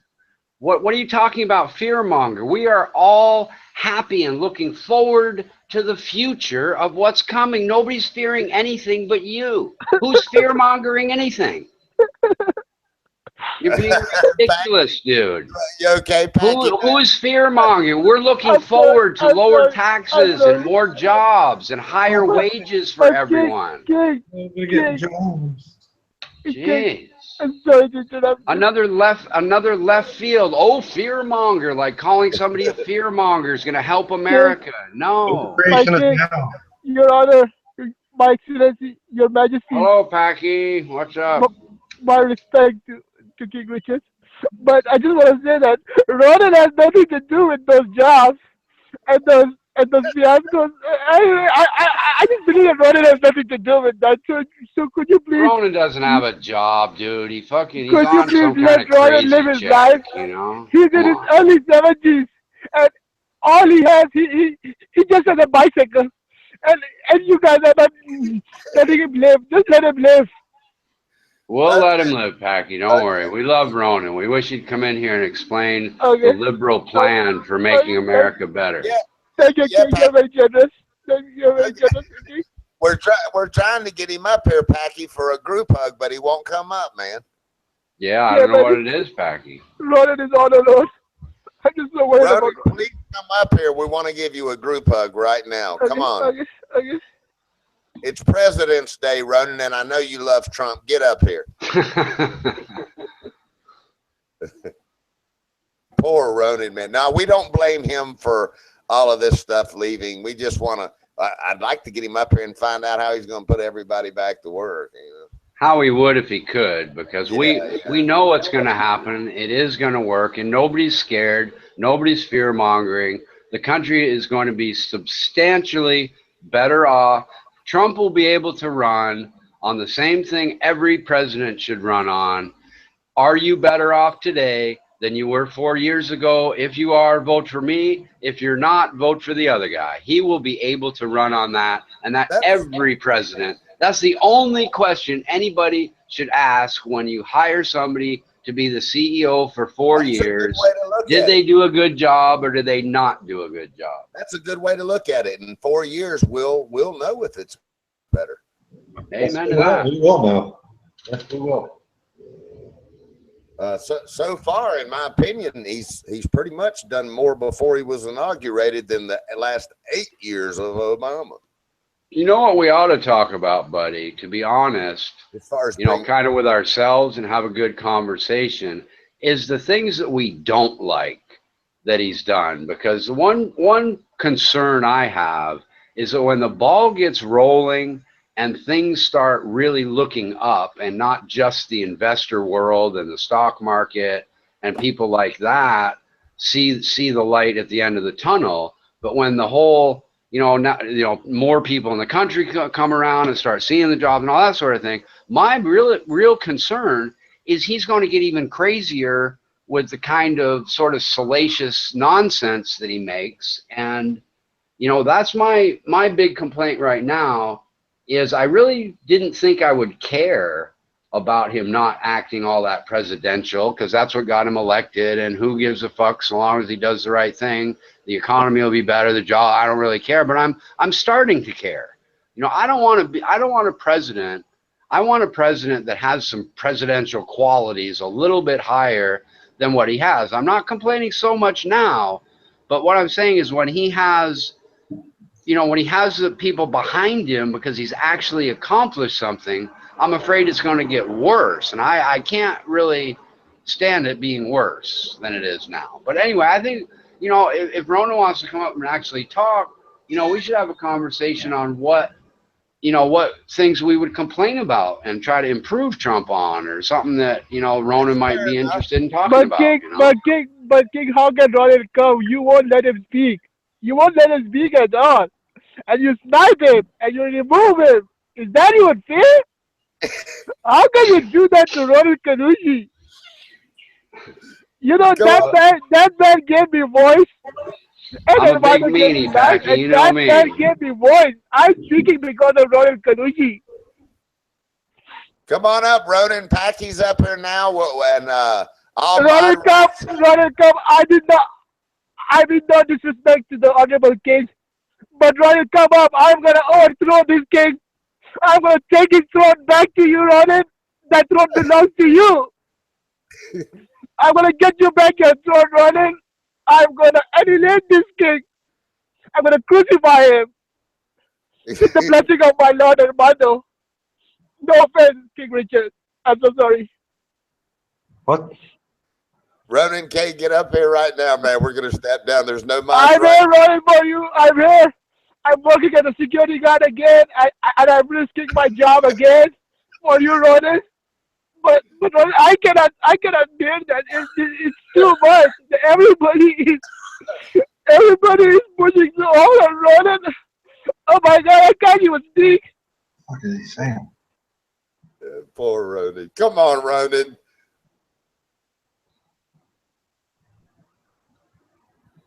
Packy loves Ronan K so much he's trying to help him. I want to know, do you see a problem with the idea of leveling the playing field? So by leveling the playing field, what I mean is that Japan has no export tax and we have no import tax. So a Toyota comes here for zero.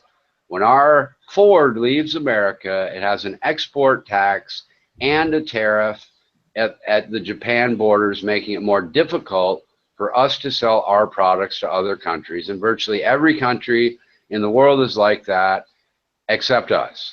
Do you see a problem with leveling that playing field out so that our products are as competitive as foreign products coming into this country? Do you see a problem with lowering the tax rate to be the same on average as other countries in the world, as opposed to having it the highest rate with a bunch of ridiculous deductions?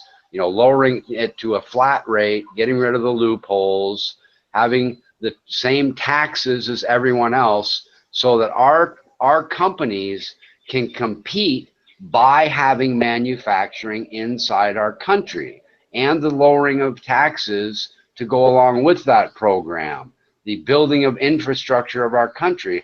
I don't really understand what anybody's problem with those general ideas is. Not only does no liberals seem to come up with some better plan, but I don't understand the complaint against those overall ideas. Why is doing nothing better than doing that? Or I don't get it, because those are good ideas that will put fact. Go ahead.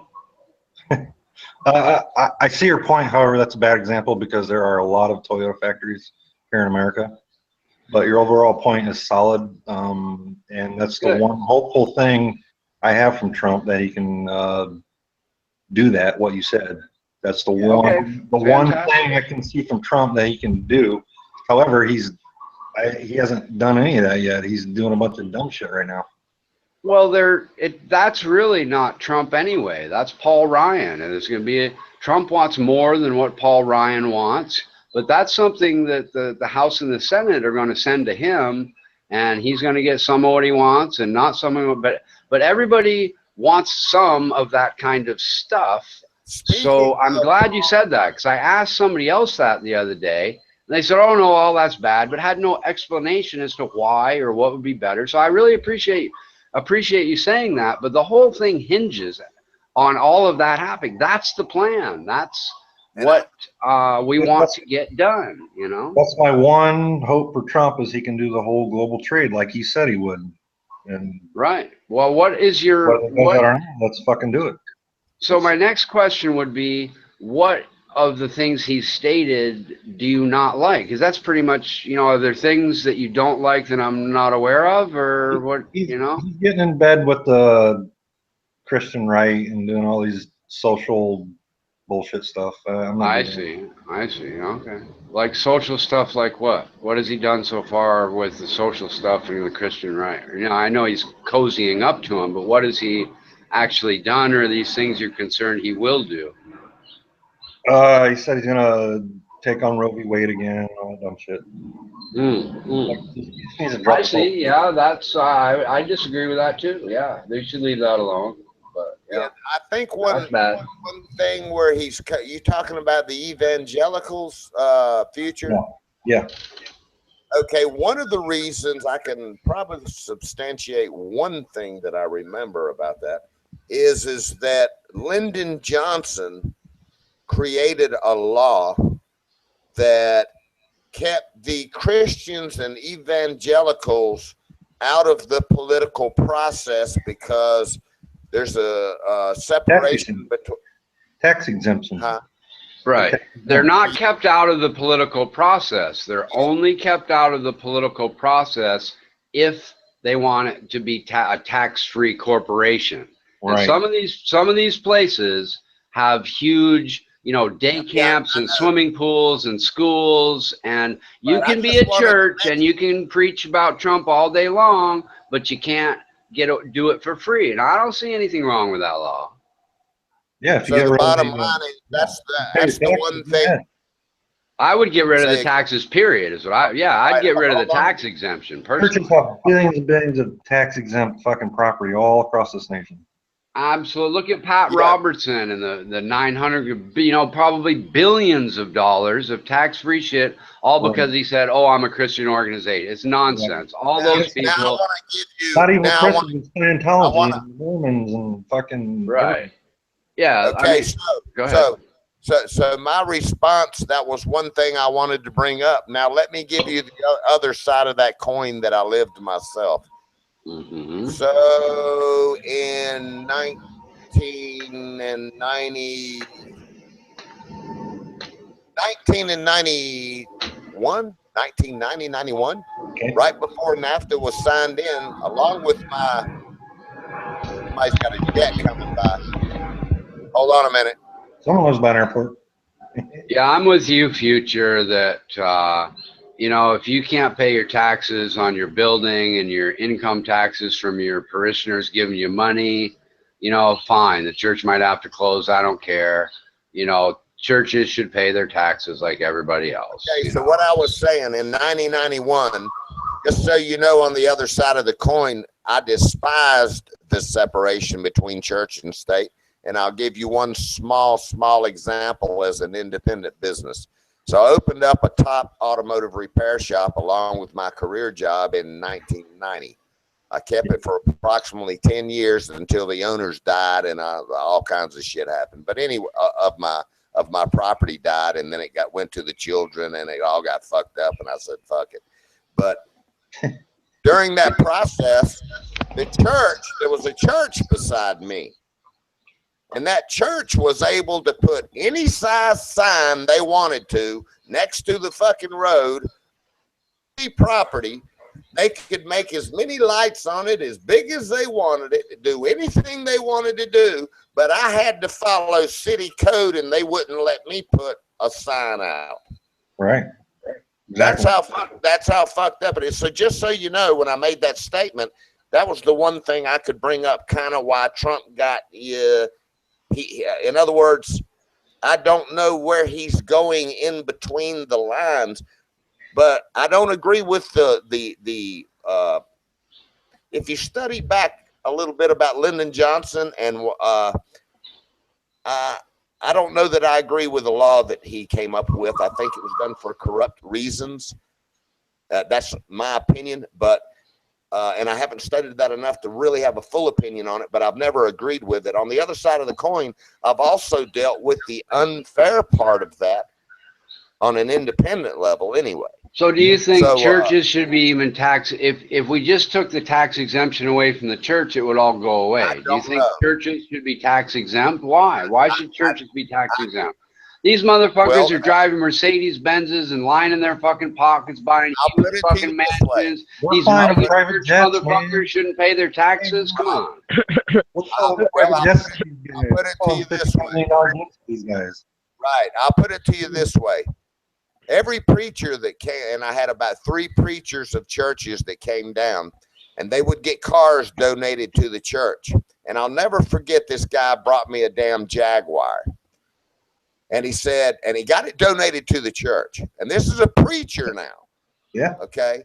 And he brings it down, and he thought I was going to be a dumbass on this particular Jaguar model. You got to pull the fucking axles in the back, because the disc brakes are in the center of the car. So you got to pull the axles and everything. So a brake job on the thing's about, somewhere between $1,200 and $2,500, depending upon what you got to do.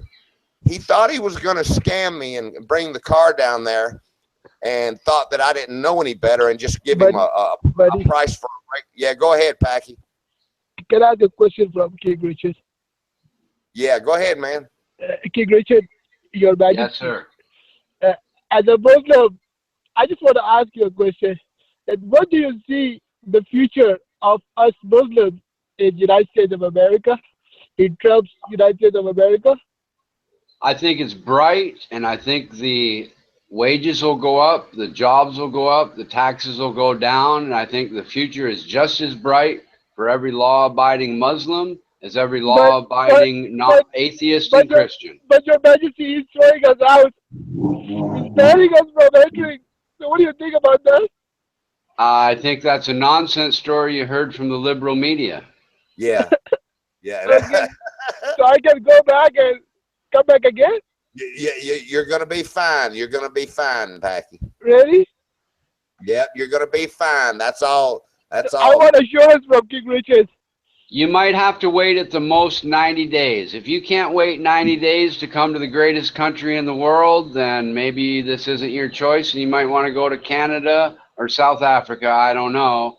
But I don't see why waiting 90 days to make sure you're in a safe, secure country would be a bad idea for you. Don't you want us to weed out the terrorists before you come? Yes. All right, then everything will be fine, Packy. The king promises you it's all going to work out for you. But I'm not a terrorist.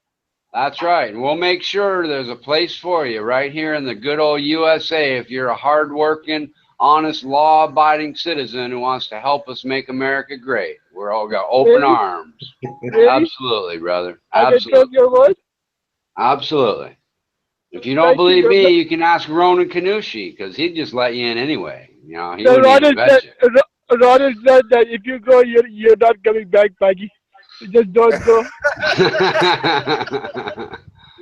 No, we're going to let you just tell him, when you get to the border, you tell him, look, you just call King Richard, and he'll straighten this all out, and they'll let you come right on through border security. Thank you, Your Majesty. Thank you for You're welcome. You're welcome. Don't tell him you're gay or you won't get in, though. Really? Oh, my God.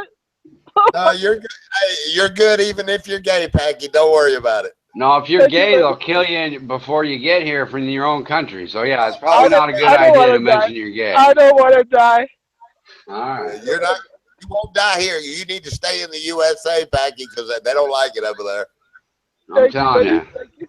They'll think you're working for welcome. the CIA if you go back home, Packy. You just stay right here. We're in the good old USA, brother. Can I become a snitch for the CIA?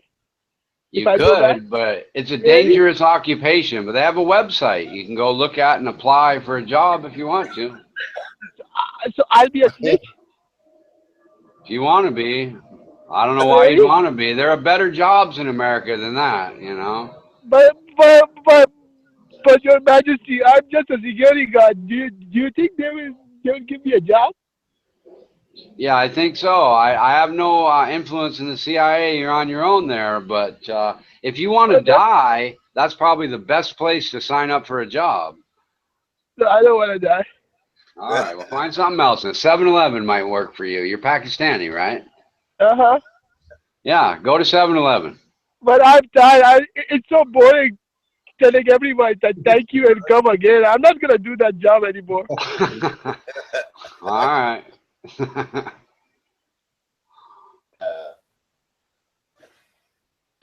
That's too cool. I'm glad to have you back, Packy, man. Hey Yeah. there, buddy. Hey there. Hey, I'm So gonna I'm grab. still waiting. We don't need just Ronan's plan. How about your plan, Lysurge? I know you're not even an American, but you got your little bitch boy mouth running 100 miles an hour. What's Man, you your don't plan to bring back jobs to America? You got no plan about nothing except socialism. Oh, let's install socialism. That'll work. Yeah, you don't even want to see those views. My God. Oh, All right, time out there. Some things should be socialized. yeah, I know No, that. That's no. probably true. Not all, some things. The post office, for Preferably example. Private prisons should never exist. I don't know about that, but There's no oversight. why not? Military is clearly socialized. I'm for the post office being socialized. That's a good subject, but I don't It know is. nothing about it though. The post office is the only American institution that actually makes money. Every Social. once in a while. Well, here's the thing: they gutted it under Bush, and they made them pay for everybody's retirement for the next 98 years or something stupid like that. Yeah, That's like why I said, every the post once office in a while. If you look at the magically stopped long, making money. you made they it made- sound like the post office always makes money. If you look through the history of the post office, there's many, many years where it lost a lot of money, but that's okay because we want mail and people out in the rural areas, you know, being subsidized by people in the cities where it's more efficient. That's fine. There's nothing wrong with some things being socialized. I think we all agree on that. Everything's getting ordered online now, and a lot of it's going through the post office, not just FedEx. Well, there's stuff you can't mail anymore. For example, I have to fill out some Foreign Reporting Act stuff for living overseas and having a bank account. I can't even use the mail anymore to do that. I'm required to do it online, which is fine. That's probably a good thing. But there's, like you said, we're going to a whole new digital age where. That's considered import-export stuff there. Huh? That's considered import-export stuff there when you're going from country to country. So they're going to have limitations on that. On what? Anything you want to bring into the U.S. from a foreign country. I wouldn't say anything you want to bring in. I think it's anything you're trying to sell in America. Yeah. Yeah. What I was talking about was a Foreign Reporting Act where I have to report my bank account. And that has nothing to do with bringing anything in. But all I was trying to get across was you're right, that they're ending a lot of stuff that has to do with mail. My guess would be someday, you know, the IRS will do the same thing the Treasury Department did for expats like me. We have to report the amount of money we have in overseas bank accounts. And you can no longer do that by postal mail. You're required to use the internet. And I would guess the IRS will someday, instead of it being some people voluntary that file online and some people not, eventually they won't even accept a letter. It'll all be done online, and it'll be much more efficient, and the AI computers will figure out who's doing the fraud and all that. They won't need near as many people when they get rid of the letter openers, if nothing else, right? Yeah, we need to take a quick station break. Packy, can you please sing a song for Ronan Kanushi? I feel like he needs it. A happy song. Packy, can you please sing Ronan a song? We want to bring him back into the brotherhood. Sure. Ronan, this song is for you, Ronan. I hope you can hear me, Ronan. I miss you so much, Ronan. I must say that I'm talking right now because of you. If you weren't here, I was that poor stuttering boy. Your mother gave me life, but you gave me voice, Ronan. I'm not gonna forget it. So this song is for you, Ronan. could you give me the countdown, buddy? If you don't mind. Yeah, Packy. Here we go. 5, 4, 3, 2, 1. Go, Packy. This battered head are all yours. This broken heart has turned to stone. Hang your glory on the wall. There will be a time when castles fall, and all that left is shifting in the sand. You're out of time. You're out of place. Look at your face. That's the measure of a man. This coat that fits you like a glove. This dirty street you learn to love. So welcome back, my long lost friend. You have been to hell and back again. God alone knows how you crossed that back. Back on the beach, back to the stars. Trust in your heart. That's the measure of a man. Now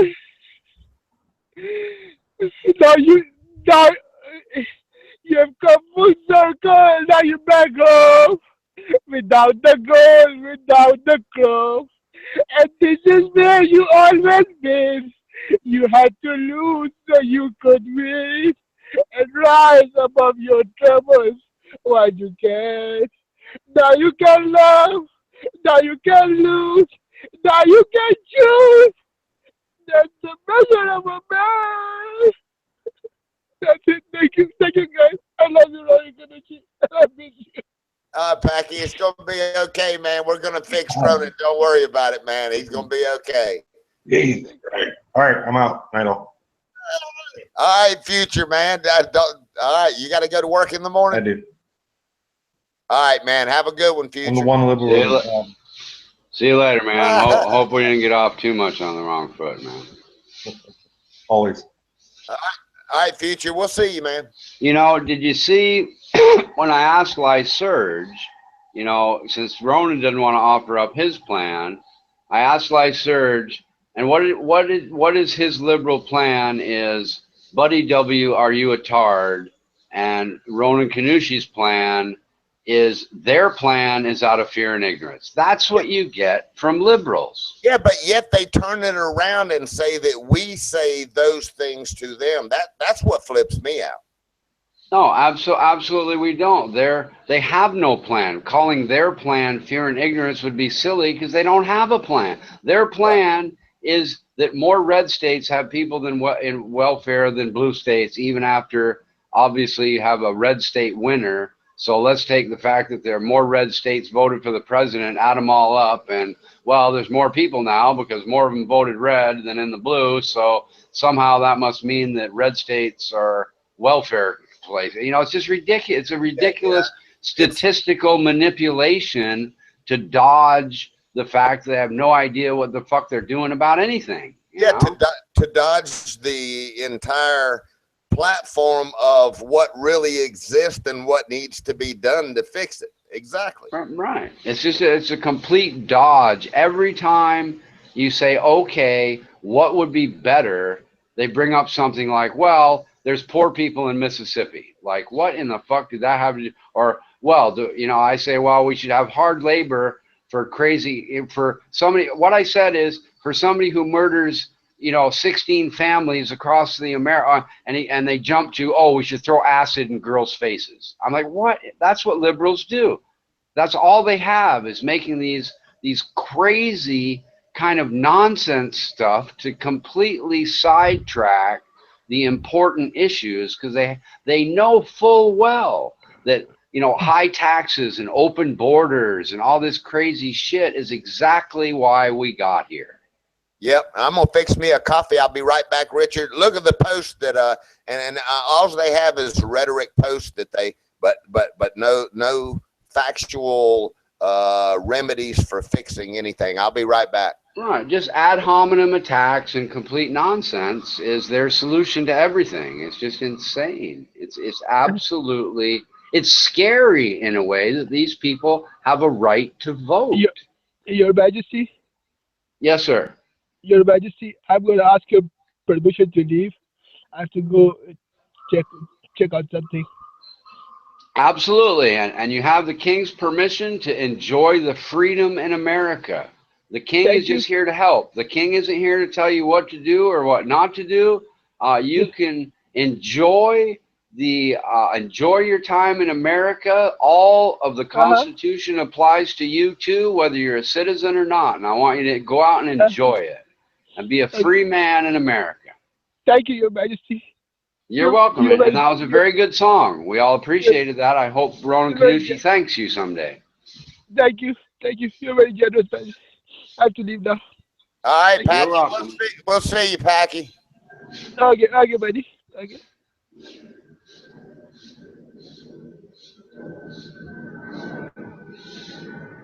All righty then. I'm gonna go get me a cup of coffee too. I think I sucked down a Coke, but I'm gonna have a coffee too.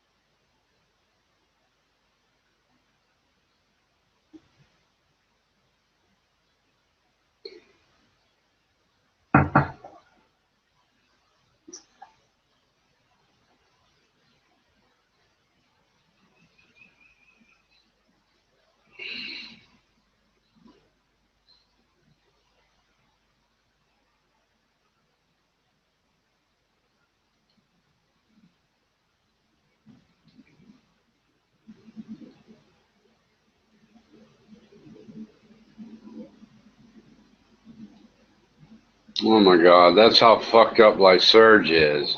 He thinks that Montreal is a welcoming city for refugees. Oh my God. They're not a welcoming city for fucking Canadians from the West Coast, for fuck's sakes. Jesus Christ. What an idiot. A sanctuary city for unauthorized. What are people escaping to Montreal from Vermont? Oh my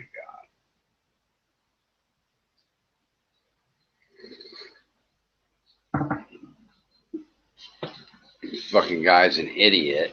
The only reason they want to do it is so they can get cheap labor. And this guy loves French Canadians because he's a fucking moron and doesn't know they're just trying to trick him into coming so they can fuck him for cheap labor in the hotels and the dishwashers in restaurants and crap like that. What a fucking clown.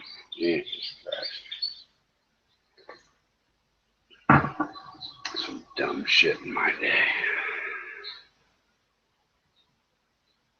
Yeah, that's what you get with liberals. What do you do? What do you do?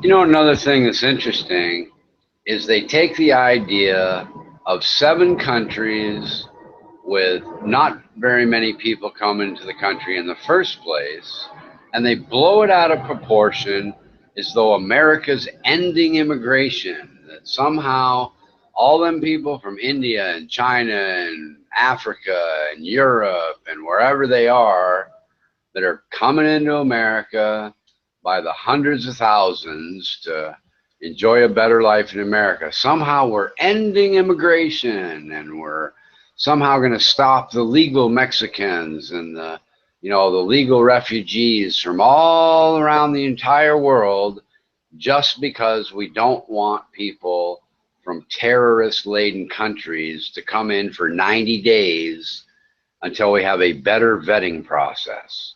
Somehow we're not letting anybody come into America anymore. That's what you get from liberals, is this bizarrely distorted lies and views of reality that have nothing whatsoever to do with the issue at hand, which is 7 countries chock full of terrorists and a 90-day waiting period.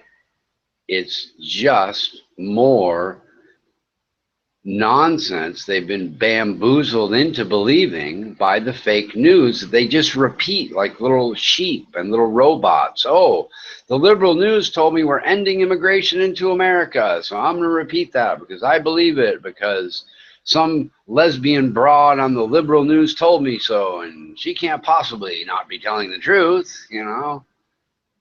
Just they're just such sheep. They believe this crazy nonsense and have no way to demonstrate it. When you say, excuse me, could you source that fact? Well, that lesbian broad on TV told me so.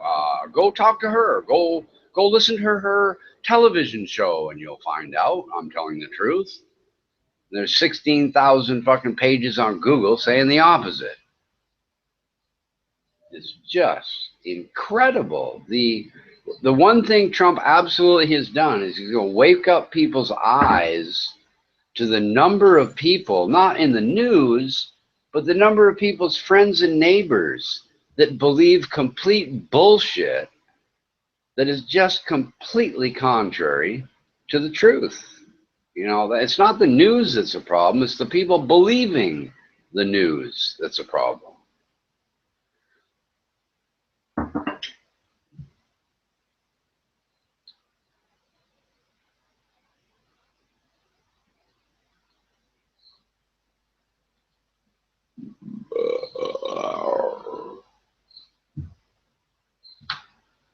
I'm going to watch some news.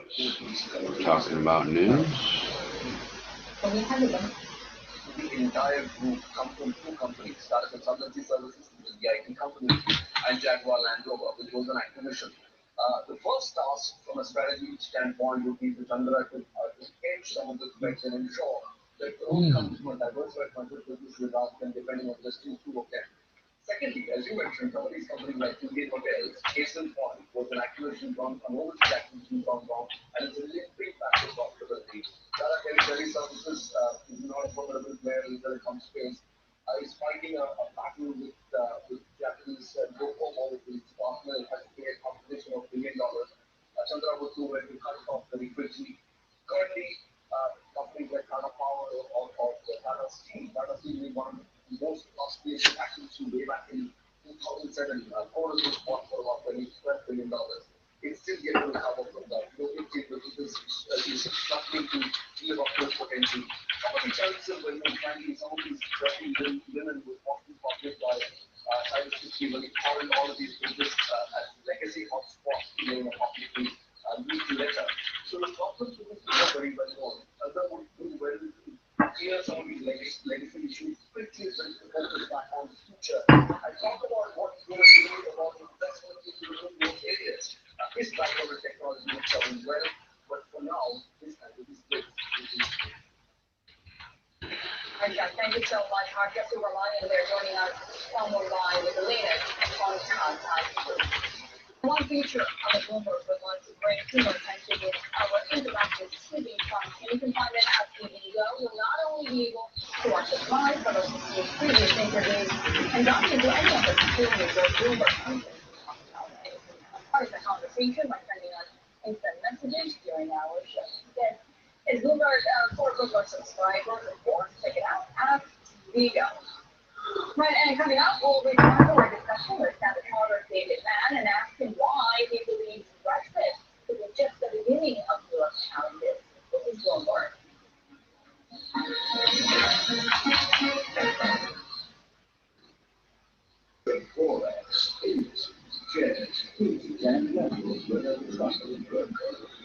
Poor little whipping boy, Ronan.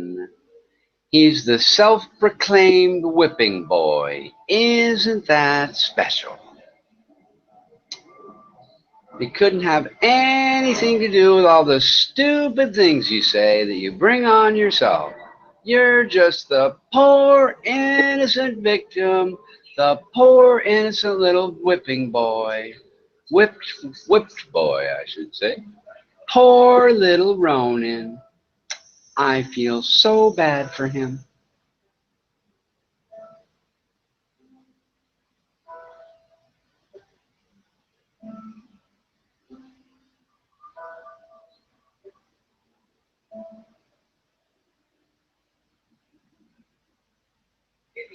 Who's Ray, anyway? I see that Ray name once in a while. Oh, Ray of Sunshine. I get it. Never mind. Perspectives that takes you inside the news each week. Bloomberg's 2,400 journalists worldwide dig deep for stories and insight you can't find anywhere else. Take advantage of this special offer. Order now to get 4 free bonus issues of the Poor little Ronan. Everybody picks on little Ronan. Couldn't possibly be that he makes up complete lies. Runs his mouth over and over and over. Blah, blah, blah. Says nothing. Makes up lies. People ask him to source his claims. And he yells and screams like a spoiled little child. That couldn't possibly be it. He's just a poor little innocent victim. Poor little Roni.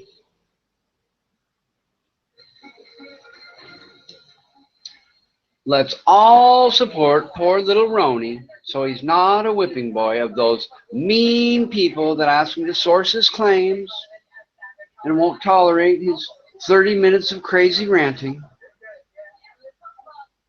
Let's all support little Roni.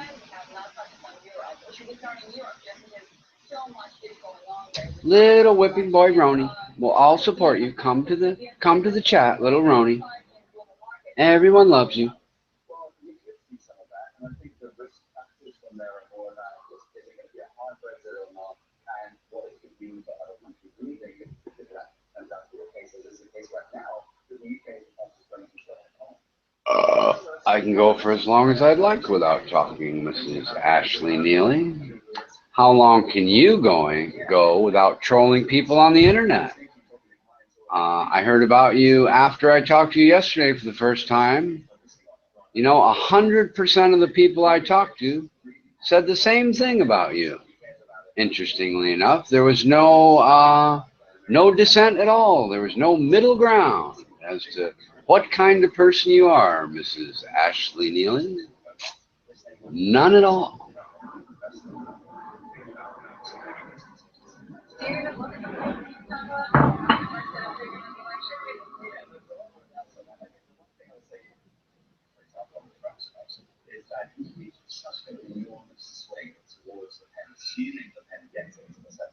You know, you'd think Ronan was trying to pull people's legs, wouldn't you? But just when you think that, he comes in and demonstrates he's really Ronan Kanushi. And then you're right back to square one.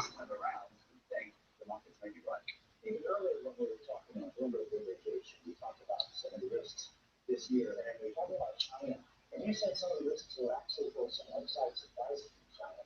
We ran out of time to flesh this out. It's a perfect opportunity to talk about it now.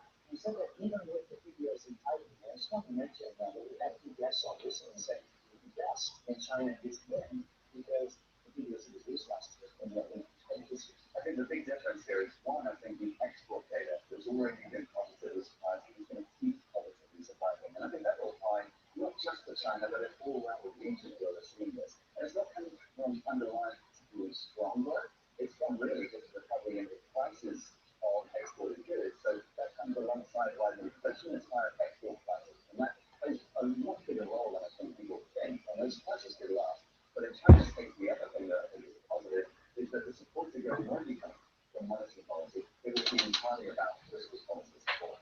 And I think the way of thinking about it is it's just enough that it will be to keep growth where it is. It's not going to be something where there's a substitute income. When you talk about supply, do you also think that there's some supply to the upside when it comes to selling the market economy in terms of the Philippines and China and some of that? Yeah, I agree. The way that the markets are, I think all what's going on that's happening is positive for some of these markets is where some of those supply come from. The Philippines is going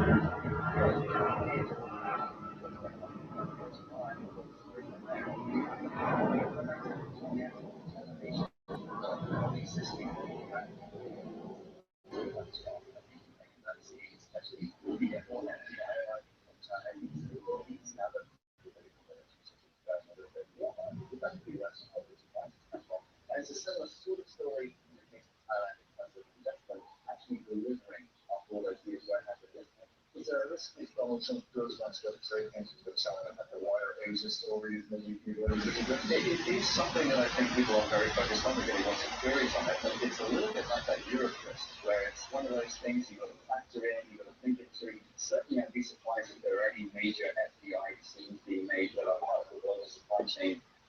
Then more likely get delayed until we get a bit more clarity on what you're going to see from the Trump administration. But so far, I think people are just putting through that. So they're going to stay with the currency labeling and manipulation, views. Is that the same kind of sentiment as well? Yeah. No, that's right. It's wait and see. We just don't quite know. I think people are kind of assuming that it'll work out and we won't go down the worst of the possible paths. Well, it matters though, because you talk about the FX reserves, they're trying to stop us again. But yeah, you're asking a Chief Asia economist, so I mean, that's what it means. Yeah, who may actually have any weight. I mean, Japan might have more in case. Yeah, I don't know enough. Well, this is the other thing, that the actual weakening of There's another example. John McCain made it abundantly clear that he didn't think Trump was trying to be a dictator. And then the liberal liars bring shit out and they quote, take things out of context and out of quotes. Yes, fake news is the enemy of the people of America. That is absolutely true. John McCain made it abundantly clear that he didn't think that Donald Trump was trying to be a dictator. But do you think that the liberal liars care about the truth? Of course not. They're going to take things out of context and they're going to post their little quote mining nonsense to make things sound completely different than they are. Because they live in a world where open borders and sending factories overseas and having massive numbers of people on welfare and food stamps and disability instead of working in those factories and having the borders secure is their world. That's a good world to them. They want to fight really hard for that world. The only way you get it done is by making up lies and nonsense and propaganda. Nobody would vote for the liberal agenda if it was portrayed truthfully. They said, we want to give you a welfare check so you can be poor your whole life instead of building good jobs for you. Nobody would vote for them. But instead they say, oh, you poor downtrodden people, we can't possibly provide you with a job, so we're going to make sure that you get your poverty level welfare, and we're going to help you out by doing that. Nobody would vote for these liars if they told the truth about what they're doing. Nobody. And they don't care. They don't care who they're fucking over, as long as they get to spin propaganda and lie and maintain control.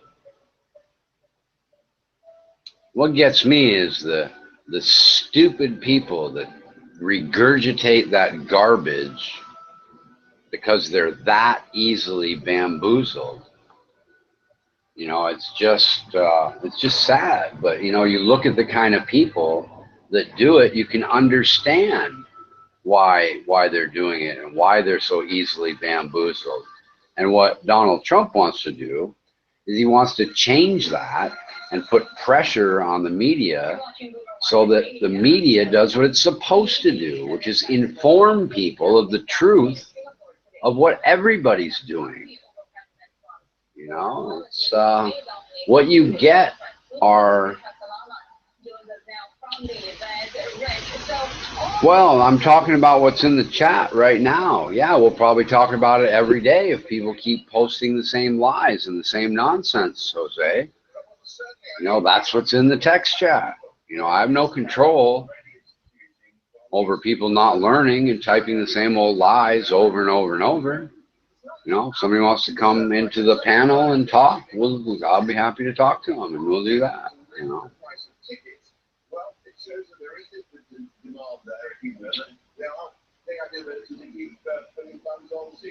Other things here, of course, to give an idea of how big Asia's becoming in the world of aviation. Just a few stats: 4,000 aircraft on order. We're talking about the 737s doing wild, the Airbuses of this world as well. So these are huge backlogs lasting for about 5 years of aircraft due to be delivered. And of course, China is a key player here, and everybody wants a piece of the action there. And Japan Airlines, talking to them earlier on, they get 20 million passengers inbound at the moment every year from China. They're hoping.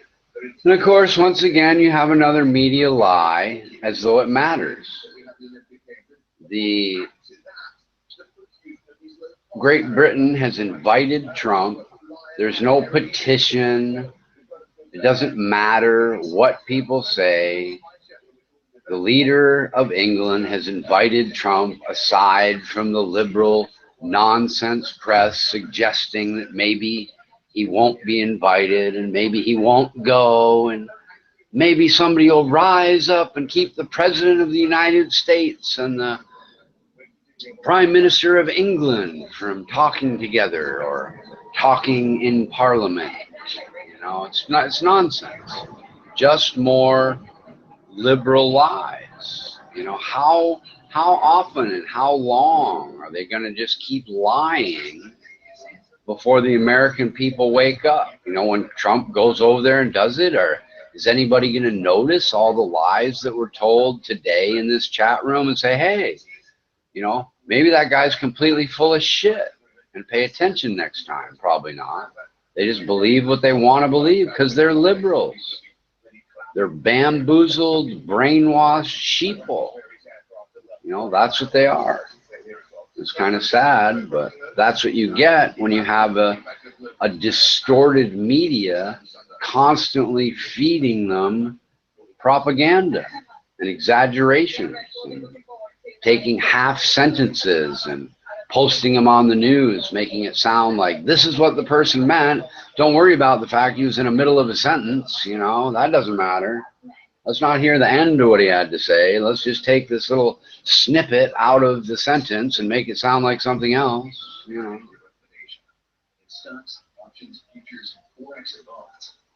Silly. It's amazing that anybody that passed second grade would fall for this sort of nonsense.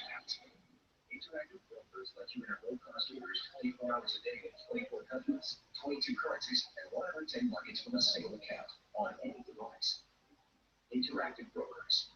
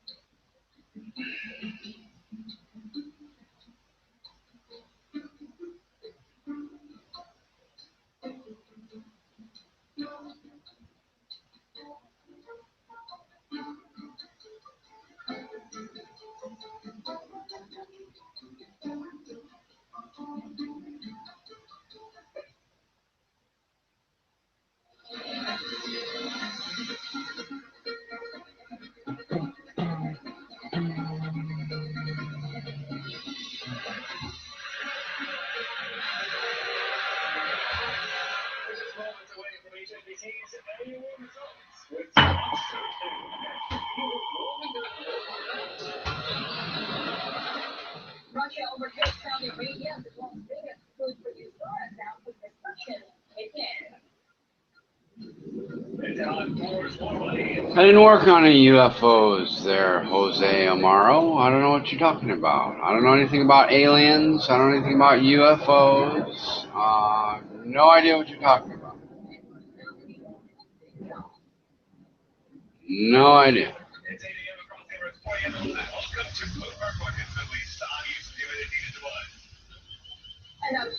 I have no classified information on aliens and UFOs.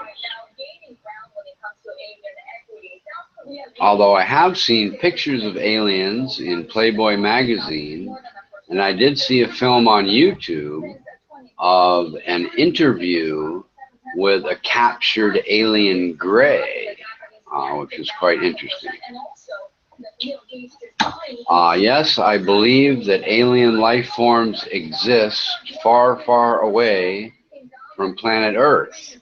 And I think we're going to build a spaceship called the Enterprise, and we will send people out on a 5-year mission to explore space soon. That's my prediction.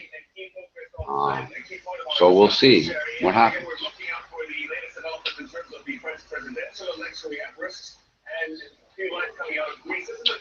A UFO is an unidentified flying object. People see those all the time. The question is, were there little green men inside your unidentified flying object? Or was it a military spacecraft from Area 51? Or was it a Russian drone or something of that nature? The fact that it's unidentified means that you can't lay claim that you saw an alien. Otherwise, you would have identified it, right?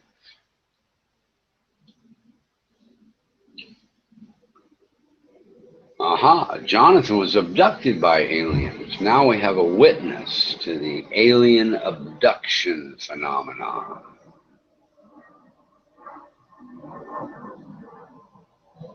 Were you anally probed, Jonathan? That seems to be very popular amongst the aliens. I really don't know why they'd come all the way to Earth to probe human beings' anuses, but that seems to be why they come. They come all the way to Earth from their alien planets to abduct people and probe their anuses. Why? No one seems to know. But it's a rather bizarre phenomenon. Evidently they're gay aliens. Eventually we may get aliens that come to probe women's pussies who would obviously not be the gay aliens. But for some reason, our planet seems to attract the anal probing alien race. Why? I'm not sure. But it's certainly a very odd phenomenon, or perhaps people who want to be abducted by aliens are imagining that they were anally probed by aliens. But it certainly is a common theme amongst people who have been abducted by these aliens that the first thing they remember is the anal probe, which is certainly understandable. There could be a lot of things that have happened on that spaceship, but you would certainly remember the anal probe, I think. That would probably stick with you. You would really remember that when you were released by the anal probing aliens back to your house. At least I would. That'd be the first thing I would tell the investigator too. Yes, I was abducted by aliens and they probed my anus, sir. Let's not worry about the computers or the stuff they had or the weapons or the room or any of that. Let's just get right to the nitty gritty. Yes, they're gay aliens who probed my anus, Mr. Investigator. Great. Another whack job. Marvy. I'm glad I'm not an alien abduction investigator, because I'd get sick of hearing that same bullshit over and over, I really would.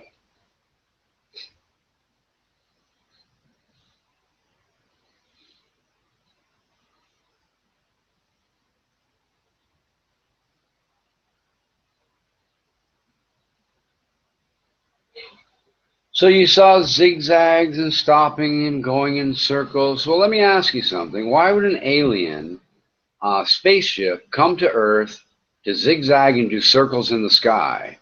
You suppose they're drunk?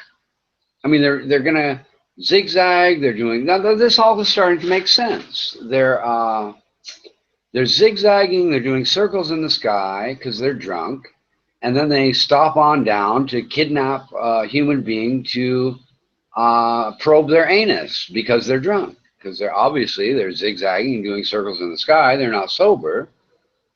So they come all the way to Earth. They're probably drunk on the way, flying at the speed of light, and then they get here.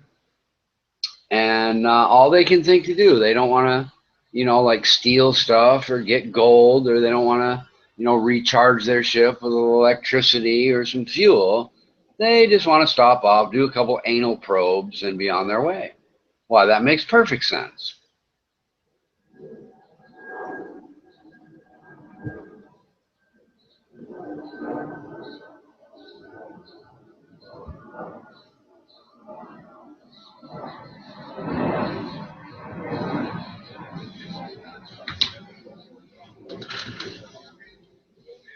No, Jose, you have seen something in the sky you can't explain. What evidence do you have it's a them?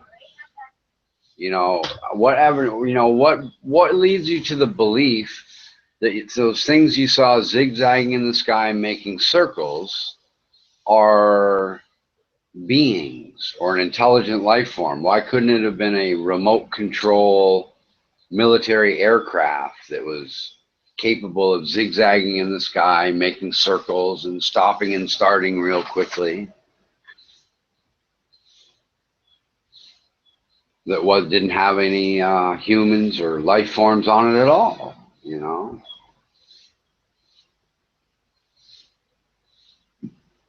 I mean, the answer is you have none, because you already told me it was an unidentified flying object, which is fine. I'm not disputing that you saw it. You probably did. Great.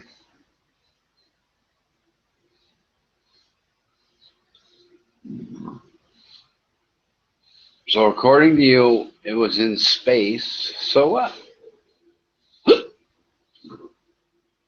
What evidence do you have that it wasn't initiated by human beings to begin with? You know, they look like stars. That's not an explanation for why you would believe that there are beings inside of them. It's just, you know, they look like stars. Great. You know, stars that move. I get it. I get all that. How do you know that it wasn't the space station you were looking at, or a human-made spaceship, or any number of explanations? No, I'm not a blind sheep. I'm asking you. You know, what led you to believe that? I'm not even asking for evidence. I'm just asking what led you to believe that. Because you couldn't explain something, you're going to jump to, no, it would not take 150,000, to cross our whole galaxy. Well, so what? There's a gazillion stars in our galaxy. Why would you think we have to cross the whole galaxy to find something? I mean, come on. That's ridiculous.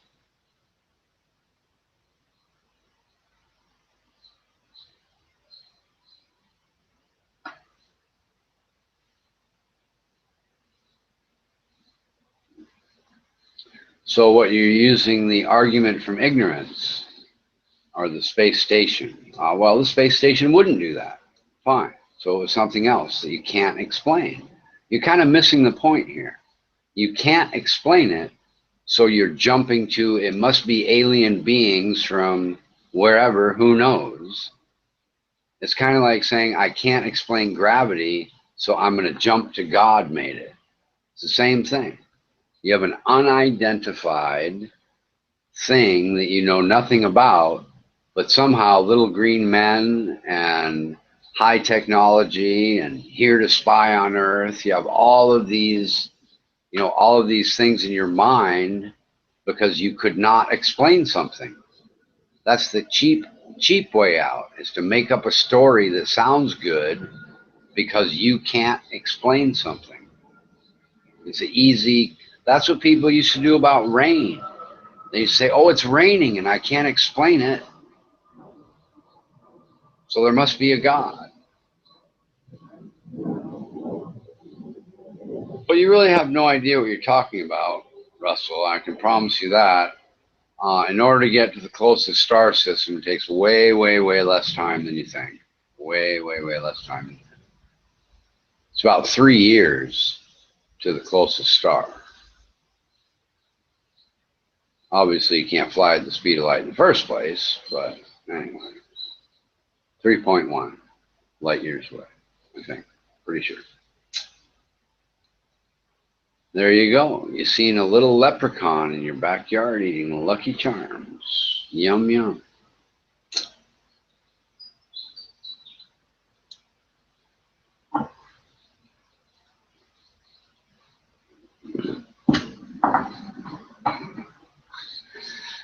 I don't need any gifts from a crazy whack job dictator, Mrs. Neely, but thank you anyway. That's a gift I can do without.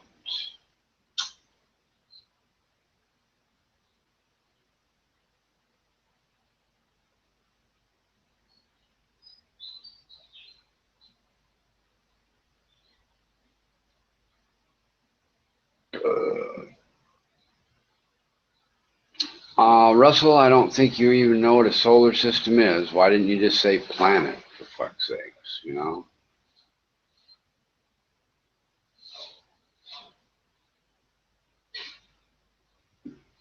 Somebody seems unaware of the difference between being seen and being ignored. You might want to look those words up in the dictionary.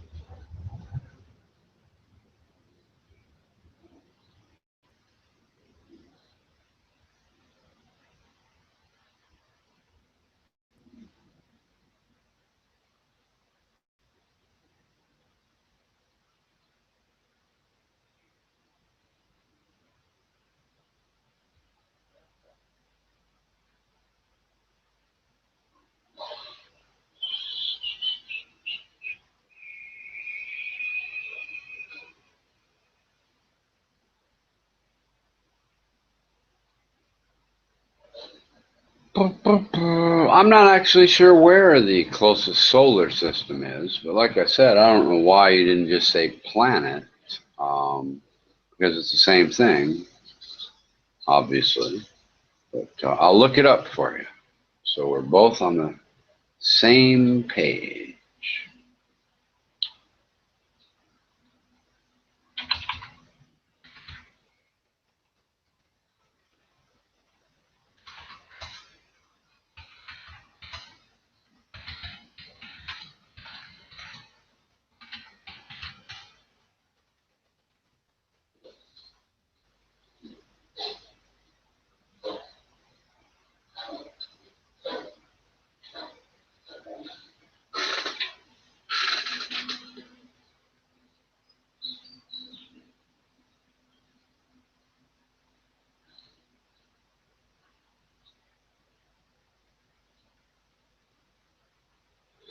So the closest rocky habitable planet to Earth is 4.2 light years away.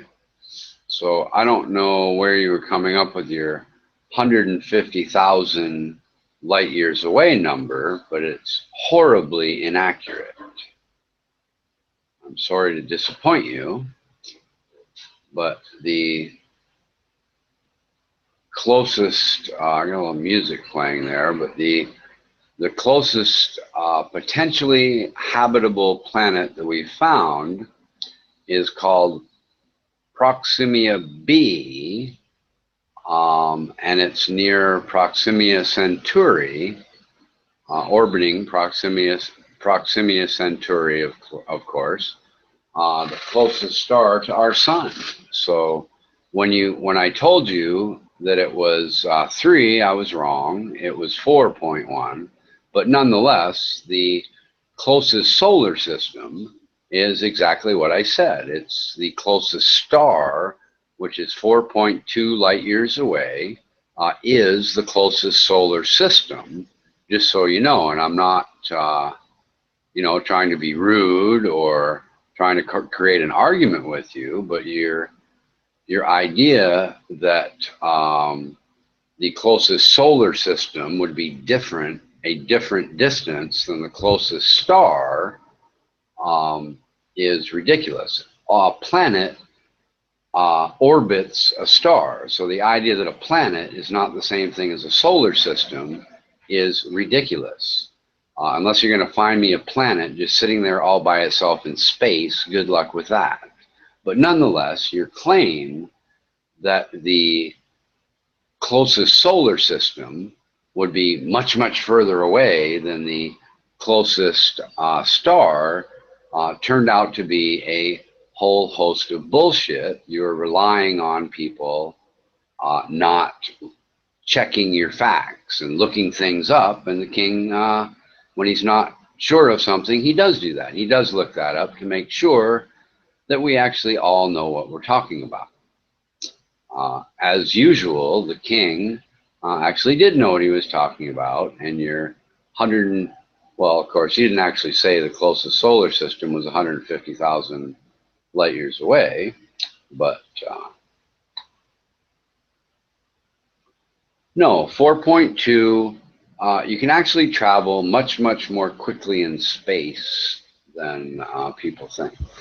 It's not 600 million years away from here. I don't know what you mean. It's 4.2 years away for the light that gets here. I mean, it kind of depends how fast we're going, you know.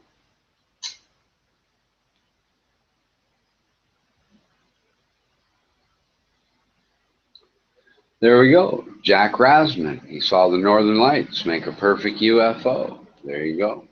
Another explanation from a rational person. Very good. Thank you.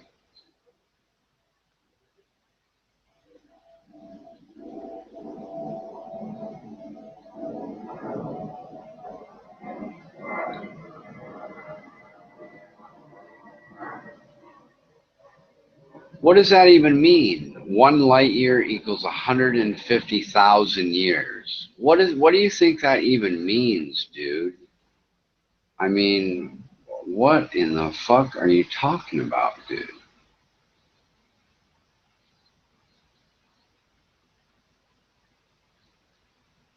I think you're talking about kilometers per second. You're getting confused at the speed of light versus 150,000 years. I mean, I have no idea what you're talking about.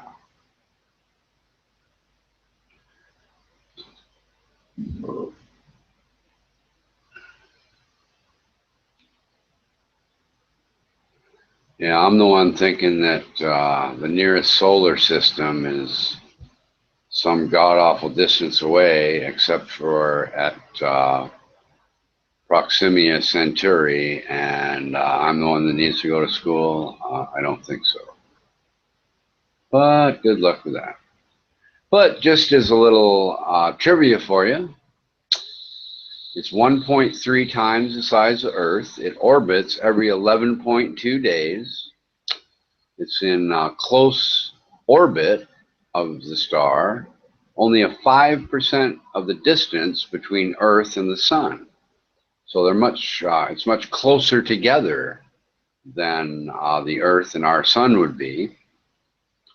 But the star is much cooler and fainter than our Sun, so its temperature is suitable for liquid water to exist on the surface without evaporating, which is always handy if you want to set your spaceship down for a few minutes and get a drink of water.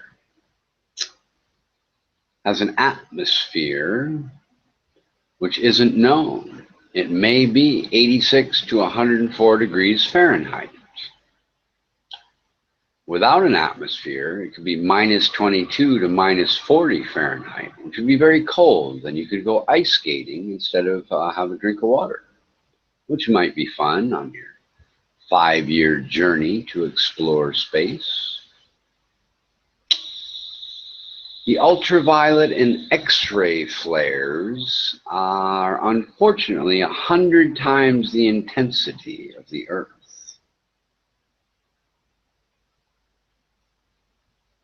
And possibly 400 times the intensity, but it's called, they say it's pure speculation. We're just not sure.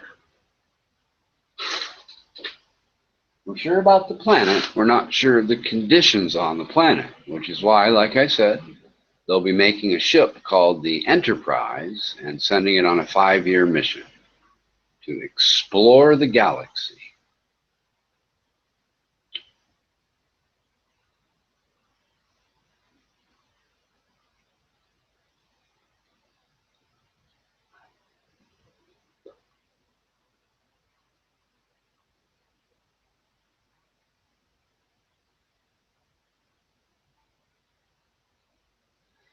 And just so you know, we're going to send nanocraft, which will reach the system in 20 years and beam home images. So the idea that it's going to take some god-awful long period of time to get there from Earth is simply incorrect. Just so you know. I don't really want to get into the explanations of space travel, but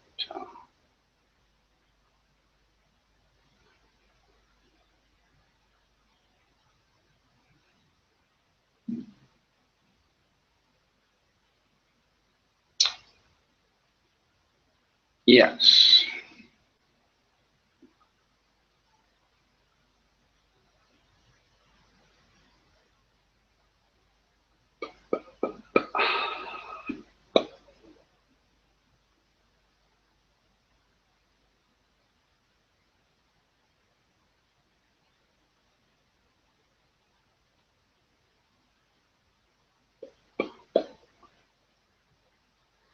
Now that's a good question, Lyserge. The problem is that you probably don't know it as well as you believe you know it. But, you know, the truth is that people know a little bit about it here and a little bit about it there, you know, and they're not, the reason is because they're not physicists, and neither are you, which is why you don't know it as well as you think, and why most people don't know it at all. And Einstein did not create relativity theory. What Einstein did was he took the Lorentz formula that had already explained relativity and he shortened it up to a formula E equals mc squared. But the E equals mc squared idea comes from an idea that's much, much older that a scientist named Lorentz came up with, but it's a very long, drawn out, complicated formula.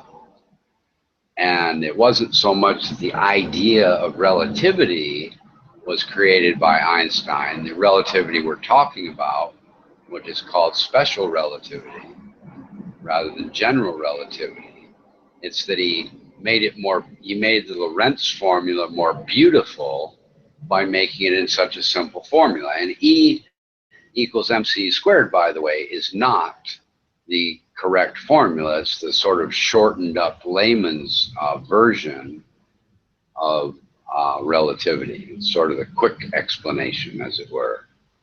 But the actual formula for Einstein's relativity theory is a little bit more complicated than just E equals mc squared.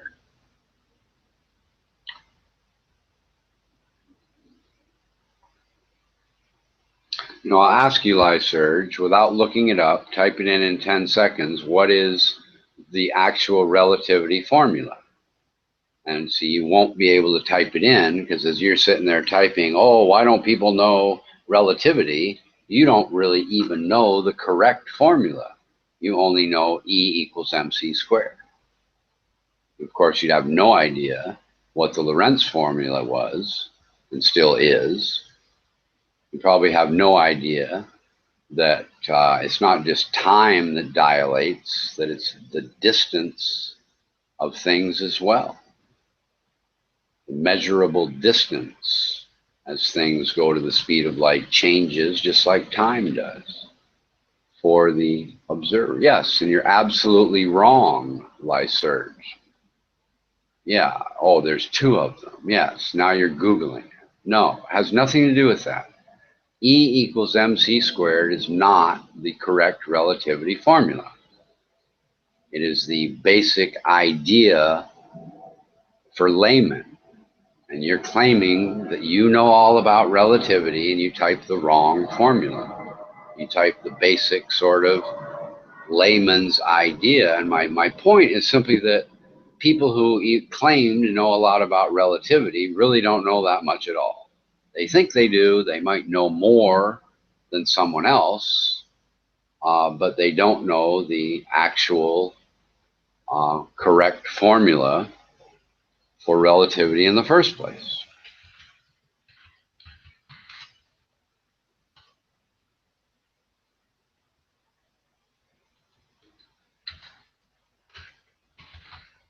I wasn't referring to the special and general relativity. I was referring to your typing in essentially the inaccurate version of the formula, which is what I asked you not to post, which of course you did.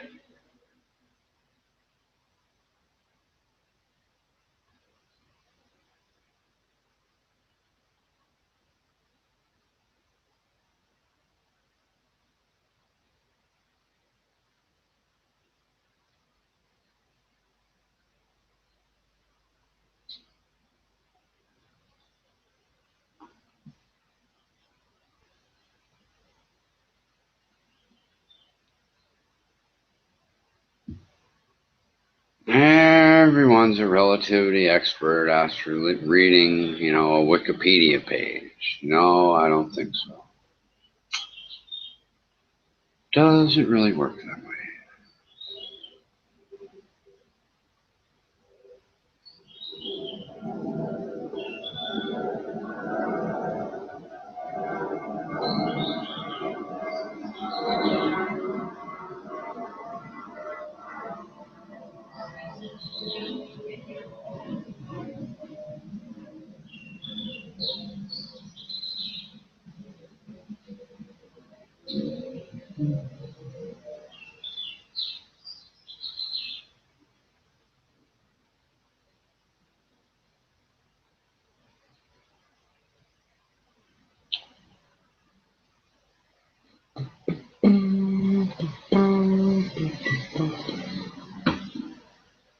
Yeah, like I said, I asked you to type it without looking it up in a book, not to type the simple layman formula.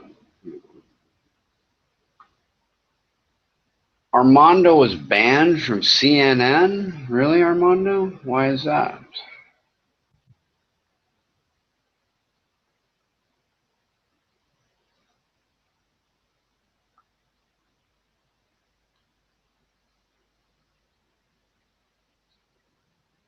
Yeah, Jack Rasmussen, and the closest planet orbits Proxima Centauri as well. It's called Proxima b.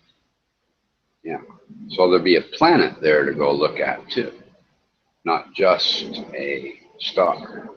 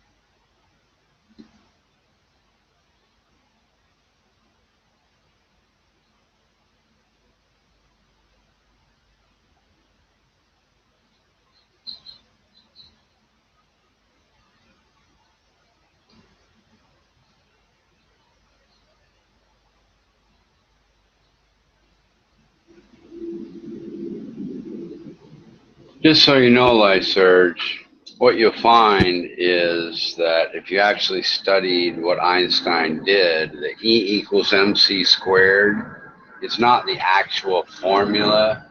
He made that, he intended that for the general unscientific reader to make it simple to understand and, you know, kind of beautiful. That's what they do in math, but it's frankly much more complicated than E equals mc squared. I said a little bit, but it's a little bit more than a little bit, of course. But he didn't pass E equals mc squared on to the scientific world as being the explanation. He created that as for the what's called the general reader.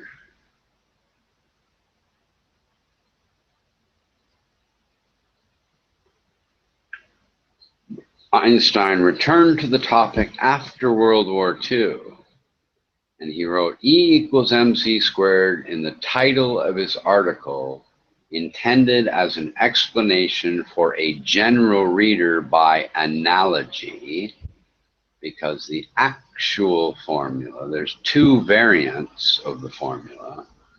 One is m equals E over c squared, and MO equals EO over c squared, E being the energy of a moving body, EO being its rest energy, M being relativistic mass, and M0 being invariant mass, which are all things that need to be in the formula in the real world, which was my point, that it's much more complicated than E equals mc squared. I kind of refreshed myself by looking it up on Wikipedia, and you could certainly do the same thing if you wanted to. Just head over to the Wikipedia site,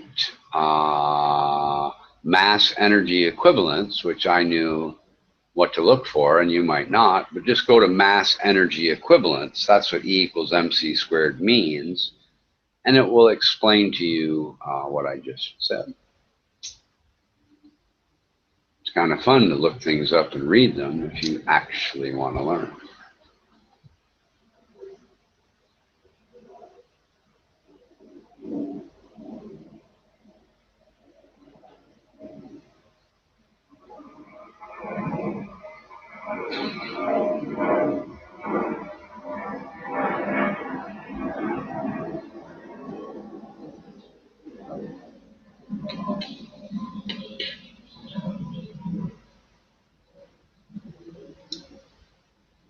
Perhaps you'd like to come up on the channel, Lyserge, and discuss physics. That would be an interesting topic.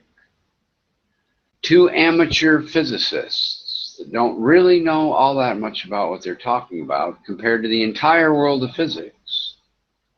And we could discuss physics. That'd be fun. Right now. What do you mean when? You're probably talking to somebody else. So. Never spam the channel. I've never seen you spam the channel. So don't worry.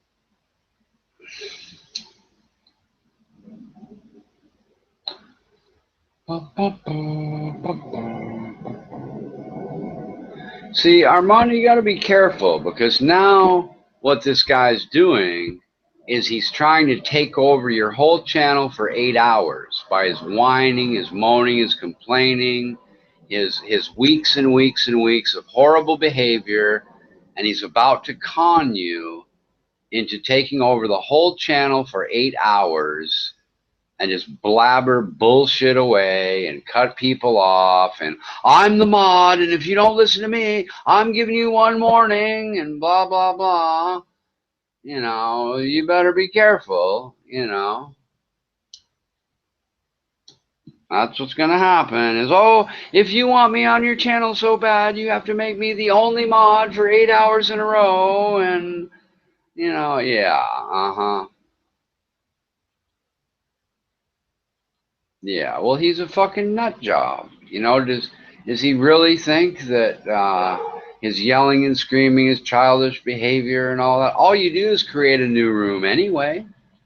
You create a new room and 5 minutes later it's up and running and, you know, anybody can come back if they want to, you know. All I'm saying is if you make this guy the only moderator, it's just going to be a cluster. It's going to be the idiotic dumbass 8 hours of bullshit, and it's just going to be nonsense. You're gonna get a grand total of, you know, just foolish nonsense. You know, yelling and calling, you know, all this sort of nonsense that he does, and you're going to reward his horrible fucking behavior, his lies, his constant spamming in text.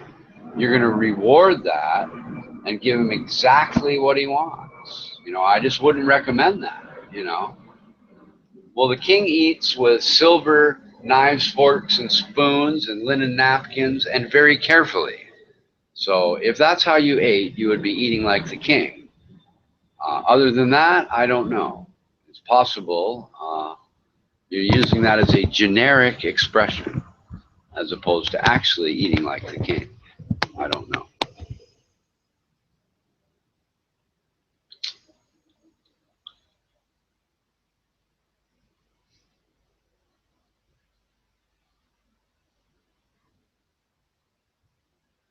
You know, look at this guy, Armando. He's like trying to force you to do something on your own channel. You know, you just tell this guy to go fuck himself and shut up, you know? You fucking told him what's going on. You know, the first one in gets this or gets that or whatever. Now he's trying to tell you how to run your own channel. Well, the deal I made, and you said this, and you said that, and fuck me, dude. This guy, so just give him 8 hours and everybody will go away and he can sit there by himself waiting for somebody to show up, and Buddy will probably come in and argue with him, you know, for a while, maybe. You know, who knows? I could use 8 hours off though, so, you know, whatever. But he just such a, you know what's going to happen. You know, it's just going to be insanity.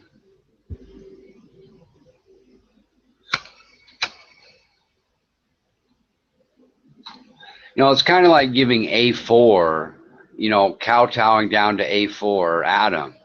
You know, oh, you have to give me 8 hours of the room because all those other reasonable people, you know, get to mod sometimes. So I can sit in the room and disrupt it and spam and call everybody assholes.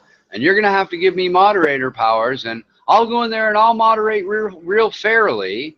You know, I won't make an asshole of myself like I've been doing for the last 3 fucking weeks in text, you know. So, yeah, that's what you should do, Armando.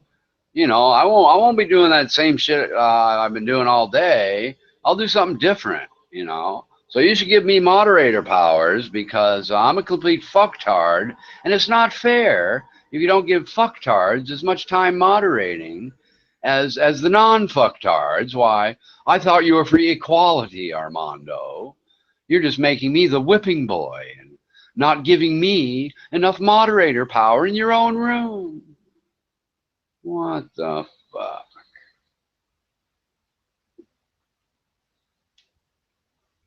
Yeah.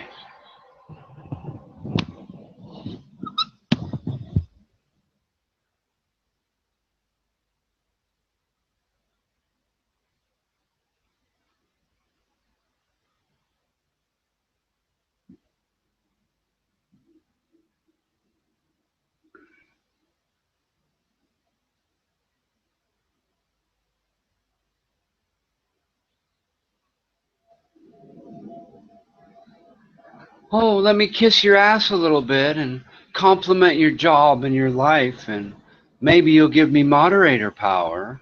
Didn't we go over this already, you ass-kissing fuckwad? Didn't he tell you to go fuck yourself and stop whining the other day? What part of that did you miss? What part of it did you miss when Armando actually got on voice and told you to shut the fuck up and stop whining? Did you miss that day? Did you forget about that day? What the fuck? Jesus Christ, man.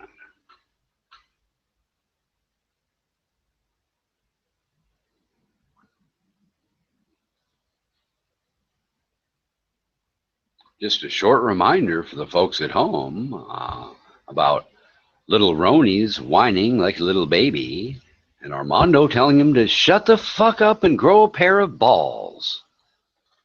Even if they're little tiny small balls, please grow a pair.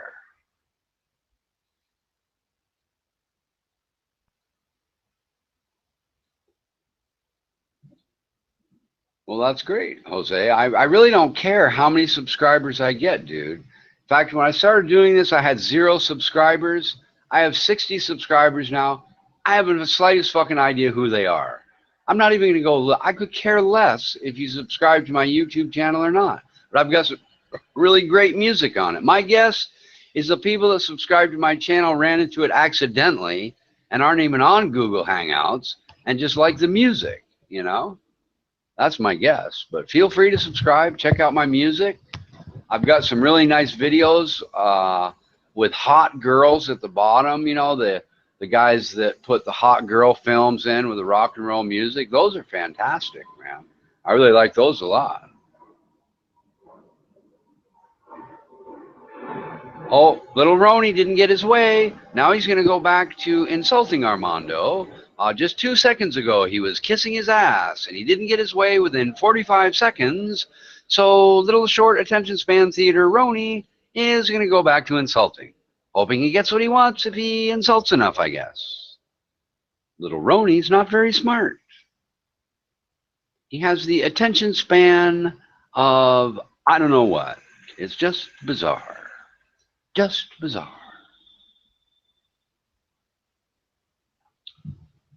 Poor little Roni can't come up on the panel. Poor little Roni. He's the whipping boy.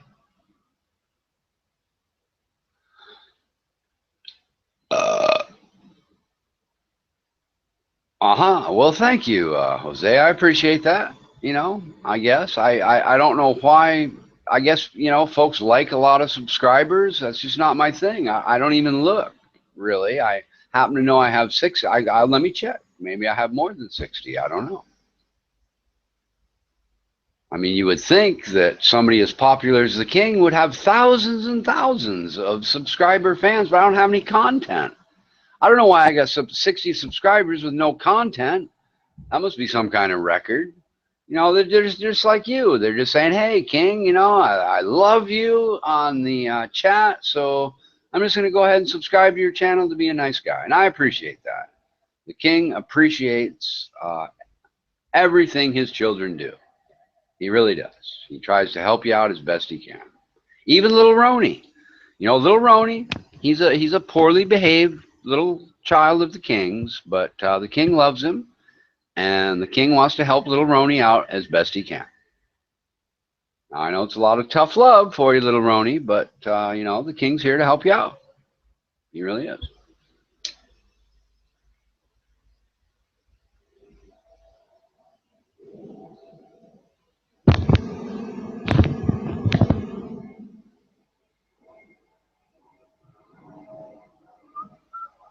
Yeah, I know, Jose, but it's weird. Some people are out there, oh, please subscribe to me, you know, but they're probably trying to make money too.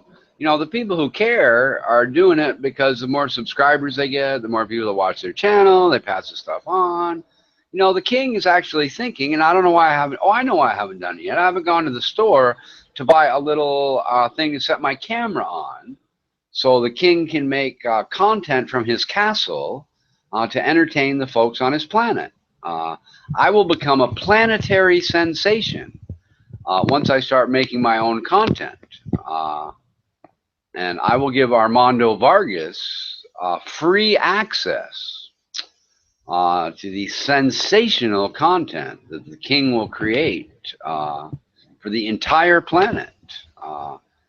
And I'll be giving Armando Vargas credit for getting the king to make content for all of his children of the planet.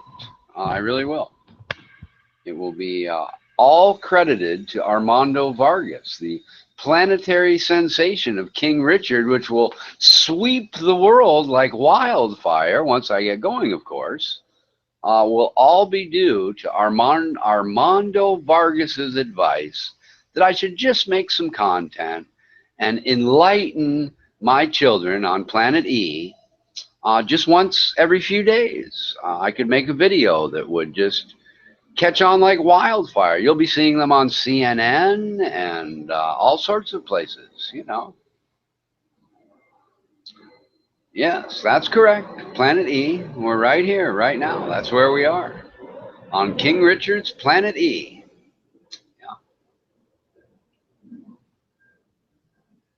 That is correct.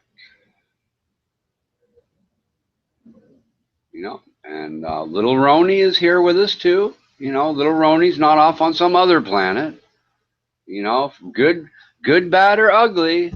You know, we're stuck here with little Roni. So the best thing we can do is teach little Roni, you know, to play with the blocks properly and not to you know, try to steal the little blocks. What do they call those blocks? The ABC blocks? I'm sure they have a name, but we need to teach little Roni how to play with the toys properly and well, so little Roni can grow up to be an outstanding citizen of the King's Planet E. That's the goal here today. Now, is that likely to happen? Probably not. But after the king creates some content, little Roni will watch it, and you know, he'll learn some things all by himself. The king's here to help any way he can. And I hope you appreciated my information on the nearest star, the nearest planet. A little bit of physics lessons today. The king has many talents. Many talents. Lots of information for his children all around the world. There you go, Jack Rasmussen. I like that. Come on up on the mic and talk to me. That was pretty funny. That was good.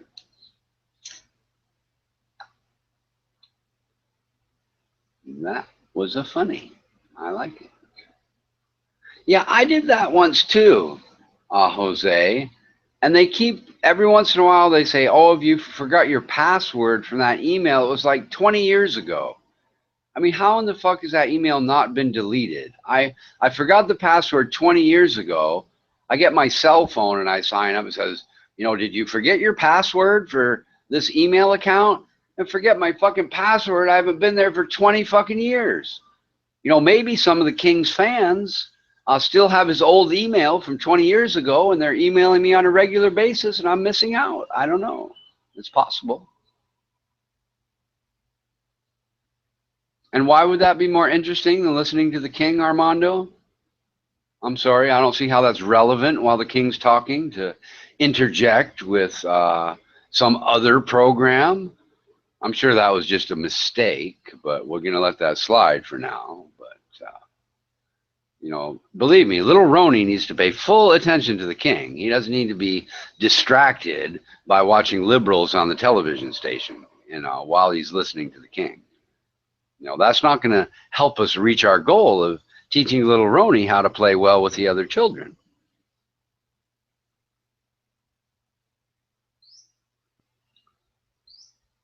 And Mary Jane, why is proton mail better than the other stuff?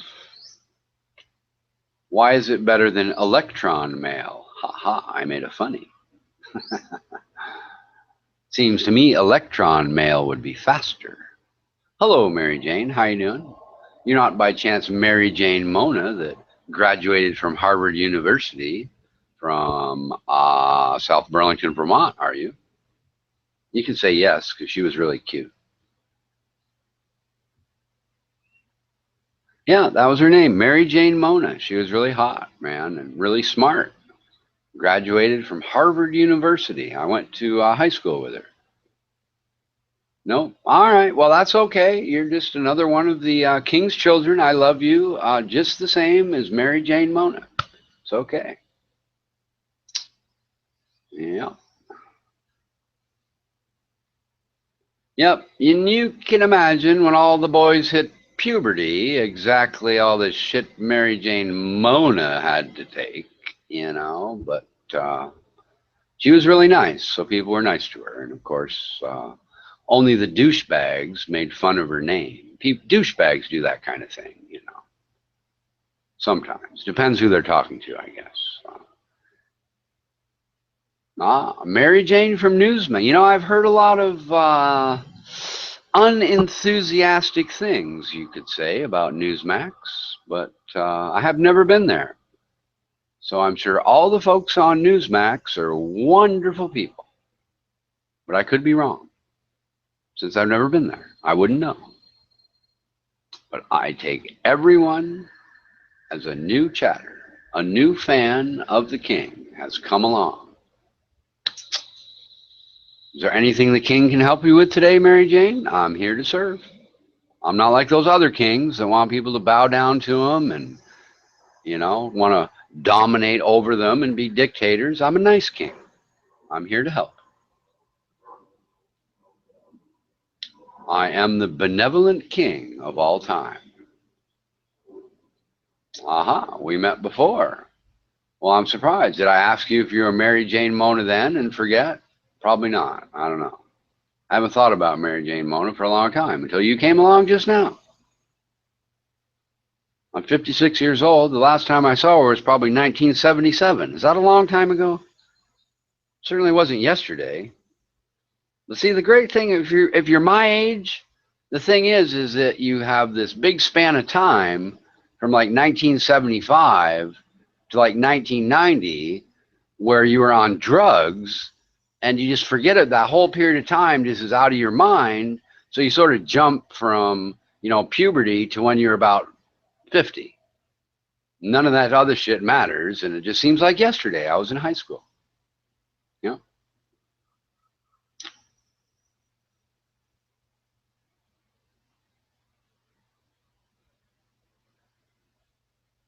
Yes, I know that, Jose.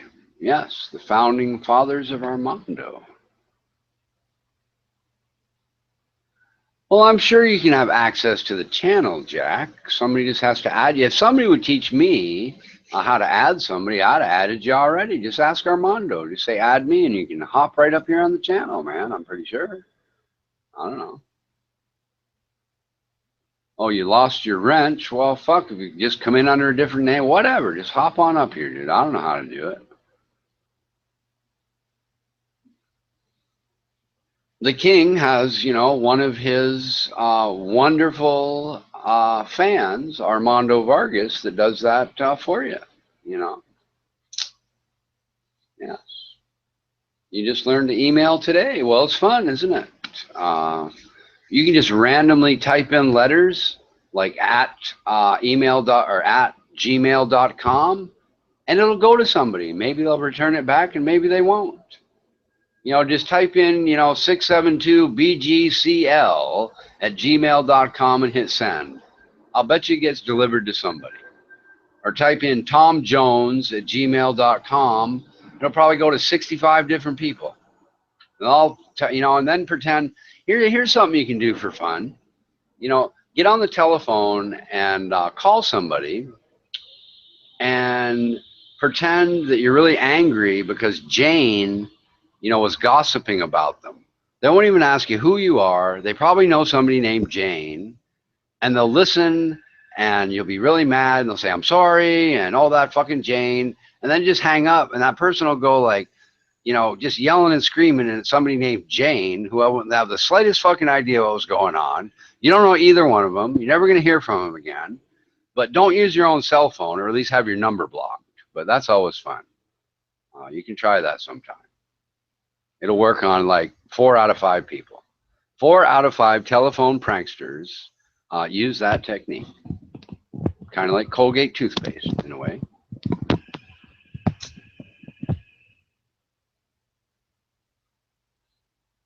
Oh, I'm not a founder. I'm just a follower of the great Armando Vargas. The king just happened along one day, and there was the great Armando Vargas in all his glory, teaching the heathens about Christianity. And I was very impressed. And I said, wow, this man might actually be Jesus Christ reincarnated and not know it. It's hard to tell, quite frankly. I don't know.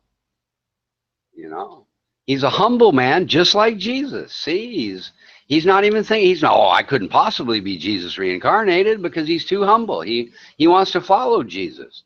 But he could be the second coming of Christ, and he may not even know it. We may not know it. The second coming of Christ could come and go right before our eyes. And later on down the road, thousands of years from now, people are still waiting. And the joke's on them, because it turned out it was Armando Vargas that was on his way to the 7-Eleven and got hit by a meat truck. Shit happens, right? One day you're there and the next day you're not. The Jews are waiting to fucking string him up on a cross, and he gets hit by a meat truck on the way to 7-Eleven. Wouldn't that be ironic?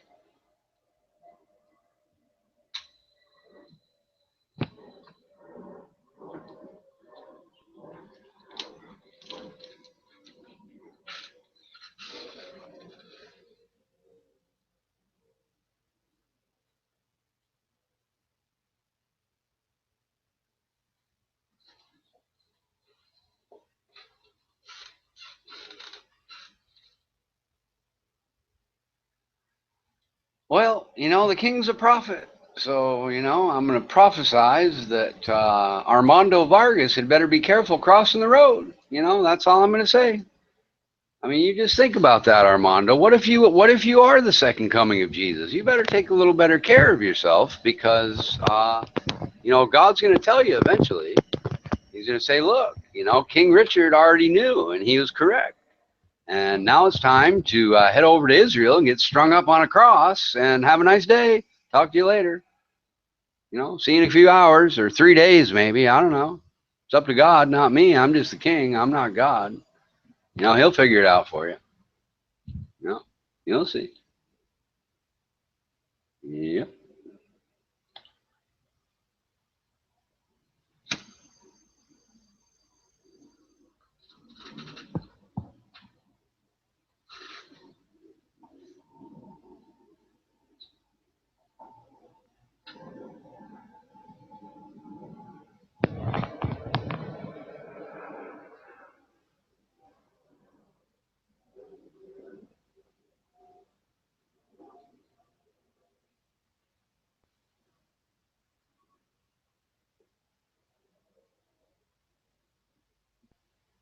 Well, I have a question for Armando Vargas. Why in the fuck would illegal Mexicans pay their taxes?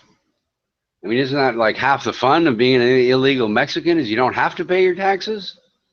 What's the point? What the fuck is the point of crossing through the desert and your sister and your great aunt dying along the way just so you don't have to pay taxes? Jumping across the border and swimming through the river and, trying to get by the rednecks on their 3-wheelers, fucking trying to scoop you up and kill you, just so you don't have to pay your taxes. And so you're going to pay them anyway. That wasn't a very well thought out post. You better change that. I don't think they're going to be paying their taxes anytime soon.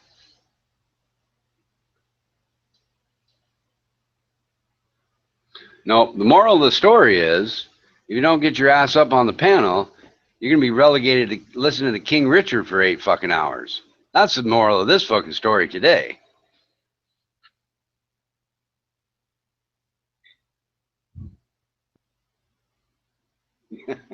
Well, in case you hadn't noticed, there are a few people that are less enthusiastic about that than you, Armando Vargas.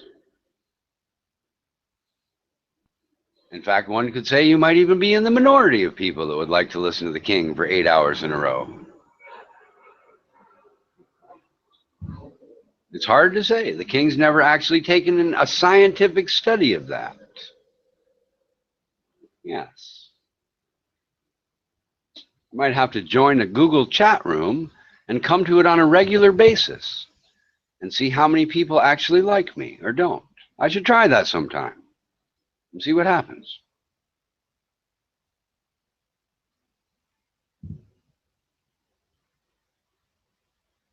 You know, it's odd. For somebody as hated as you, they sure like to come to your channel, though, don't they? I was noticing that the other day with those two folks that came in here specifically to troll me and then to tell me how much they hate me and how all their other friends would come if I just wasn't here. It's like, what? How did that fucking story make any sense? Could you run that by me one more time, please?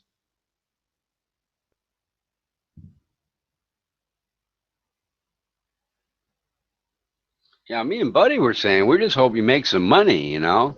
People coming in here threatening your family, calling you a nigger and all this other shit. I hope you're pocketing some cash out of the deal. You know, you sure deserve it, whether you're getting any or not, you know? Putting up with this bullshit is like definitely deserving of something. I don't know what, but yeah. Google ought to be paying you something, that's for sure. You know, the funny thing is, if Google actually listened to this channel for, 16 minutes, they'd probably ban it, you know?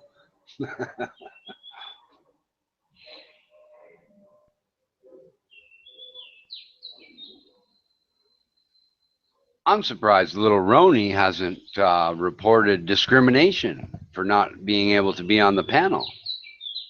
I'm thinking he thinks that's against some sort of amendment to the Constitution.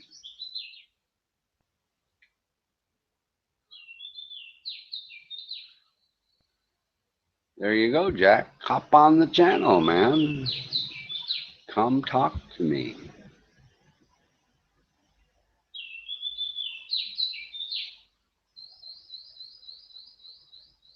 You know, Jose, I think we all have two faces or more once in a while, don't you?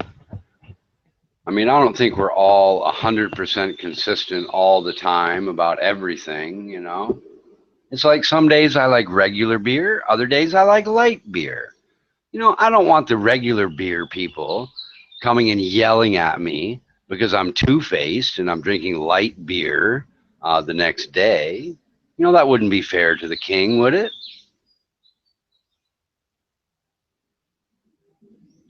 I just don't think it would.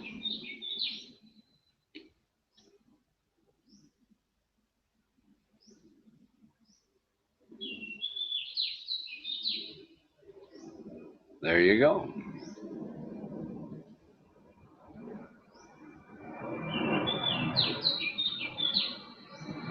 Well, welcome back, Armando Vargas.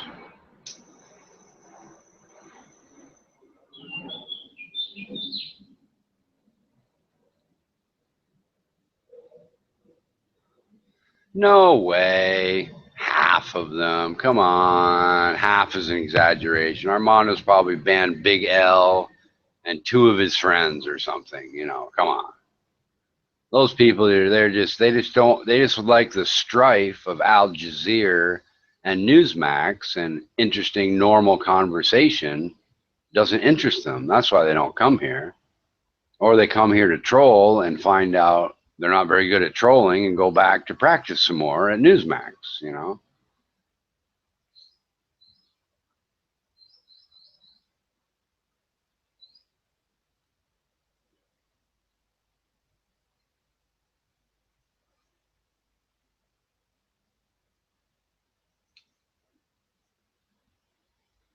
But I'm still waiting for little Roni to get up on the mic. But I think I'm going to be disappointed. Little Roni's going to take his ball and go home, and won't be chatting with the panel today. Because little Roni hasn't learned how to play well with others yet. Unfortunately.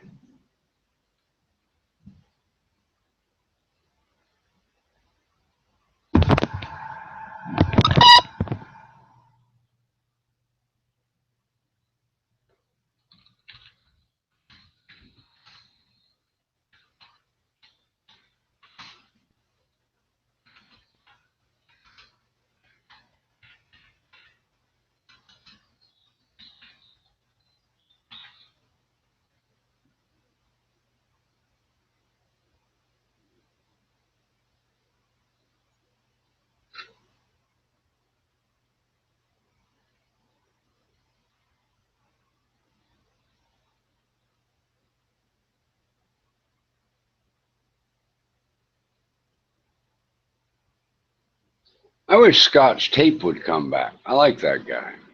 He seemed like he had a really nice sense of humor.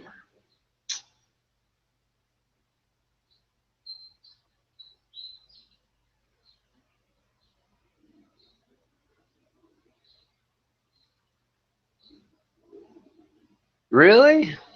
No shit. I did not know that. Yeah, he was pretty funny, man. Yeah, he made some funny little jokes, man. I don't know. It's just too ridiculous, man. Too ridiculous.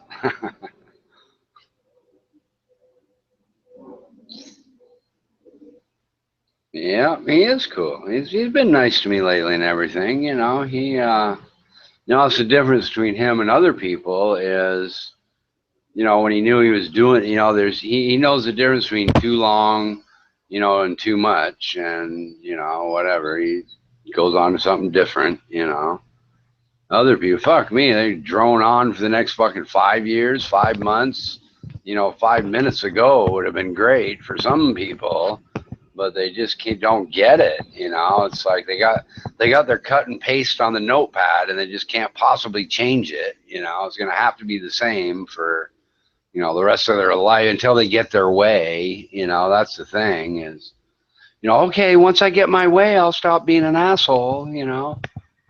Yeah, that's gonna work out well.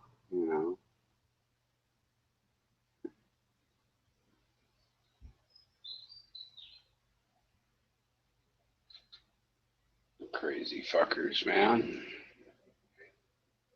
Imagine if that was the guy who you had to work with every day. Like that was the fry cook, and you were the hamburger flipper or something, or like you're working in a restaurant where you got two grills, and that's the guy that stands right next to you 8 hours a day. I mean, just imagine that, man. You'd want to commit suicide or something, or get a new job, I guess. Hello, Bright Star 8. How are you doing?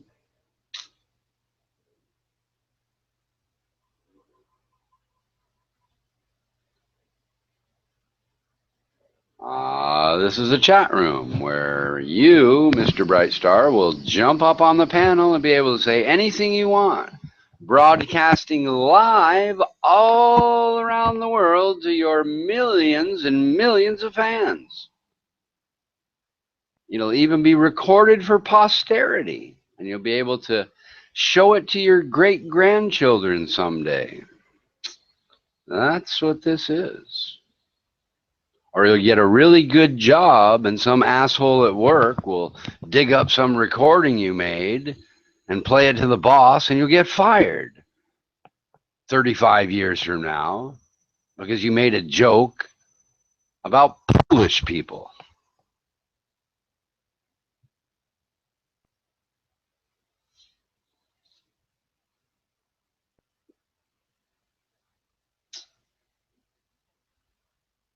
Yep. I mean, you're laughing. Maybe you don't know it's recorded or not. I don't know, but it is.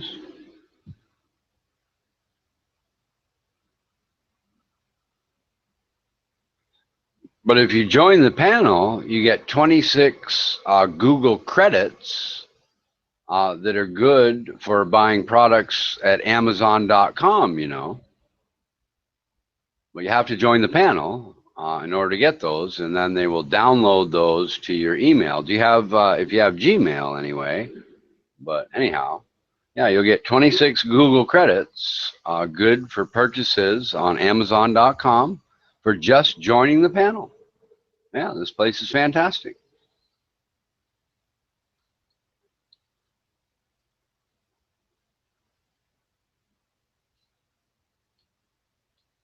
All right, well, it's up to you. I'm just here to help you out.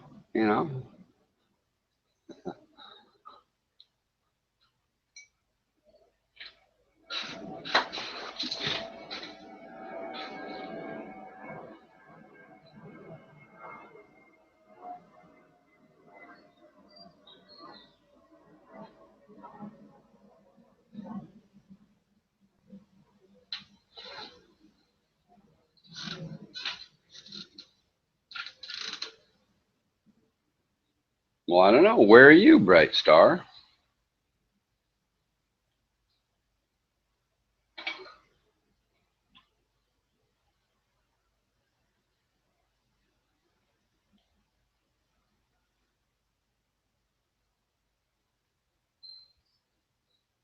And Bright Star, where are you?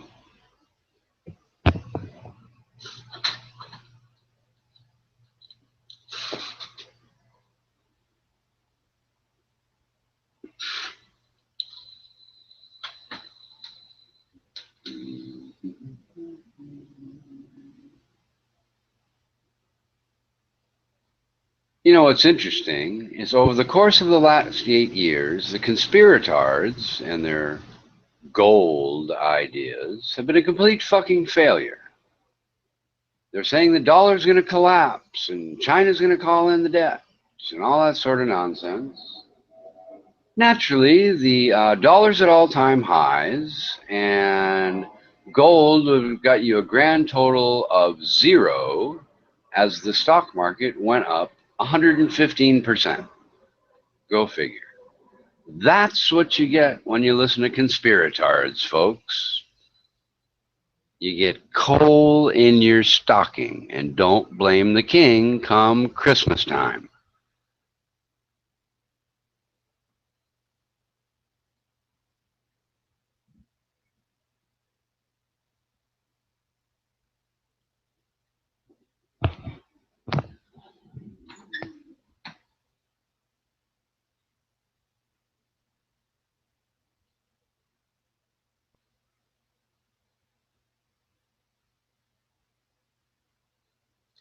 Oh, Jack, nobody can figure out Hangouts, man. It's the most fucked up platform in the history of fucked up platforms.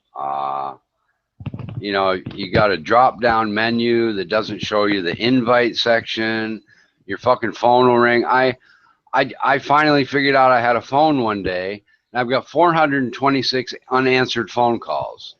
And I'm trying to figure out if it's 426 people I've never met or one dumbass that called me 426 times thinking I might pick up the phone. Who fucking knows, right? You know?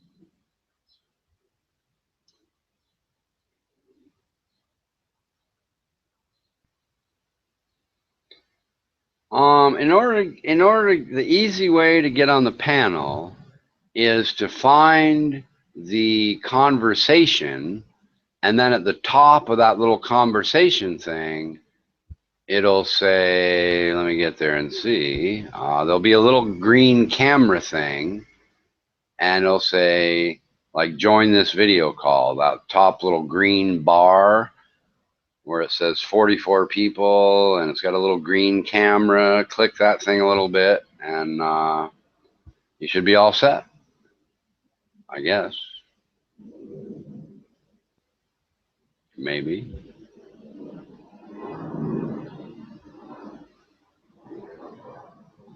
Now, Dave, are you really Scotch tape or what? I have heard a crazy rumor that Dave is actually Scotch tape. Because if that was you, that was funny as fuck, dude. In Hangouts, you need to find the chat stream. Armando, did you send Jack the chat stream? Or what? Listen to Armando. Don't listen to me. He probably knows more than I do. Okay. Are you? Yeah, well, that was funny, Dave. That was really funny, man. I like that. I like the Scotch tape character, man. That was great. Uh-huh. Well, you need to find your messages, too, there, Jonathan. And messages would be conversations, I think, right? Yeah. You'll figure it out. One of these days, maybe.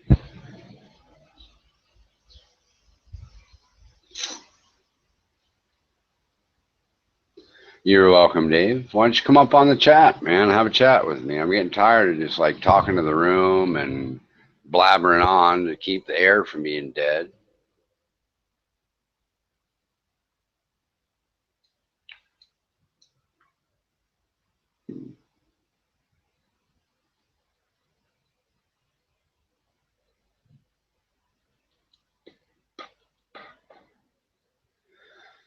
I don't know how many King Richards the world can stand, Armando. I'm kind of thinking one's enough. Going to bed. All right, Dave, I should go to bed too. What I should do is go out and pour those stupid rocks in my fucking mango tree thing and paint my door frame, but I'm probably not going to do any of that shit. Probably going to sit here and blabber on all day long, get tired, and go to bed. That's probably the plan. And smoke a lot of cigarettes. Drink some more coffee. Never even made my fucking ribeye steak I wanted to make like 8 hours ago.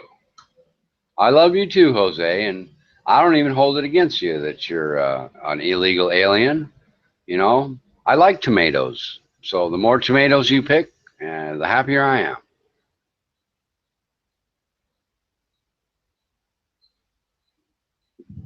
Yes, Bright Star 8, what can I do for you?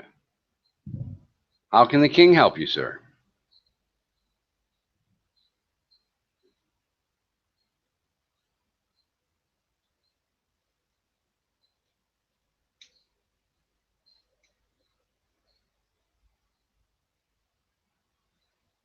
Well, I see we have a new chatter being pleasant to the room.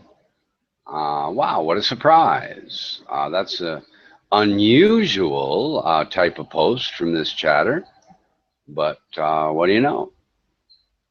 We have a friendly post from one of the regular posters in the room. But little Roni, you're going to have to learn how to play well with others, and you're going to be grounded. I know you don't want to be grounded, little Roni, so learn to play well with the other children, or, you know, you're not going to be able to go out and play with the other children. During recess, you're going to have to sit in the classroom if you keep behaving the way you're behaving now, little Roni.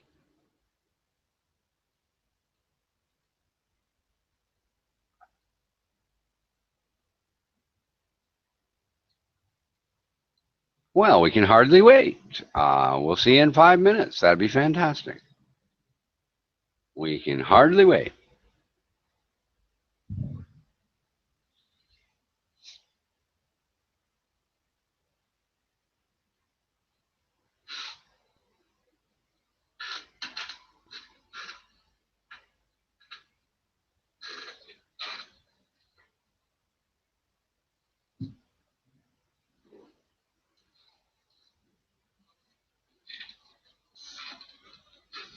Yep, you go in timeout, little Roni. That's a good idea, because if you keep behaving the way you're behaving, we're not going to let you go out into the sandbox and play with the other children.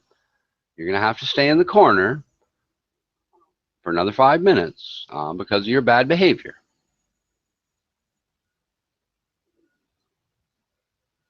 No, Bright Star. Usually the panel's filled with people and we're all talking and all that. It's kind of unusual that like I'm the only one on the panel, so no.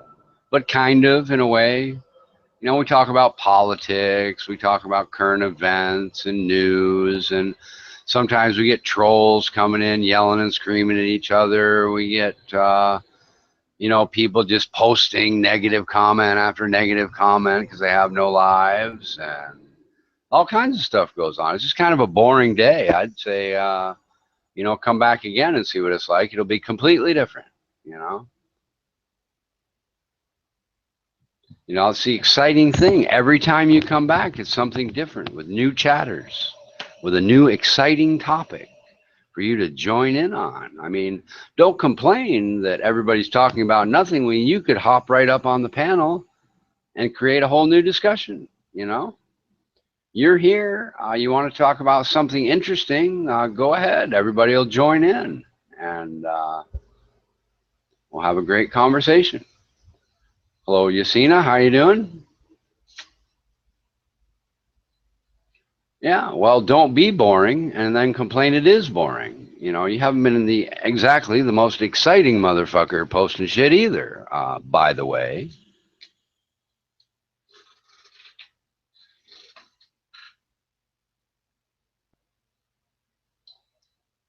Yes, Yasina is here, or was here, or there she is. I'm guessing it's a she. I have to put on my glasses because the icon is very small, but wow. That looks like a marvelous young lady. Yes, I think. If you're a man, I apologize, but it actually looks like, you know, the icon's about, I don't know, a fucking quarter of an inch big, and the king's 56 and needs glasses, so, you know, I don't know. I mean, yeah, I'm sure it's a girl. That's a dude, you're really cute. Put it that way.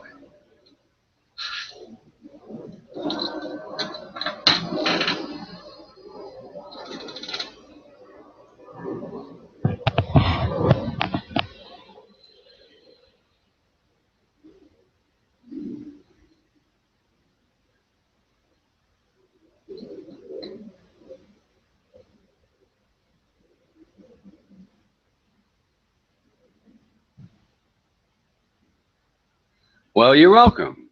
You're very welcome. You know, the unfortunate thing is I told you, the little icon is like, I don't know, a quarter of an inch across, and it's a picture of you from the chest up. So, you know, unfortunately, your breasts are the size of a pinhead, which is probably doesn't represent reality very well. But, you know, I don't know you, so I guess it could. You know, I don't know. If you have tits the size of a pinhead, your nipples must be really small.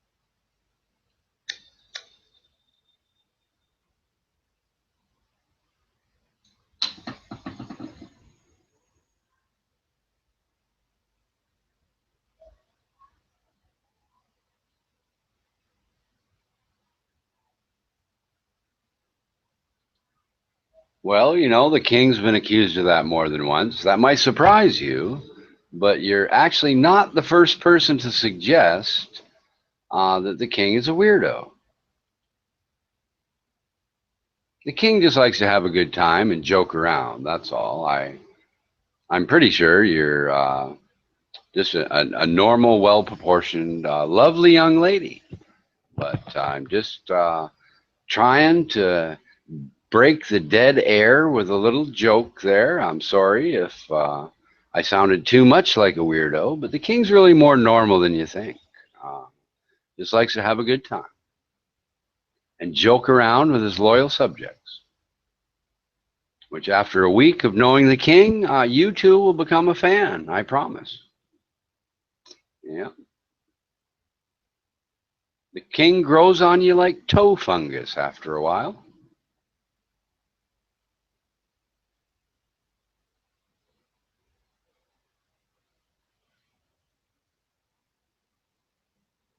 And here's our most favorite chatter now. Say hello to Ronan Kanushi.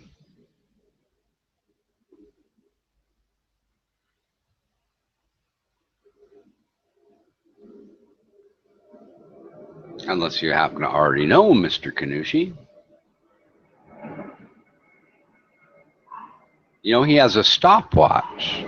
And anytime people aren't talking about him, he starts his stopwatch to see how long it takes before somebody mentions his name again. So I like to say Ronan Kanushi every once in a while, so his watch battery doesn't run out of juice too often.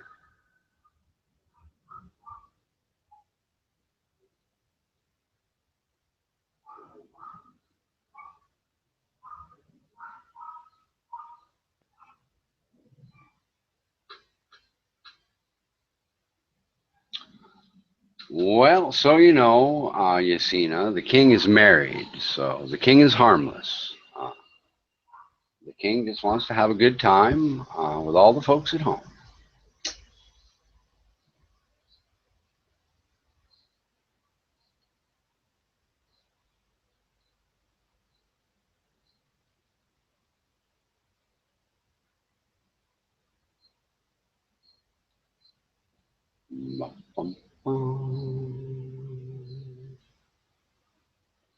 Well, that's an unusual post for Mr. Kanushi. Most of his posts are very pleasant and nice.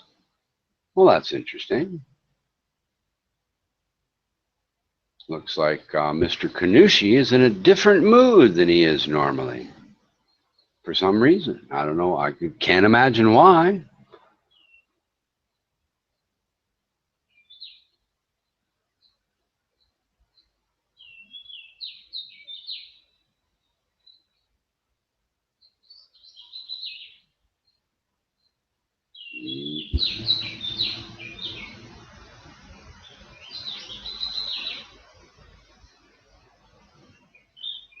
Well, evidently, Mr. Kanushi is going to come back every 5 minutes and make a post for us.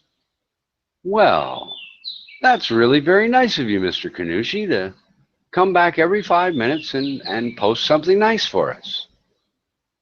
See what you get at the Armando Vargas channel? People go out of their way to cheer everyone up on the channel. This Ronan Kanushi is going to come, you know, he's got his watch out, and he's going to help us out with another enlightening post in 5 minutes. I can hardly wait.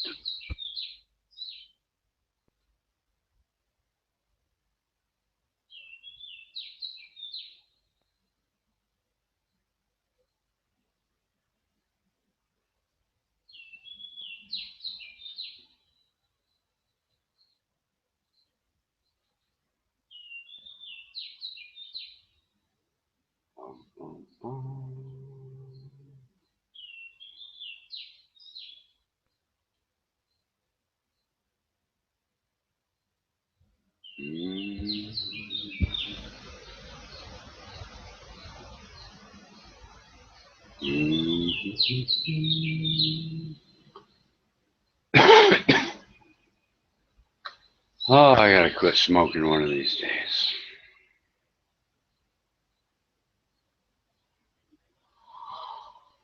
See you, bright star. Have fun.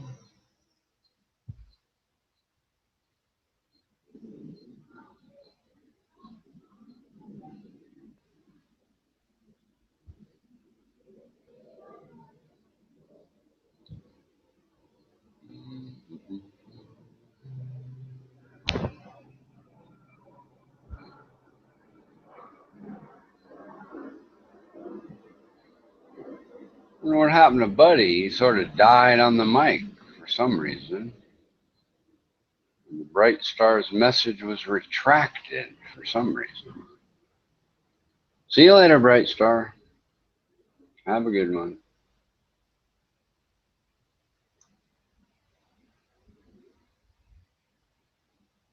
Bum, bum, bum. I'm going to have to start my stopwatch to see if little Roni's watch and mine work the same way. I'm going to see exactly how close to 5 minutes little Roni is. See how accurate his stopwatch is.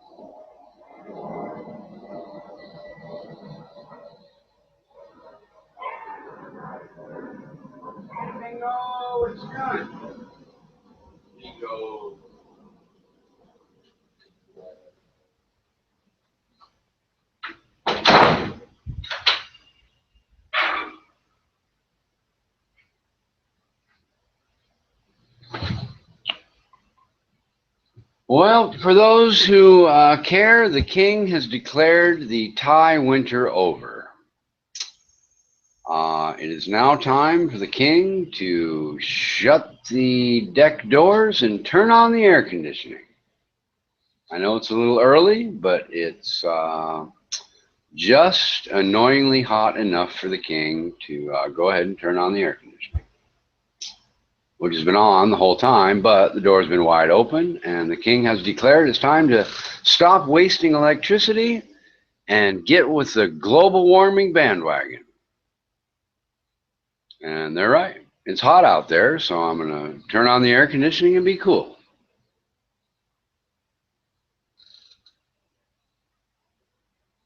You know, I do my best for global warming by turning on the air conditioner and letting it run and leaving the door wide open, but my little contribution to try to help the planet doesn't seem to be helping.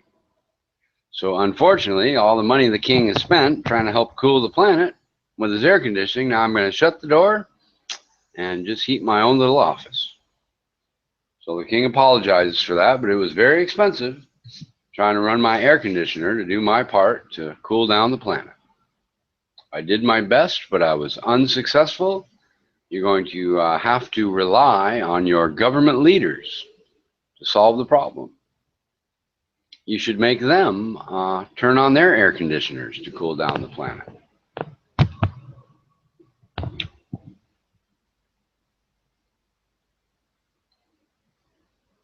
Aha, our friend Mr. Kanushi has come back. It must be 5 minutes later.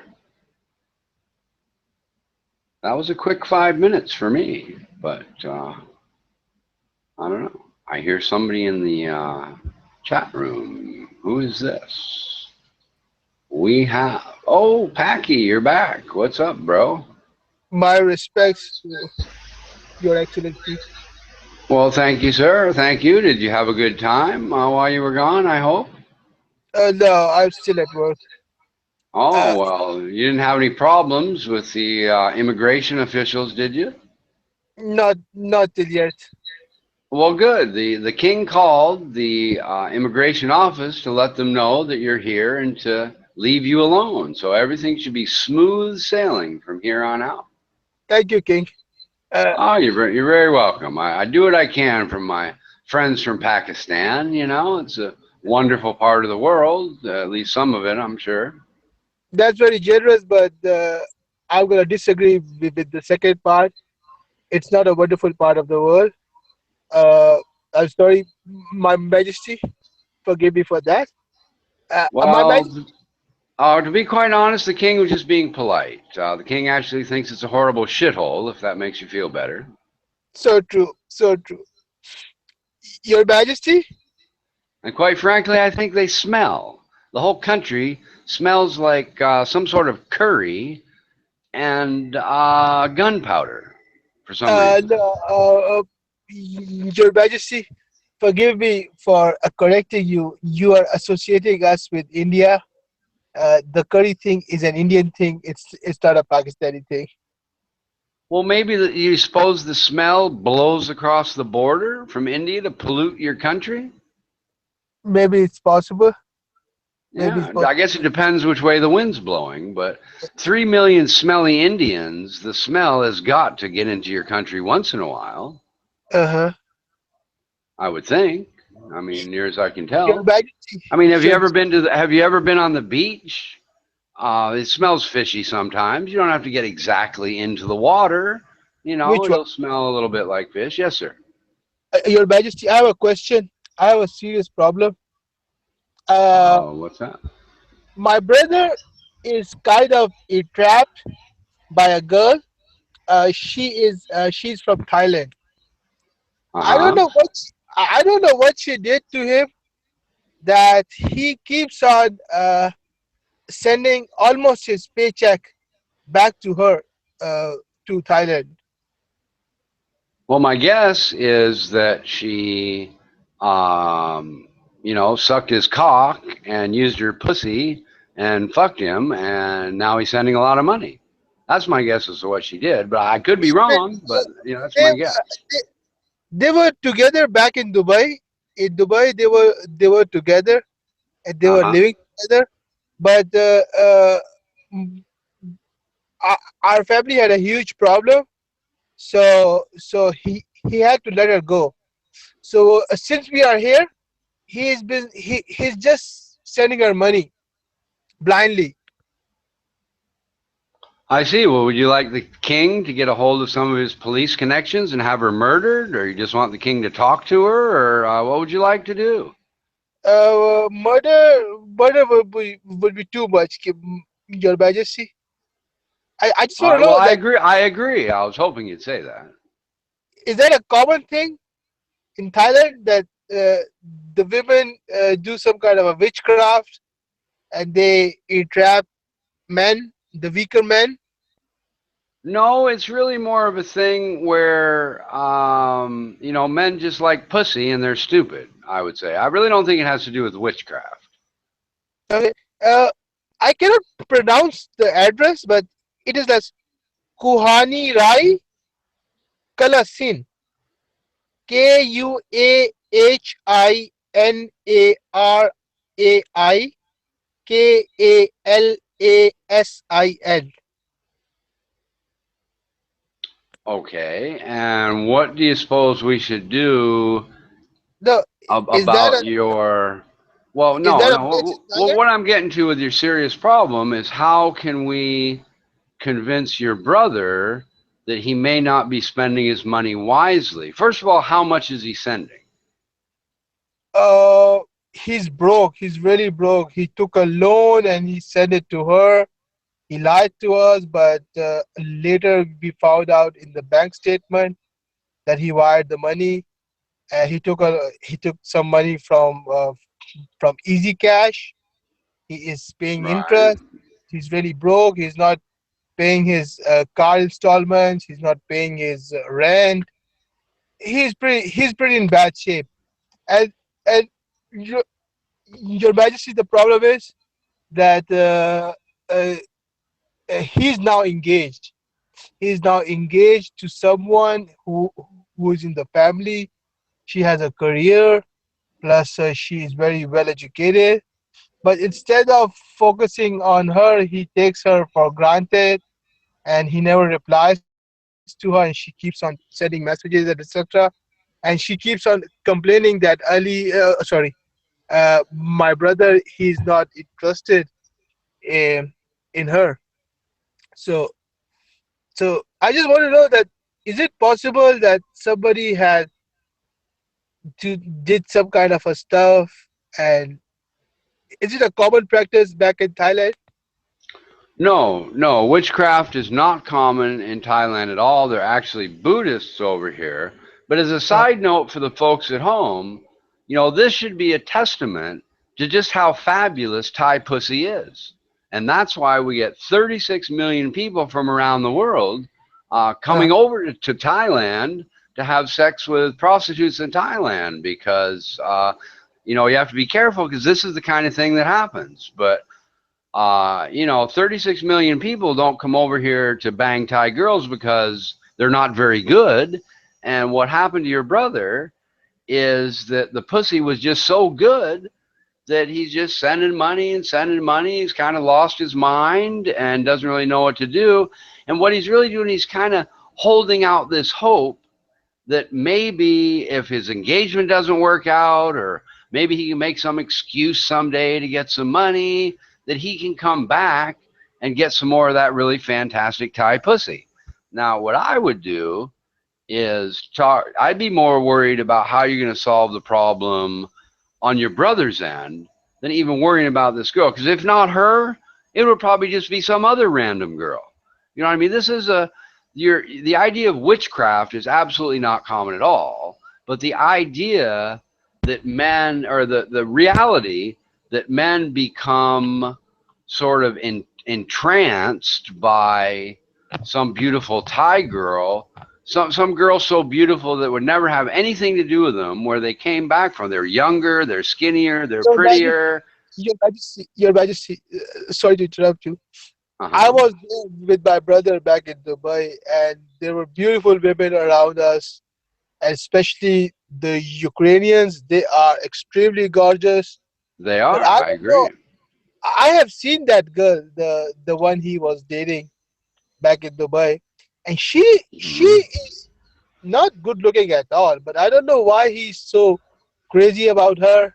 Well, That probably because the diameter of their pussy is approximately 3.2 millimeters, and they have a lot of maybe some more muscles down there, and they can really milk it good. You know, these are professionals who, you know, that's their life is, you know, jumping up and down on penises. So they're really good at it. So those Ukrainian girls might be very good looking, but if you were to actually take you know, some measuring devices and do it scientifically, you know, you'd find out why exactly. And you know, we don't need to go through the whole thing, but my point is that it's all about the professionalism of the pussy and the girlfriend experience and all that that caused your brother to be continuing to send money to this girl just in the hopes that she might, you know, be bouncing up and down one more time on his penis someday down the road. And you really want to handle this, you know, it'd be better to handle it on your brother's end than, say, for example, to fly to Haiti and get with a witch and put a hex on this girl. You know, it'd be much more successful, I think, if we figure out, you know, how we're going to convince your brother that maybe his course of action isn't the best. And I know you've tried, you've talked to him and your family's talked to him, but, you know, I think between, you know, perhaps you, me, and the rest of the good folks out here in Chatland, we might be able to figure something out. We might be able to put a stop to this problem permanently for many, many other people. I want you to know it's not just your brother. You know, when you have a whole group of professional girls with pussies of 3.2 millimeters around that are jumping up and down on cocks, this kind of thing happens all the time. You know, there's 36 million people come over here, jumping up and down, and you know, sticking their dicks in these little 3.2 millimeter pussies, and there's probably maybe, you know, 800,000 a year that are sending these girls money. I don't know. Maybe there's 10. I don't know. But certainly there's more than just your brother. It's you go to thaivisa.com. It's a website where expats and people interested in Thailand go. You'll hear this story. It's very common. My Excellency, going to Thailand. You're breaking up a bit there. I can't hear you. There could be the No. the Thai government is sending some sort of signal to try to break up your Oh communication my with me. I'm God. not sure. Oh my God. I don't want to be in trouble, but I'm just worried that my brother is leaving for Thailand, and we have this fear that they might gonna capture him or kidnap him or do something bad to him, cause he is totally crazy for her. Well, the thing is, if he's given money freely and voluntarily, nobody needs to capture him anyway. He doesn't have to worry about being captured. You know, he's already given the money away anyway. If he's doing that now, well, why wouldn't they let him go back home? He's going to send the money anyway. What's the difference, right? Maybe they want more. They want more. Because he's telling her everything, every single detail of the family. Uh-huh. Plus, my brother is so stupid. He is even Well, let me ask you this. You know, yeah, if you have he's a more stupid family. than me. Well, You but can what I'm imagine. getting at is if you have a family member that's stupid that gets kidnapped and they want money, why wouldn't you just say, well, just keep him? He's a dumbass member of the family. We don't need him anyway. We are very emotional fools. Our family is full of emotional fools. If even I'm gonna give you an example. If Ronan Kanushi gets abducted by aliens, I'm gonna sell my kidney to pay the ransom money. You Well, understand that? that's not going to work. That you're going to have to get anal probed, dude. Don't you know anything about aliens? No, I'm a virgin. I don't know anything about Well, aliens. let me ask you something. Are you willing to get anal probed? Because that's what it's going to take to get Ronan back if they kidnap him. For Ronan, I would do that. For Ronan Kadushi, the man who gave me voice, I would definitely do that. All right. Well, you could probably email him and he'll give you his number and the anal probing will begin. You don't even need for him to get kidnapped by aliens. Just give him your That phone number and your address. that was an example. That was just an Oh, example. That I am so emotionally involved with people that we cannot just let them go. I see. Well, let's see. You know what you could do? Here's an idea. Why don't you call the National Security Administration and narc your brother out and say he's a terrorist and he belongs on the no-fly list? That way he wouldn't be able to fly out of the country and go to Thailand. How's that for an idea? That's a good idea, isn't it?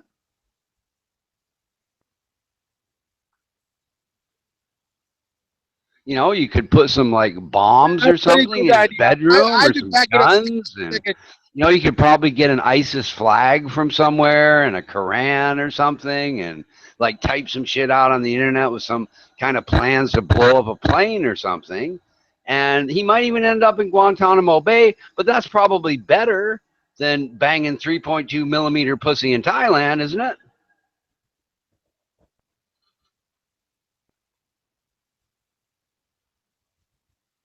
I mean, you might have to think about it for a while. I don't know.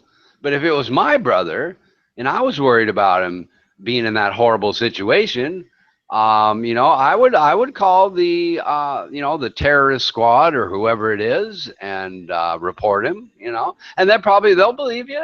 I mean, your brother's like Muslim. He's a Pakistani. It all kind of fits together. They'll jump to conclusions that how the police are. They don't need a whole lot of evidence. They just need enough to cover their ass and throw somebody in jail for a while, and then they'll let him out, put him on the no-fly list, and you can just sit back and say, dude, I have no idea what happened. I'm sorry you're on the no-fly list, but go talk to that white dude down in the corner. He probably hates us, and he did it. You don't have to say anything.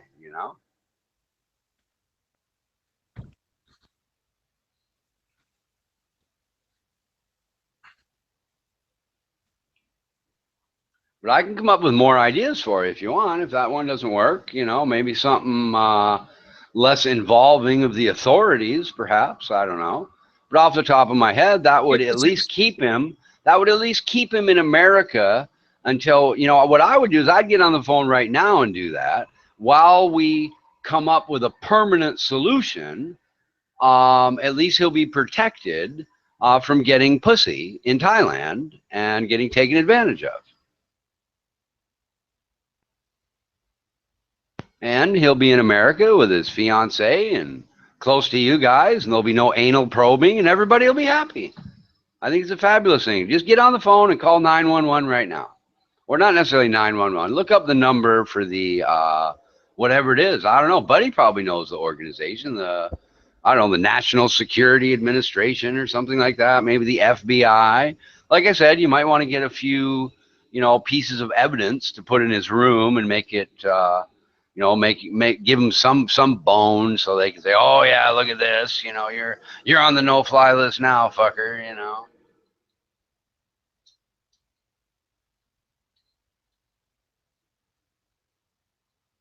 You can get like I don't know, a Bible and put a big knife through it or something and have the Quran next to it with the ISIS flag and a little drawing of a plane with a bomb exploding on it or something. That'd probably be enough, just like that.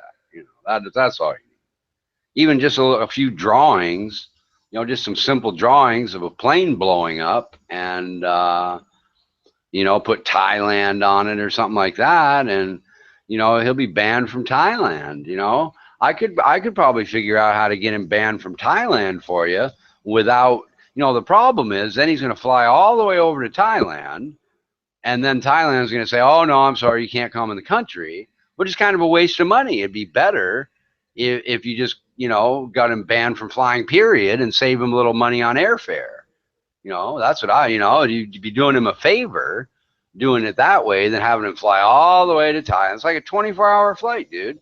And then he has to turn all the way and go back, you know, because he's refused entry into Thailand. You know, that'd be kind of bad. You wouldn't want to do that. But you could blame that on, you know, like, you know, somebody in Thailand. So, I don't know what happened, you know.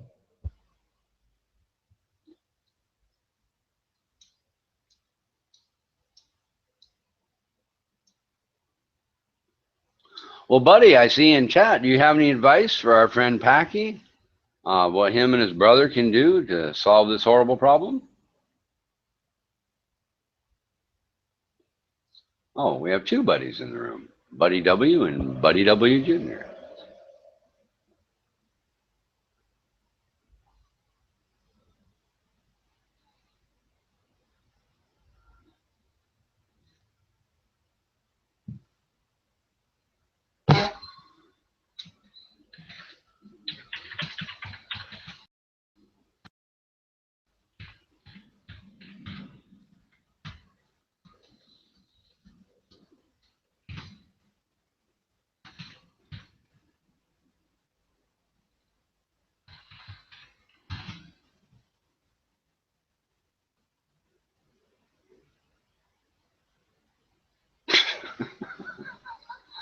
Buddy's clone is hot. What the fuck? Really? I have to get my glasses on and see Buddy's clone. Oh my God. You made me put my glasses on for that, buddy? What the fuck is the matter with you? Holy crap. It's gross. I'm not putting my glasses on anymore today.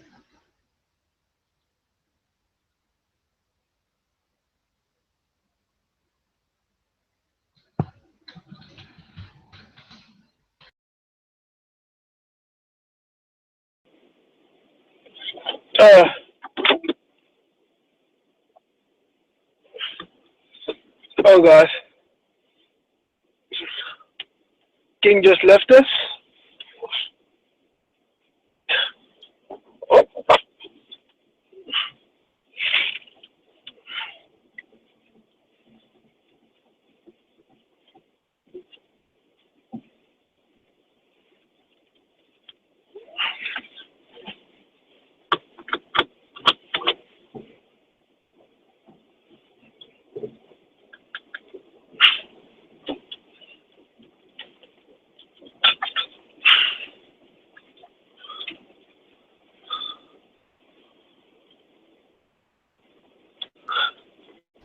Well, I'm sorry, Packy. I timed out or errored out or something. I had no idea we weren't even talking anymore. I was wondering what happened to you. Oh no, I was just ending my shift. So I'm on my way back home. Okay. So that's why. No, I can talk because I'm driving right now. Okay, are you driving down to the federal building to talk to the National Security Agency? No, I'm gonna take a bath. It's probably not a good idea to do. Okay. But I know, King, Your Majesty, love is blind. Right. People do good stuff, but I don't think a girl who asks money from her boyfriend can be a good girl, especially when she knows that her boyfriend is a poor Pakistani. Well, I would tend to agree. And that's why I asked you how much money, you know, is he aware of the cost of living? You don't have to tell me how much, but is he really aware of how much money he's sending compared to what kind of lifestyle you could live in Thailand for the money he's sending? You know, I have no idea. Okay, because just so you know, out in the little jungle area she's in, $500 goes a long, long, long, long, long way. No, he's sending much than 500. Well, that's what I know. I'm just using that as a lowball figure. But if he's sending her thousands of dollars a month, she's living like a king, like an outrageously luxurious lifestyle that is just ridiculous. It would be absolutely absurd to send somebody like that thousands of dollars because they absolutely don't need it. The idea that, oh, I need it for this, I need it for that would be completely preposterous. You know, food costs $2 a day. You know, your apartment, even a really, really, really nice apartment would cost $200 a month. You know what I mean? So if he's not aware of how much it really costs to live here, that might be a way you could explain to him exactly how bad he's getting ripped off, or exactly say, look, you know, you're providing this person with essentially being able to rent and live like the richest person in the whole town. Is that what you really want to do? Or are you just trying to help her survive? Because if that's what you're doing, you're sending way, way, way too much money, you know? There's no reason, quite frankly, there's no reason that he shouldn't be able to send her a very small amount of money and just sneak away from his wife once in a while and hop over to Thailand and get some pussy, and everybody should be happy. You know, what's wrong with that? No, that would be cheating. That would be cheating. No, he's just, you know, buying a little pussy on the side. You know, I mean, that's not. You know, I don't know about any of that. Maybe you know, that's not up to you though. That's up to him. What I'm saying is, it might be a compromise solution for you to say, look, you know, why don't you just send her $100 a month and go fuck her once in a while, instead of sending her thousands of dollars a month and just getting completely ripped off. You know. No, she is very smart. She is very smart. I think they might have kids. Maybe he has kids with her. Maybe something, because she was living with him in Dubai. Huh. Well, that I don't know. You know, he sold his car. He sold his car. He sent the money back in Dubai. He sold his car. He didn't give me. He gave me. We were actually handling our parents' assets. So there was a joint account. So we will have to maintain. We were answerable for every single dirham we spent over there. But he sold the car. He didn't give me the money, and then he said that I paid for this and I paid for that. But that money was rounded off and sent to her. And when he came here, he kept on sending money. Then I recently found out that he took a loan. He sent that money to her. He has been sending his a paycheck, almost half of his paycheck is sending to her. And he is taking money from everyone and sending to her. He took almost a quite significant amount from my sister who lives in England. He took money from her and he sent it to her. The good news is if the kids he have aren't too old, in order to recoup some of his money, he could probably sell those children to some pervert sex tourists to get his money back. You know. That's really inhumane. Well, look, it's just an idea. I'm just trying to help. Your Majesty, people like you in power, they cannot think like normal people like us, because you have to rule an entire world. So I can understand the cruelty. I can understand, because you're a king. Right. Well, I didn't mean like rent them out or anything. I meant, you know, sell them permanently so that they could raise them. You know. But anyway, if that's not a good idea, we'll think of something else for you. You know, no problem. But if he has kids, that's my niece and nephews. I cannot just sell my niece and nephews. Well, maybe you could buy them from him and keep them yourself.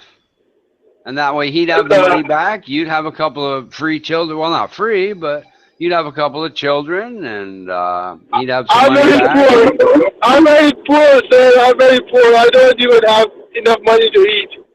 I'm very poor. I see. Well, it sounds like a bad situation for your brother. Just make sure that a bad situation for your brother doesn't turn into a bad situation for you. You know what I mean? You might want to, you know, I don't mean to be rude or anything, but you might just want to mind your own business and let your brother's sinking ship go down all by itself. You know, do you really want to jump on board this sinking ship and go down with it? The answer is no, you don't. You know? Yes, Your Majesty, you're right.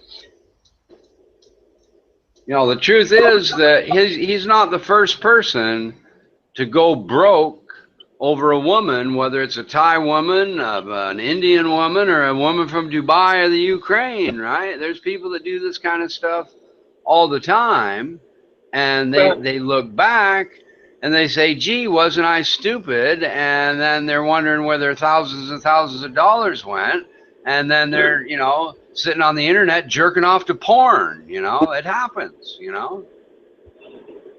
Your Majesty, I don't know. I'm a virgin. Your Majesty, if you didn't notice, I just told you that I'm a virgin. I don't know anything about it. I really wouldn't advise having sex with a Thai girl for you either. Then that's probably what happened. You probably come from a whole family of virgins, and one of them came over here to Thailand and fucked some Thai pussy. And this is the kind of shit that happens. You know, I don't recommend Thailand. Thailand's not a place for virgins in the world of sex tourism. You need to practice up a little bit, and maybe in Holland or Australia or some of these other countries. You know, Thailand's more for a more seasoned sort of sex tourist, you might say. You know, you don't go right from virgin to trying to catch ping pong balls flying out of broads' pussies in your mouth overnight. You got to work your way up to that, you know. But Your Majesty, the problem is that I can never have sex because there's a huge problem with my dick. It's too tiny. It's too small. Well, have you ever thought of having it turned inside out into a vagina just so you can have sex? I was considering because lately, Your Majesty, lately I'm getting thoughts that I might not be fit as a good man, so I might think about changing my sex, becoming a tranny. So I was thinking about it, honestly. Well, that'd be really great. You'd be like a tranny with a really small pussy, because when they turn it inside out, you know, your dick's so small that you're going to have one of those really tiny pussies. And guys like that. They like really tiny pussies. So that might work out perfect for you, dude. So what I'm going to do with my testicles?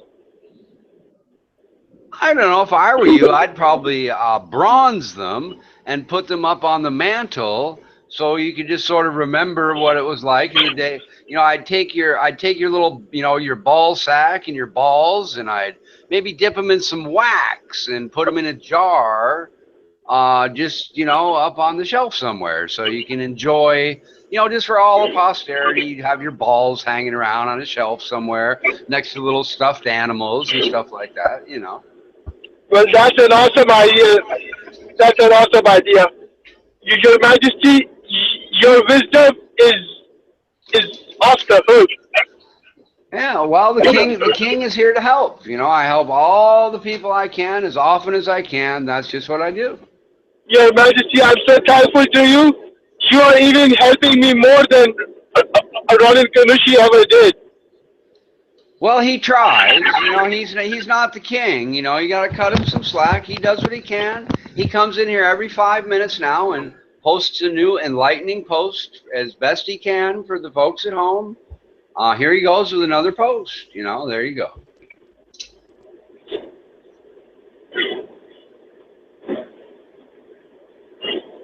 All right, so here's a trick. I don't know how tall you are, But if you're gonna be a tranny and you're kind of short, one of my pieces of advice is to and if you have a big butt, and I tell this to girls too, if you have a big butt and you're a little bit short, one of the best things to do is slice some fat off your ass and then have them attach it on the bottom of your feet.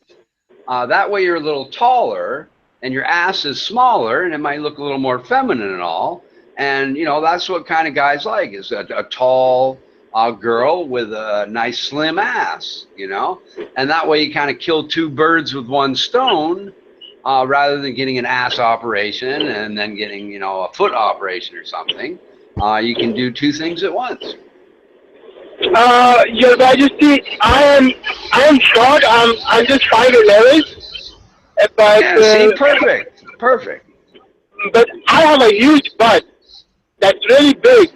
It's really fat and chubby. There's lots of fat, and it's like the one you have on sheep. Some sheep have that kind of butt. It's fluffy. Yeah, well, remember now, you know, with the size vagina you end up with, it's going to be very, very small. So you're going to have to chop a lot of that ass off. You don't want to put it all on the bottom of your feet, because then your feet would look funny. But just, you know, just a couple inches of padding down there, and think about that. You know, when you're walking on concrete and stuff, you got all that extra padding from your ass on your feet, and it just makes it easier to walk. You know, you might save a lot of money on shoes for the rest of your life. But Your Majesty, that's gonna cost me extra money. That's a different surgery, and I'm very poor. I need to save money for my sex change procedure. Well, you know, like I said, you know, life's a slow process. You know, you can save up slowly. You know, you can do one side of your ass at a time. You know, you don't have to do everything all at once. You know, life is a slow process. You know, you don't try to get everything accomplished overnight. Rome was not built in a day. That's true. But That's exactly right. But Your Excellency, do you think that I would be able to find true love as a transgender? I'm not sure, but you probably get a lot of cock up your little tiny pussy, and that's a start. You know, one of those people that are shoving their cock up your pussy will probably fall in love. Maybe not. If they don't, you know, just keep having cock shoved up your pussy until one likes it. You know, that's what girls do. So I will be pampered. I will be treated like a prince, like a princess. Well, absolutely. A princess with a tiny pussy, everybody will love you. You know, the word will get all over town, and before you know it, you know, you'll have cocks lining up out the door, and one of them will say, "Oh, I love you. Would you like to get married?" I mean, you could end up as the Queen of Pakistan, maybe. I don't know. Oh my God, sir, you are so good with boosting my confidence, my low self-esteem. You are too good, sir. You know, the other great thing about being a tranny is you don't have to go to the gym. You don't have to exercise, because girls aren't supposed to be big and strong anyway. You can just hang out and do nothing, you know. It's great. And I can get free food? Oh, fuck, guys buy all kinds of free shit. You're never going to have to pay for dinner again. You get free drinks at the bar. You know, the guys are opening up doors for you. You know, hell, you'll have it made in the shade. Really? And they're going to buy me gifts? Well, I don't know. You know, once again, you know, it depends on your definite free. You know, but you give people enough pussy and you're going to get something out of the deal, you know? But Your Majesty, I'm pretty ugly as a man. So do you think I would make a good-looking tranny? Well, I'm not sure you have to be good-looking. You know, you just have to be the one that's around after, say, 3.2 drinks at the bar with a pussy. That's kind of all it takes, you know? If it's about 10 p.m. and, you know, the guys have had 3.2 beers, and you walk on by and you shake your ass a little bit, you know, one of them's going to want some pussy. That's all you need to do. You know, it's not hard. You'll figure it out, you know, as you start taking the hormones and grow yourself some tits and all that. Everything will just sort of fall into place all at once. And can I have kids as a translator? What's that? Can I have kids? Can I become a mother? Well, you could adopt, but remember, you're gonna have like the tiniest pussy on the planet, so you really couldn't squeeze a baby out of that. So I really wouldn't recommend, because what you'll do if you have a baby, you're gonna take that little tiny, you know, inside out penis of yours and you're gonna blow it out to the size of the head of a baby. And then all of a sudden your whole deal, you know, with Packy, the tiny pussy girl in town, is going to be, you know, Packy with the 6-inch in diameter pussy girl in town, and things are going to be completely changed for you after that. I don't want that. I don't want that.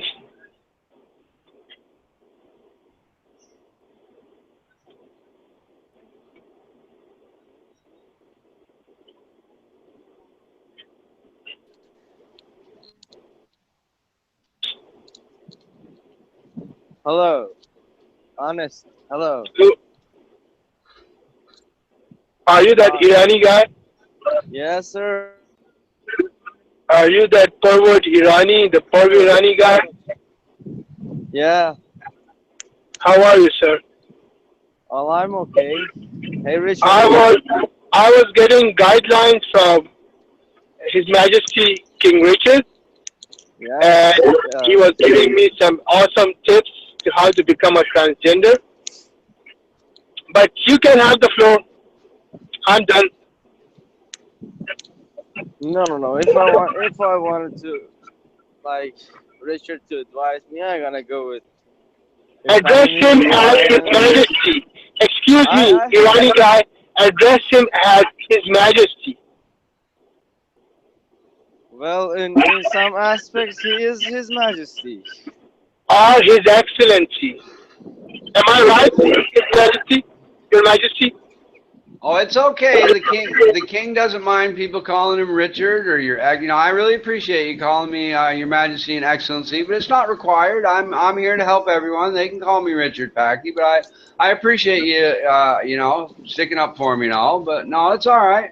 I can. It's okay for people to call me Richard. That's You're all so right. kind. You're so kind, Your Majesty. You are the people's king.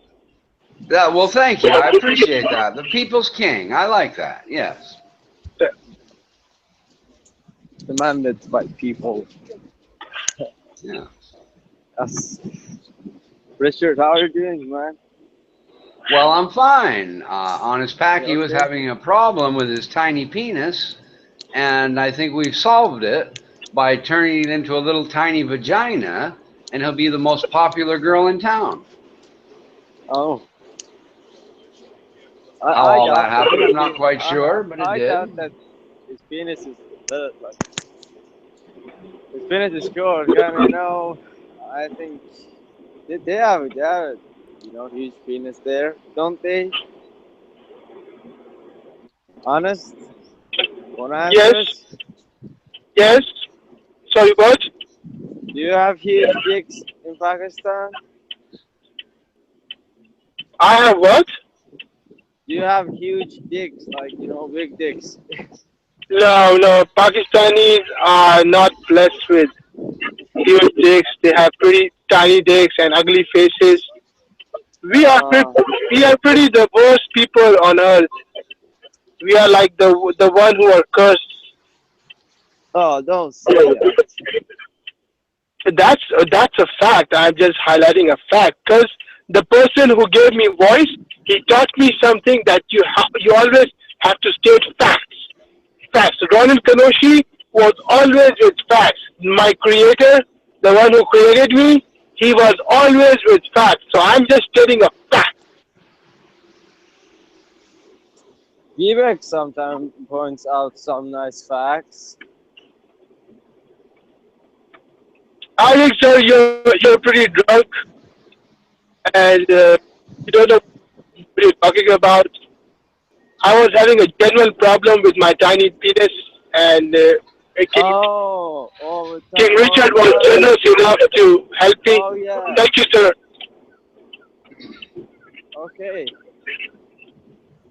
Yeah. Now, Hassan, just because you have an enormous penis, really doesn't give you license to go around making fun of the king's children. Some of the king's children have tiny penises, and you should be more respectful to the tiny penis community, I think. Thank you, sir. Thank you. I don't have a big penis. Well, compared to Packy, it's enormous. It's like comparing a mouse and an elephant, and the mouse saying, "Oh, your penis isn't very big,"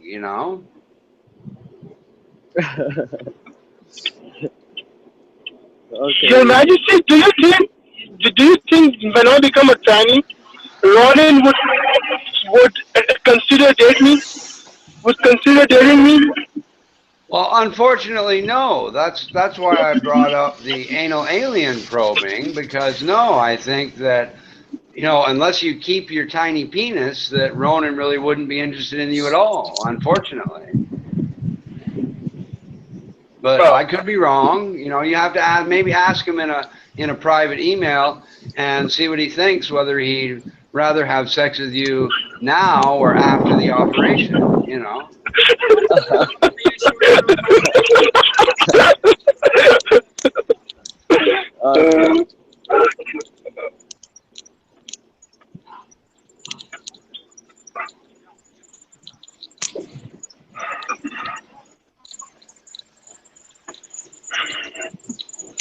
So on a different note, how are you doing today, Hassan? Well, I'm okay, just going to the class, the Russian class. Yes, and I'm late, so he'll give me a 1 hour fine for being late. Even if I go to the class, I will have that 1 hour fine too. If I just go like after 15 minutes, I will have that fine also. So I will go just after 15 minutes.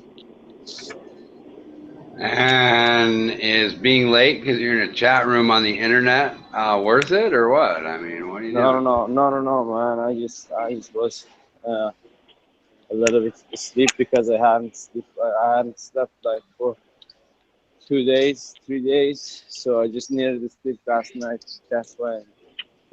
Yeah. Okay.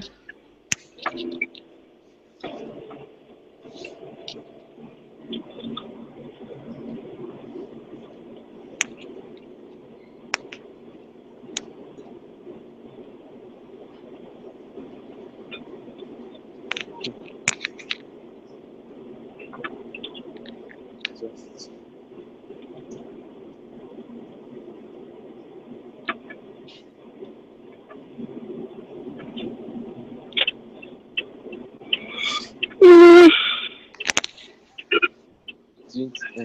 Kardeş,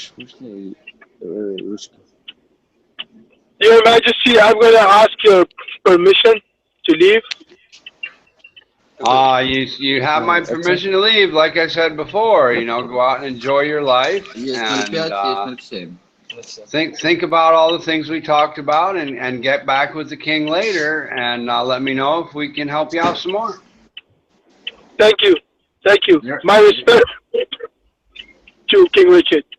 Well, you're welcome, and have a wonderful day. Thank you, sir.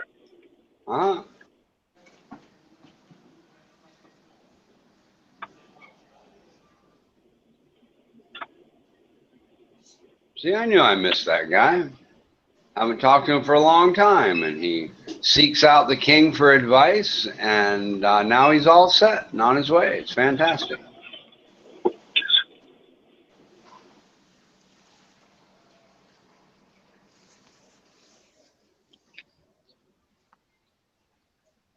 Iruchka? Yes. Kalk up blue sky.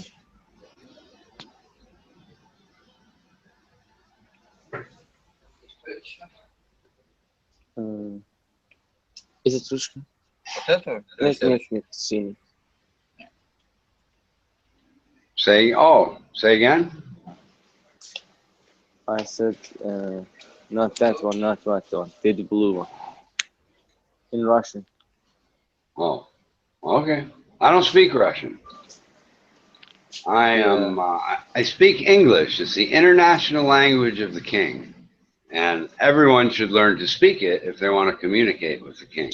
That's all I can say. The king is not learning anyone else's language. If you want to talk to the king, head on down and learn some English. And he'd be happy to talk to you. And I'm not really saying that to you. I'm saying that to the millions and millions of Russian fans that the king has out there in cyberspace. You have Russian fans? Of course, I have fans all over Planet E. Are you kidding? I'm over here in Thailand. I'm talking to you. Paki, I'm not sure where Paki is. Pakistan, maybe? I don't know. Yeah, I think Pakistan. Hard to say. Hard to say.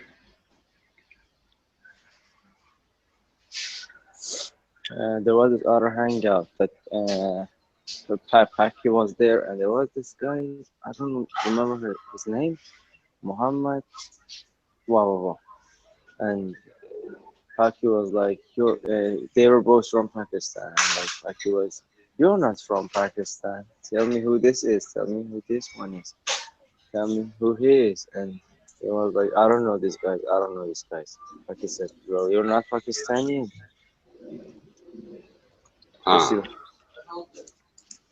Yeah. Well, he takes his family and heritage very seriously. He loves his family. I don't think he loves his country very much. He doesn't have a lot of good things to say about the Pakistani people, or at least their appearance-wise, anyway. But what can you say? He's an honest man. I like that. If I came from an ugly race of people, I would hope I would be able to admit it, and tell the truth, Now, the problem is that, other people don't know, because, when other people look at Pakistani people, they're dressed up like it's Halloween with a mask over their face, and all you see, is a couple of eyes sticking out of a black hood. Hell, I don't know what they look like, Cappuccino.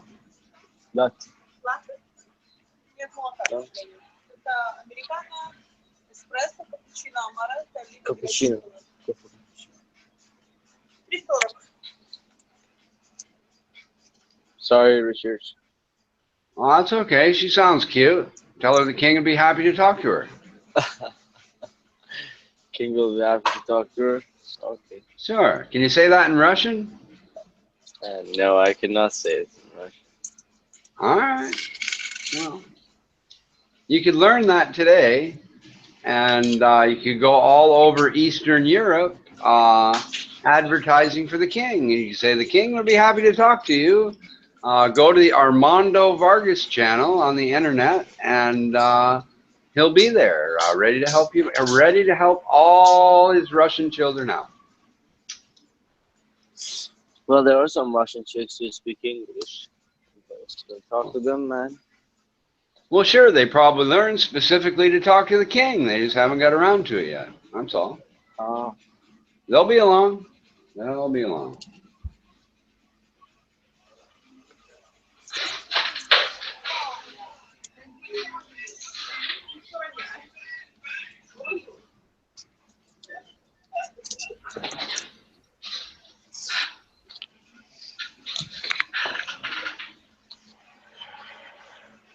Well, I see our friend Ronan Kanushi came back for his usual 5 minutes of uplifting posting.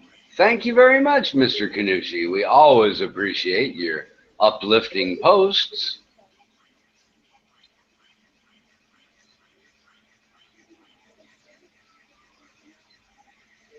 No, Ronan Kanushi is not American. Ronan Kanushi is the product of a...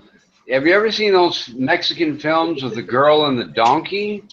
Ronan Kanushi is part Mexican and part jackass. You can see the film. I've seen the film of his conception 3 times, I think I saw it.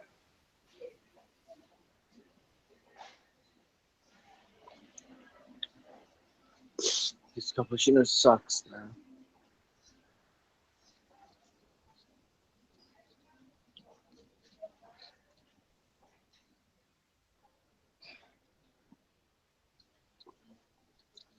Not good, not good.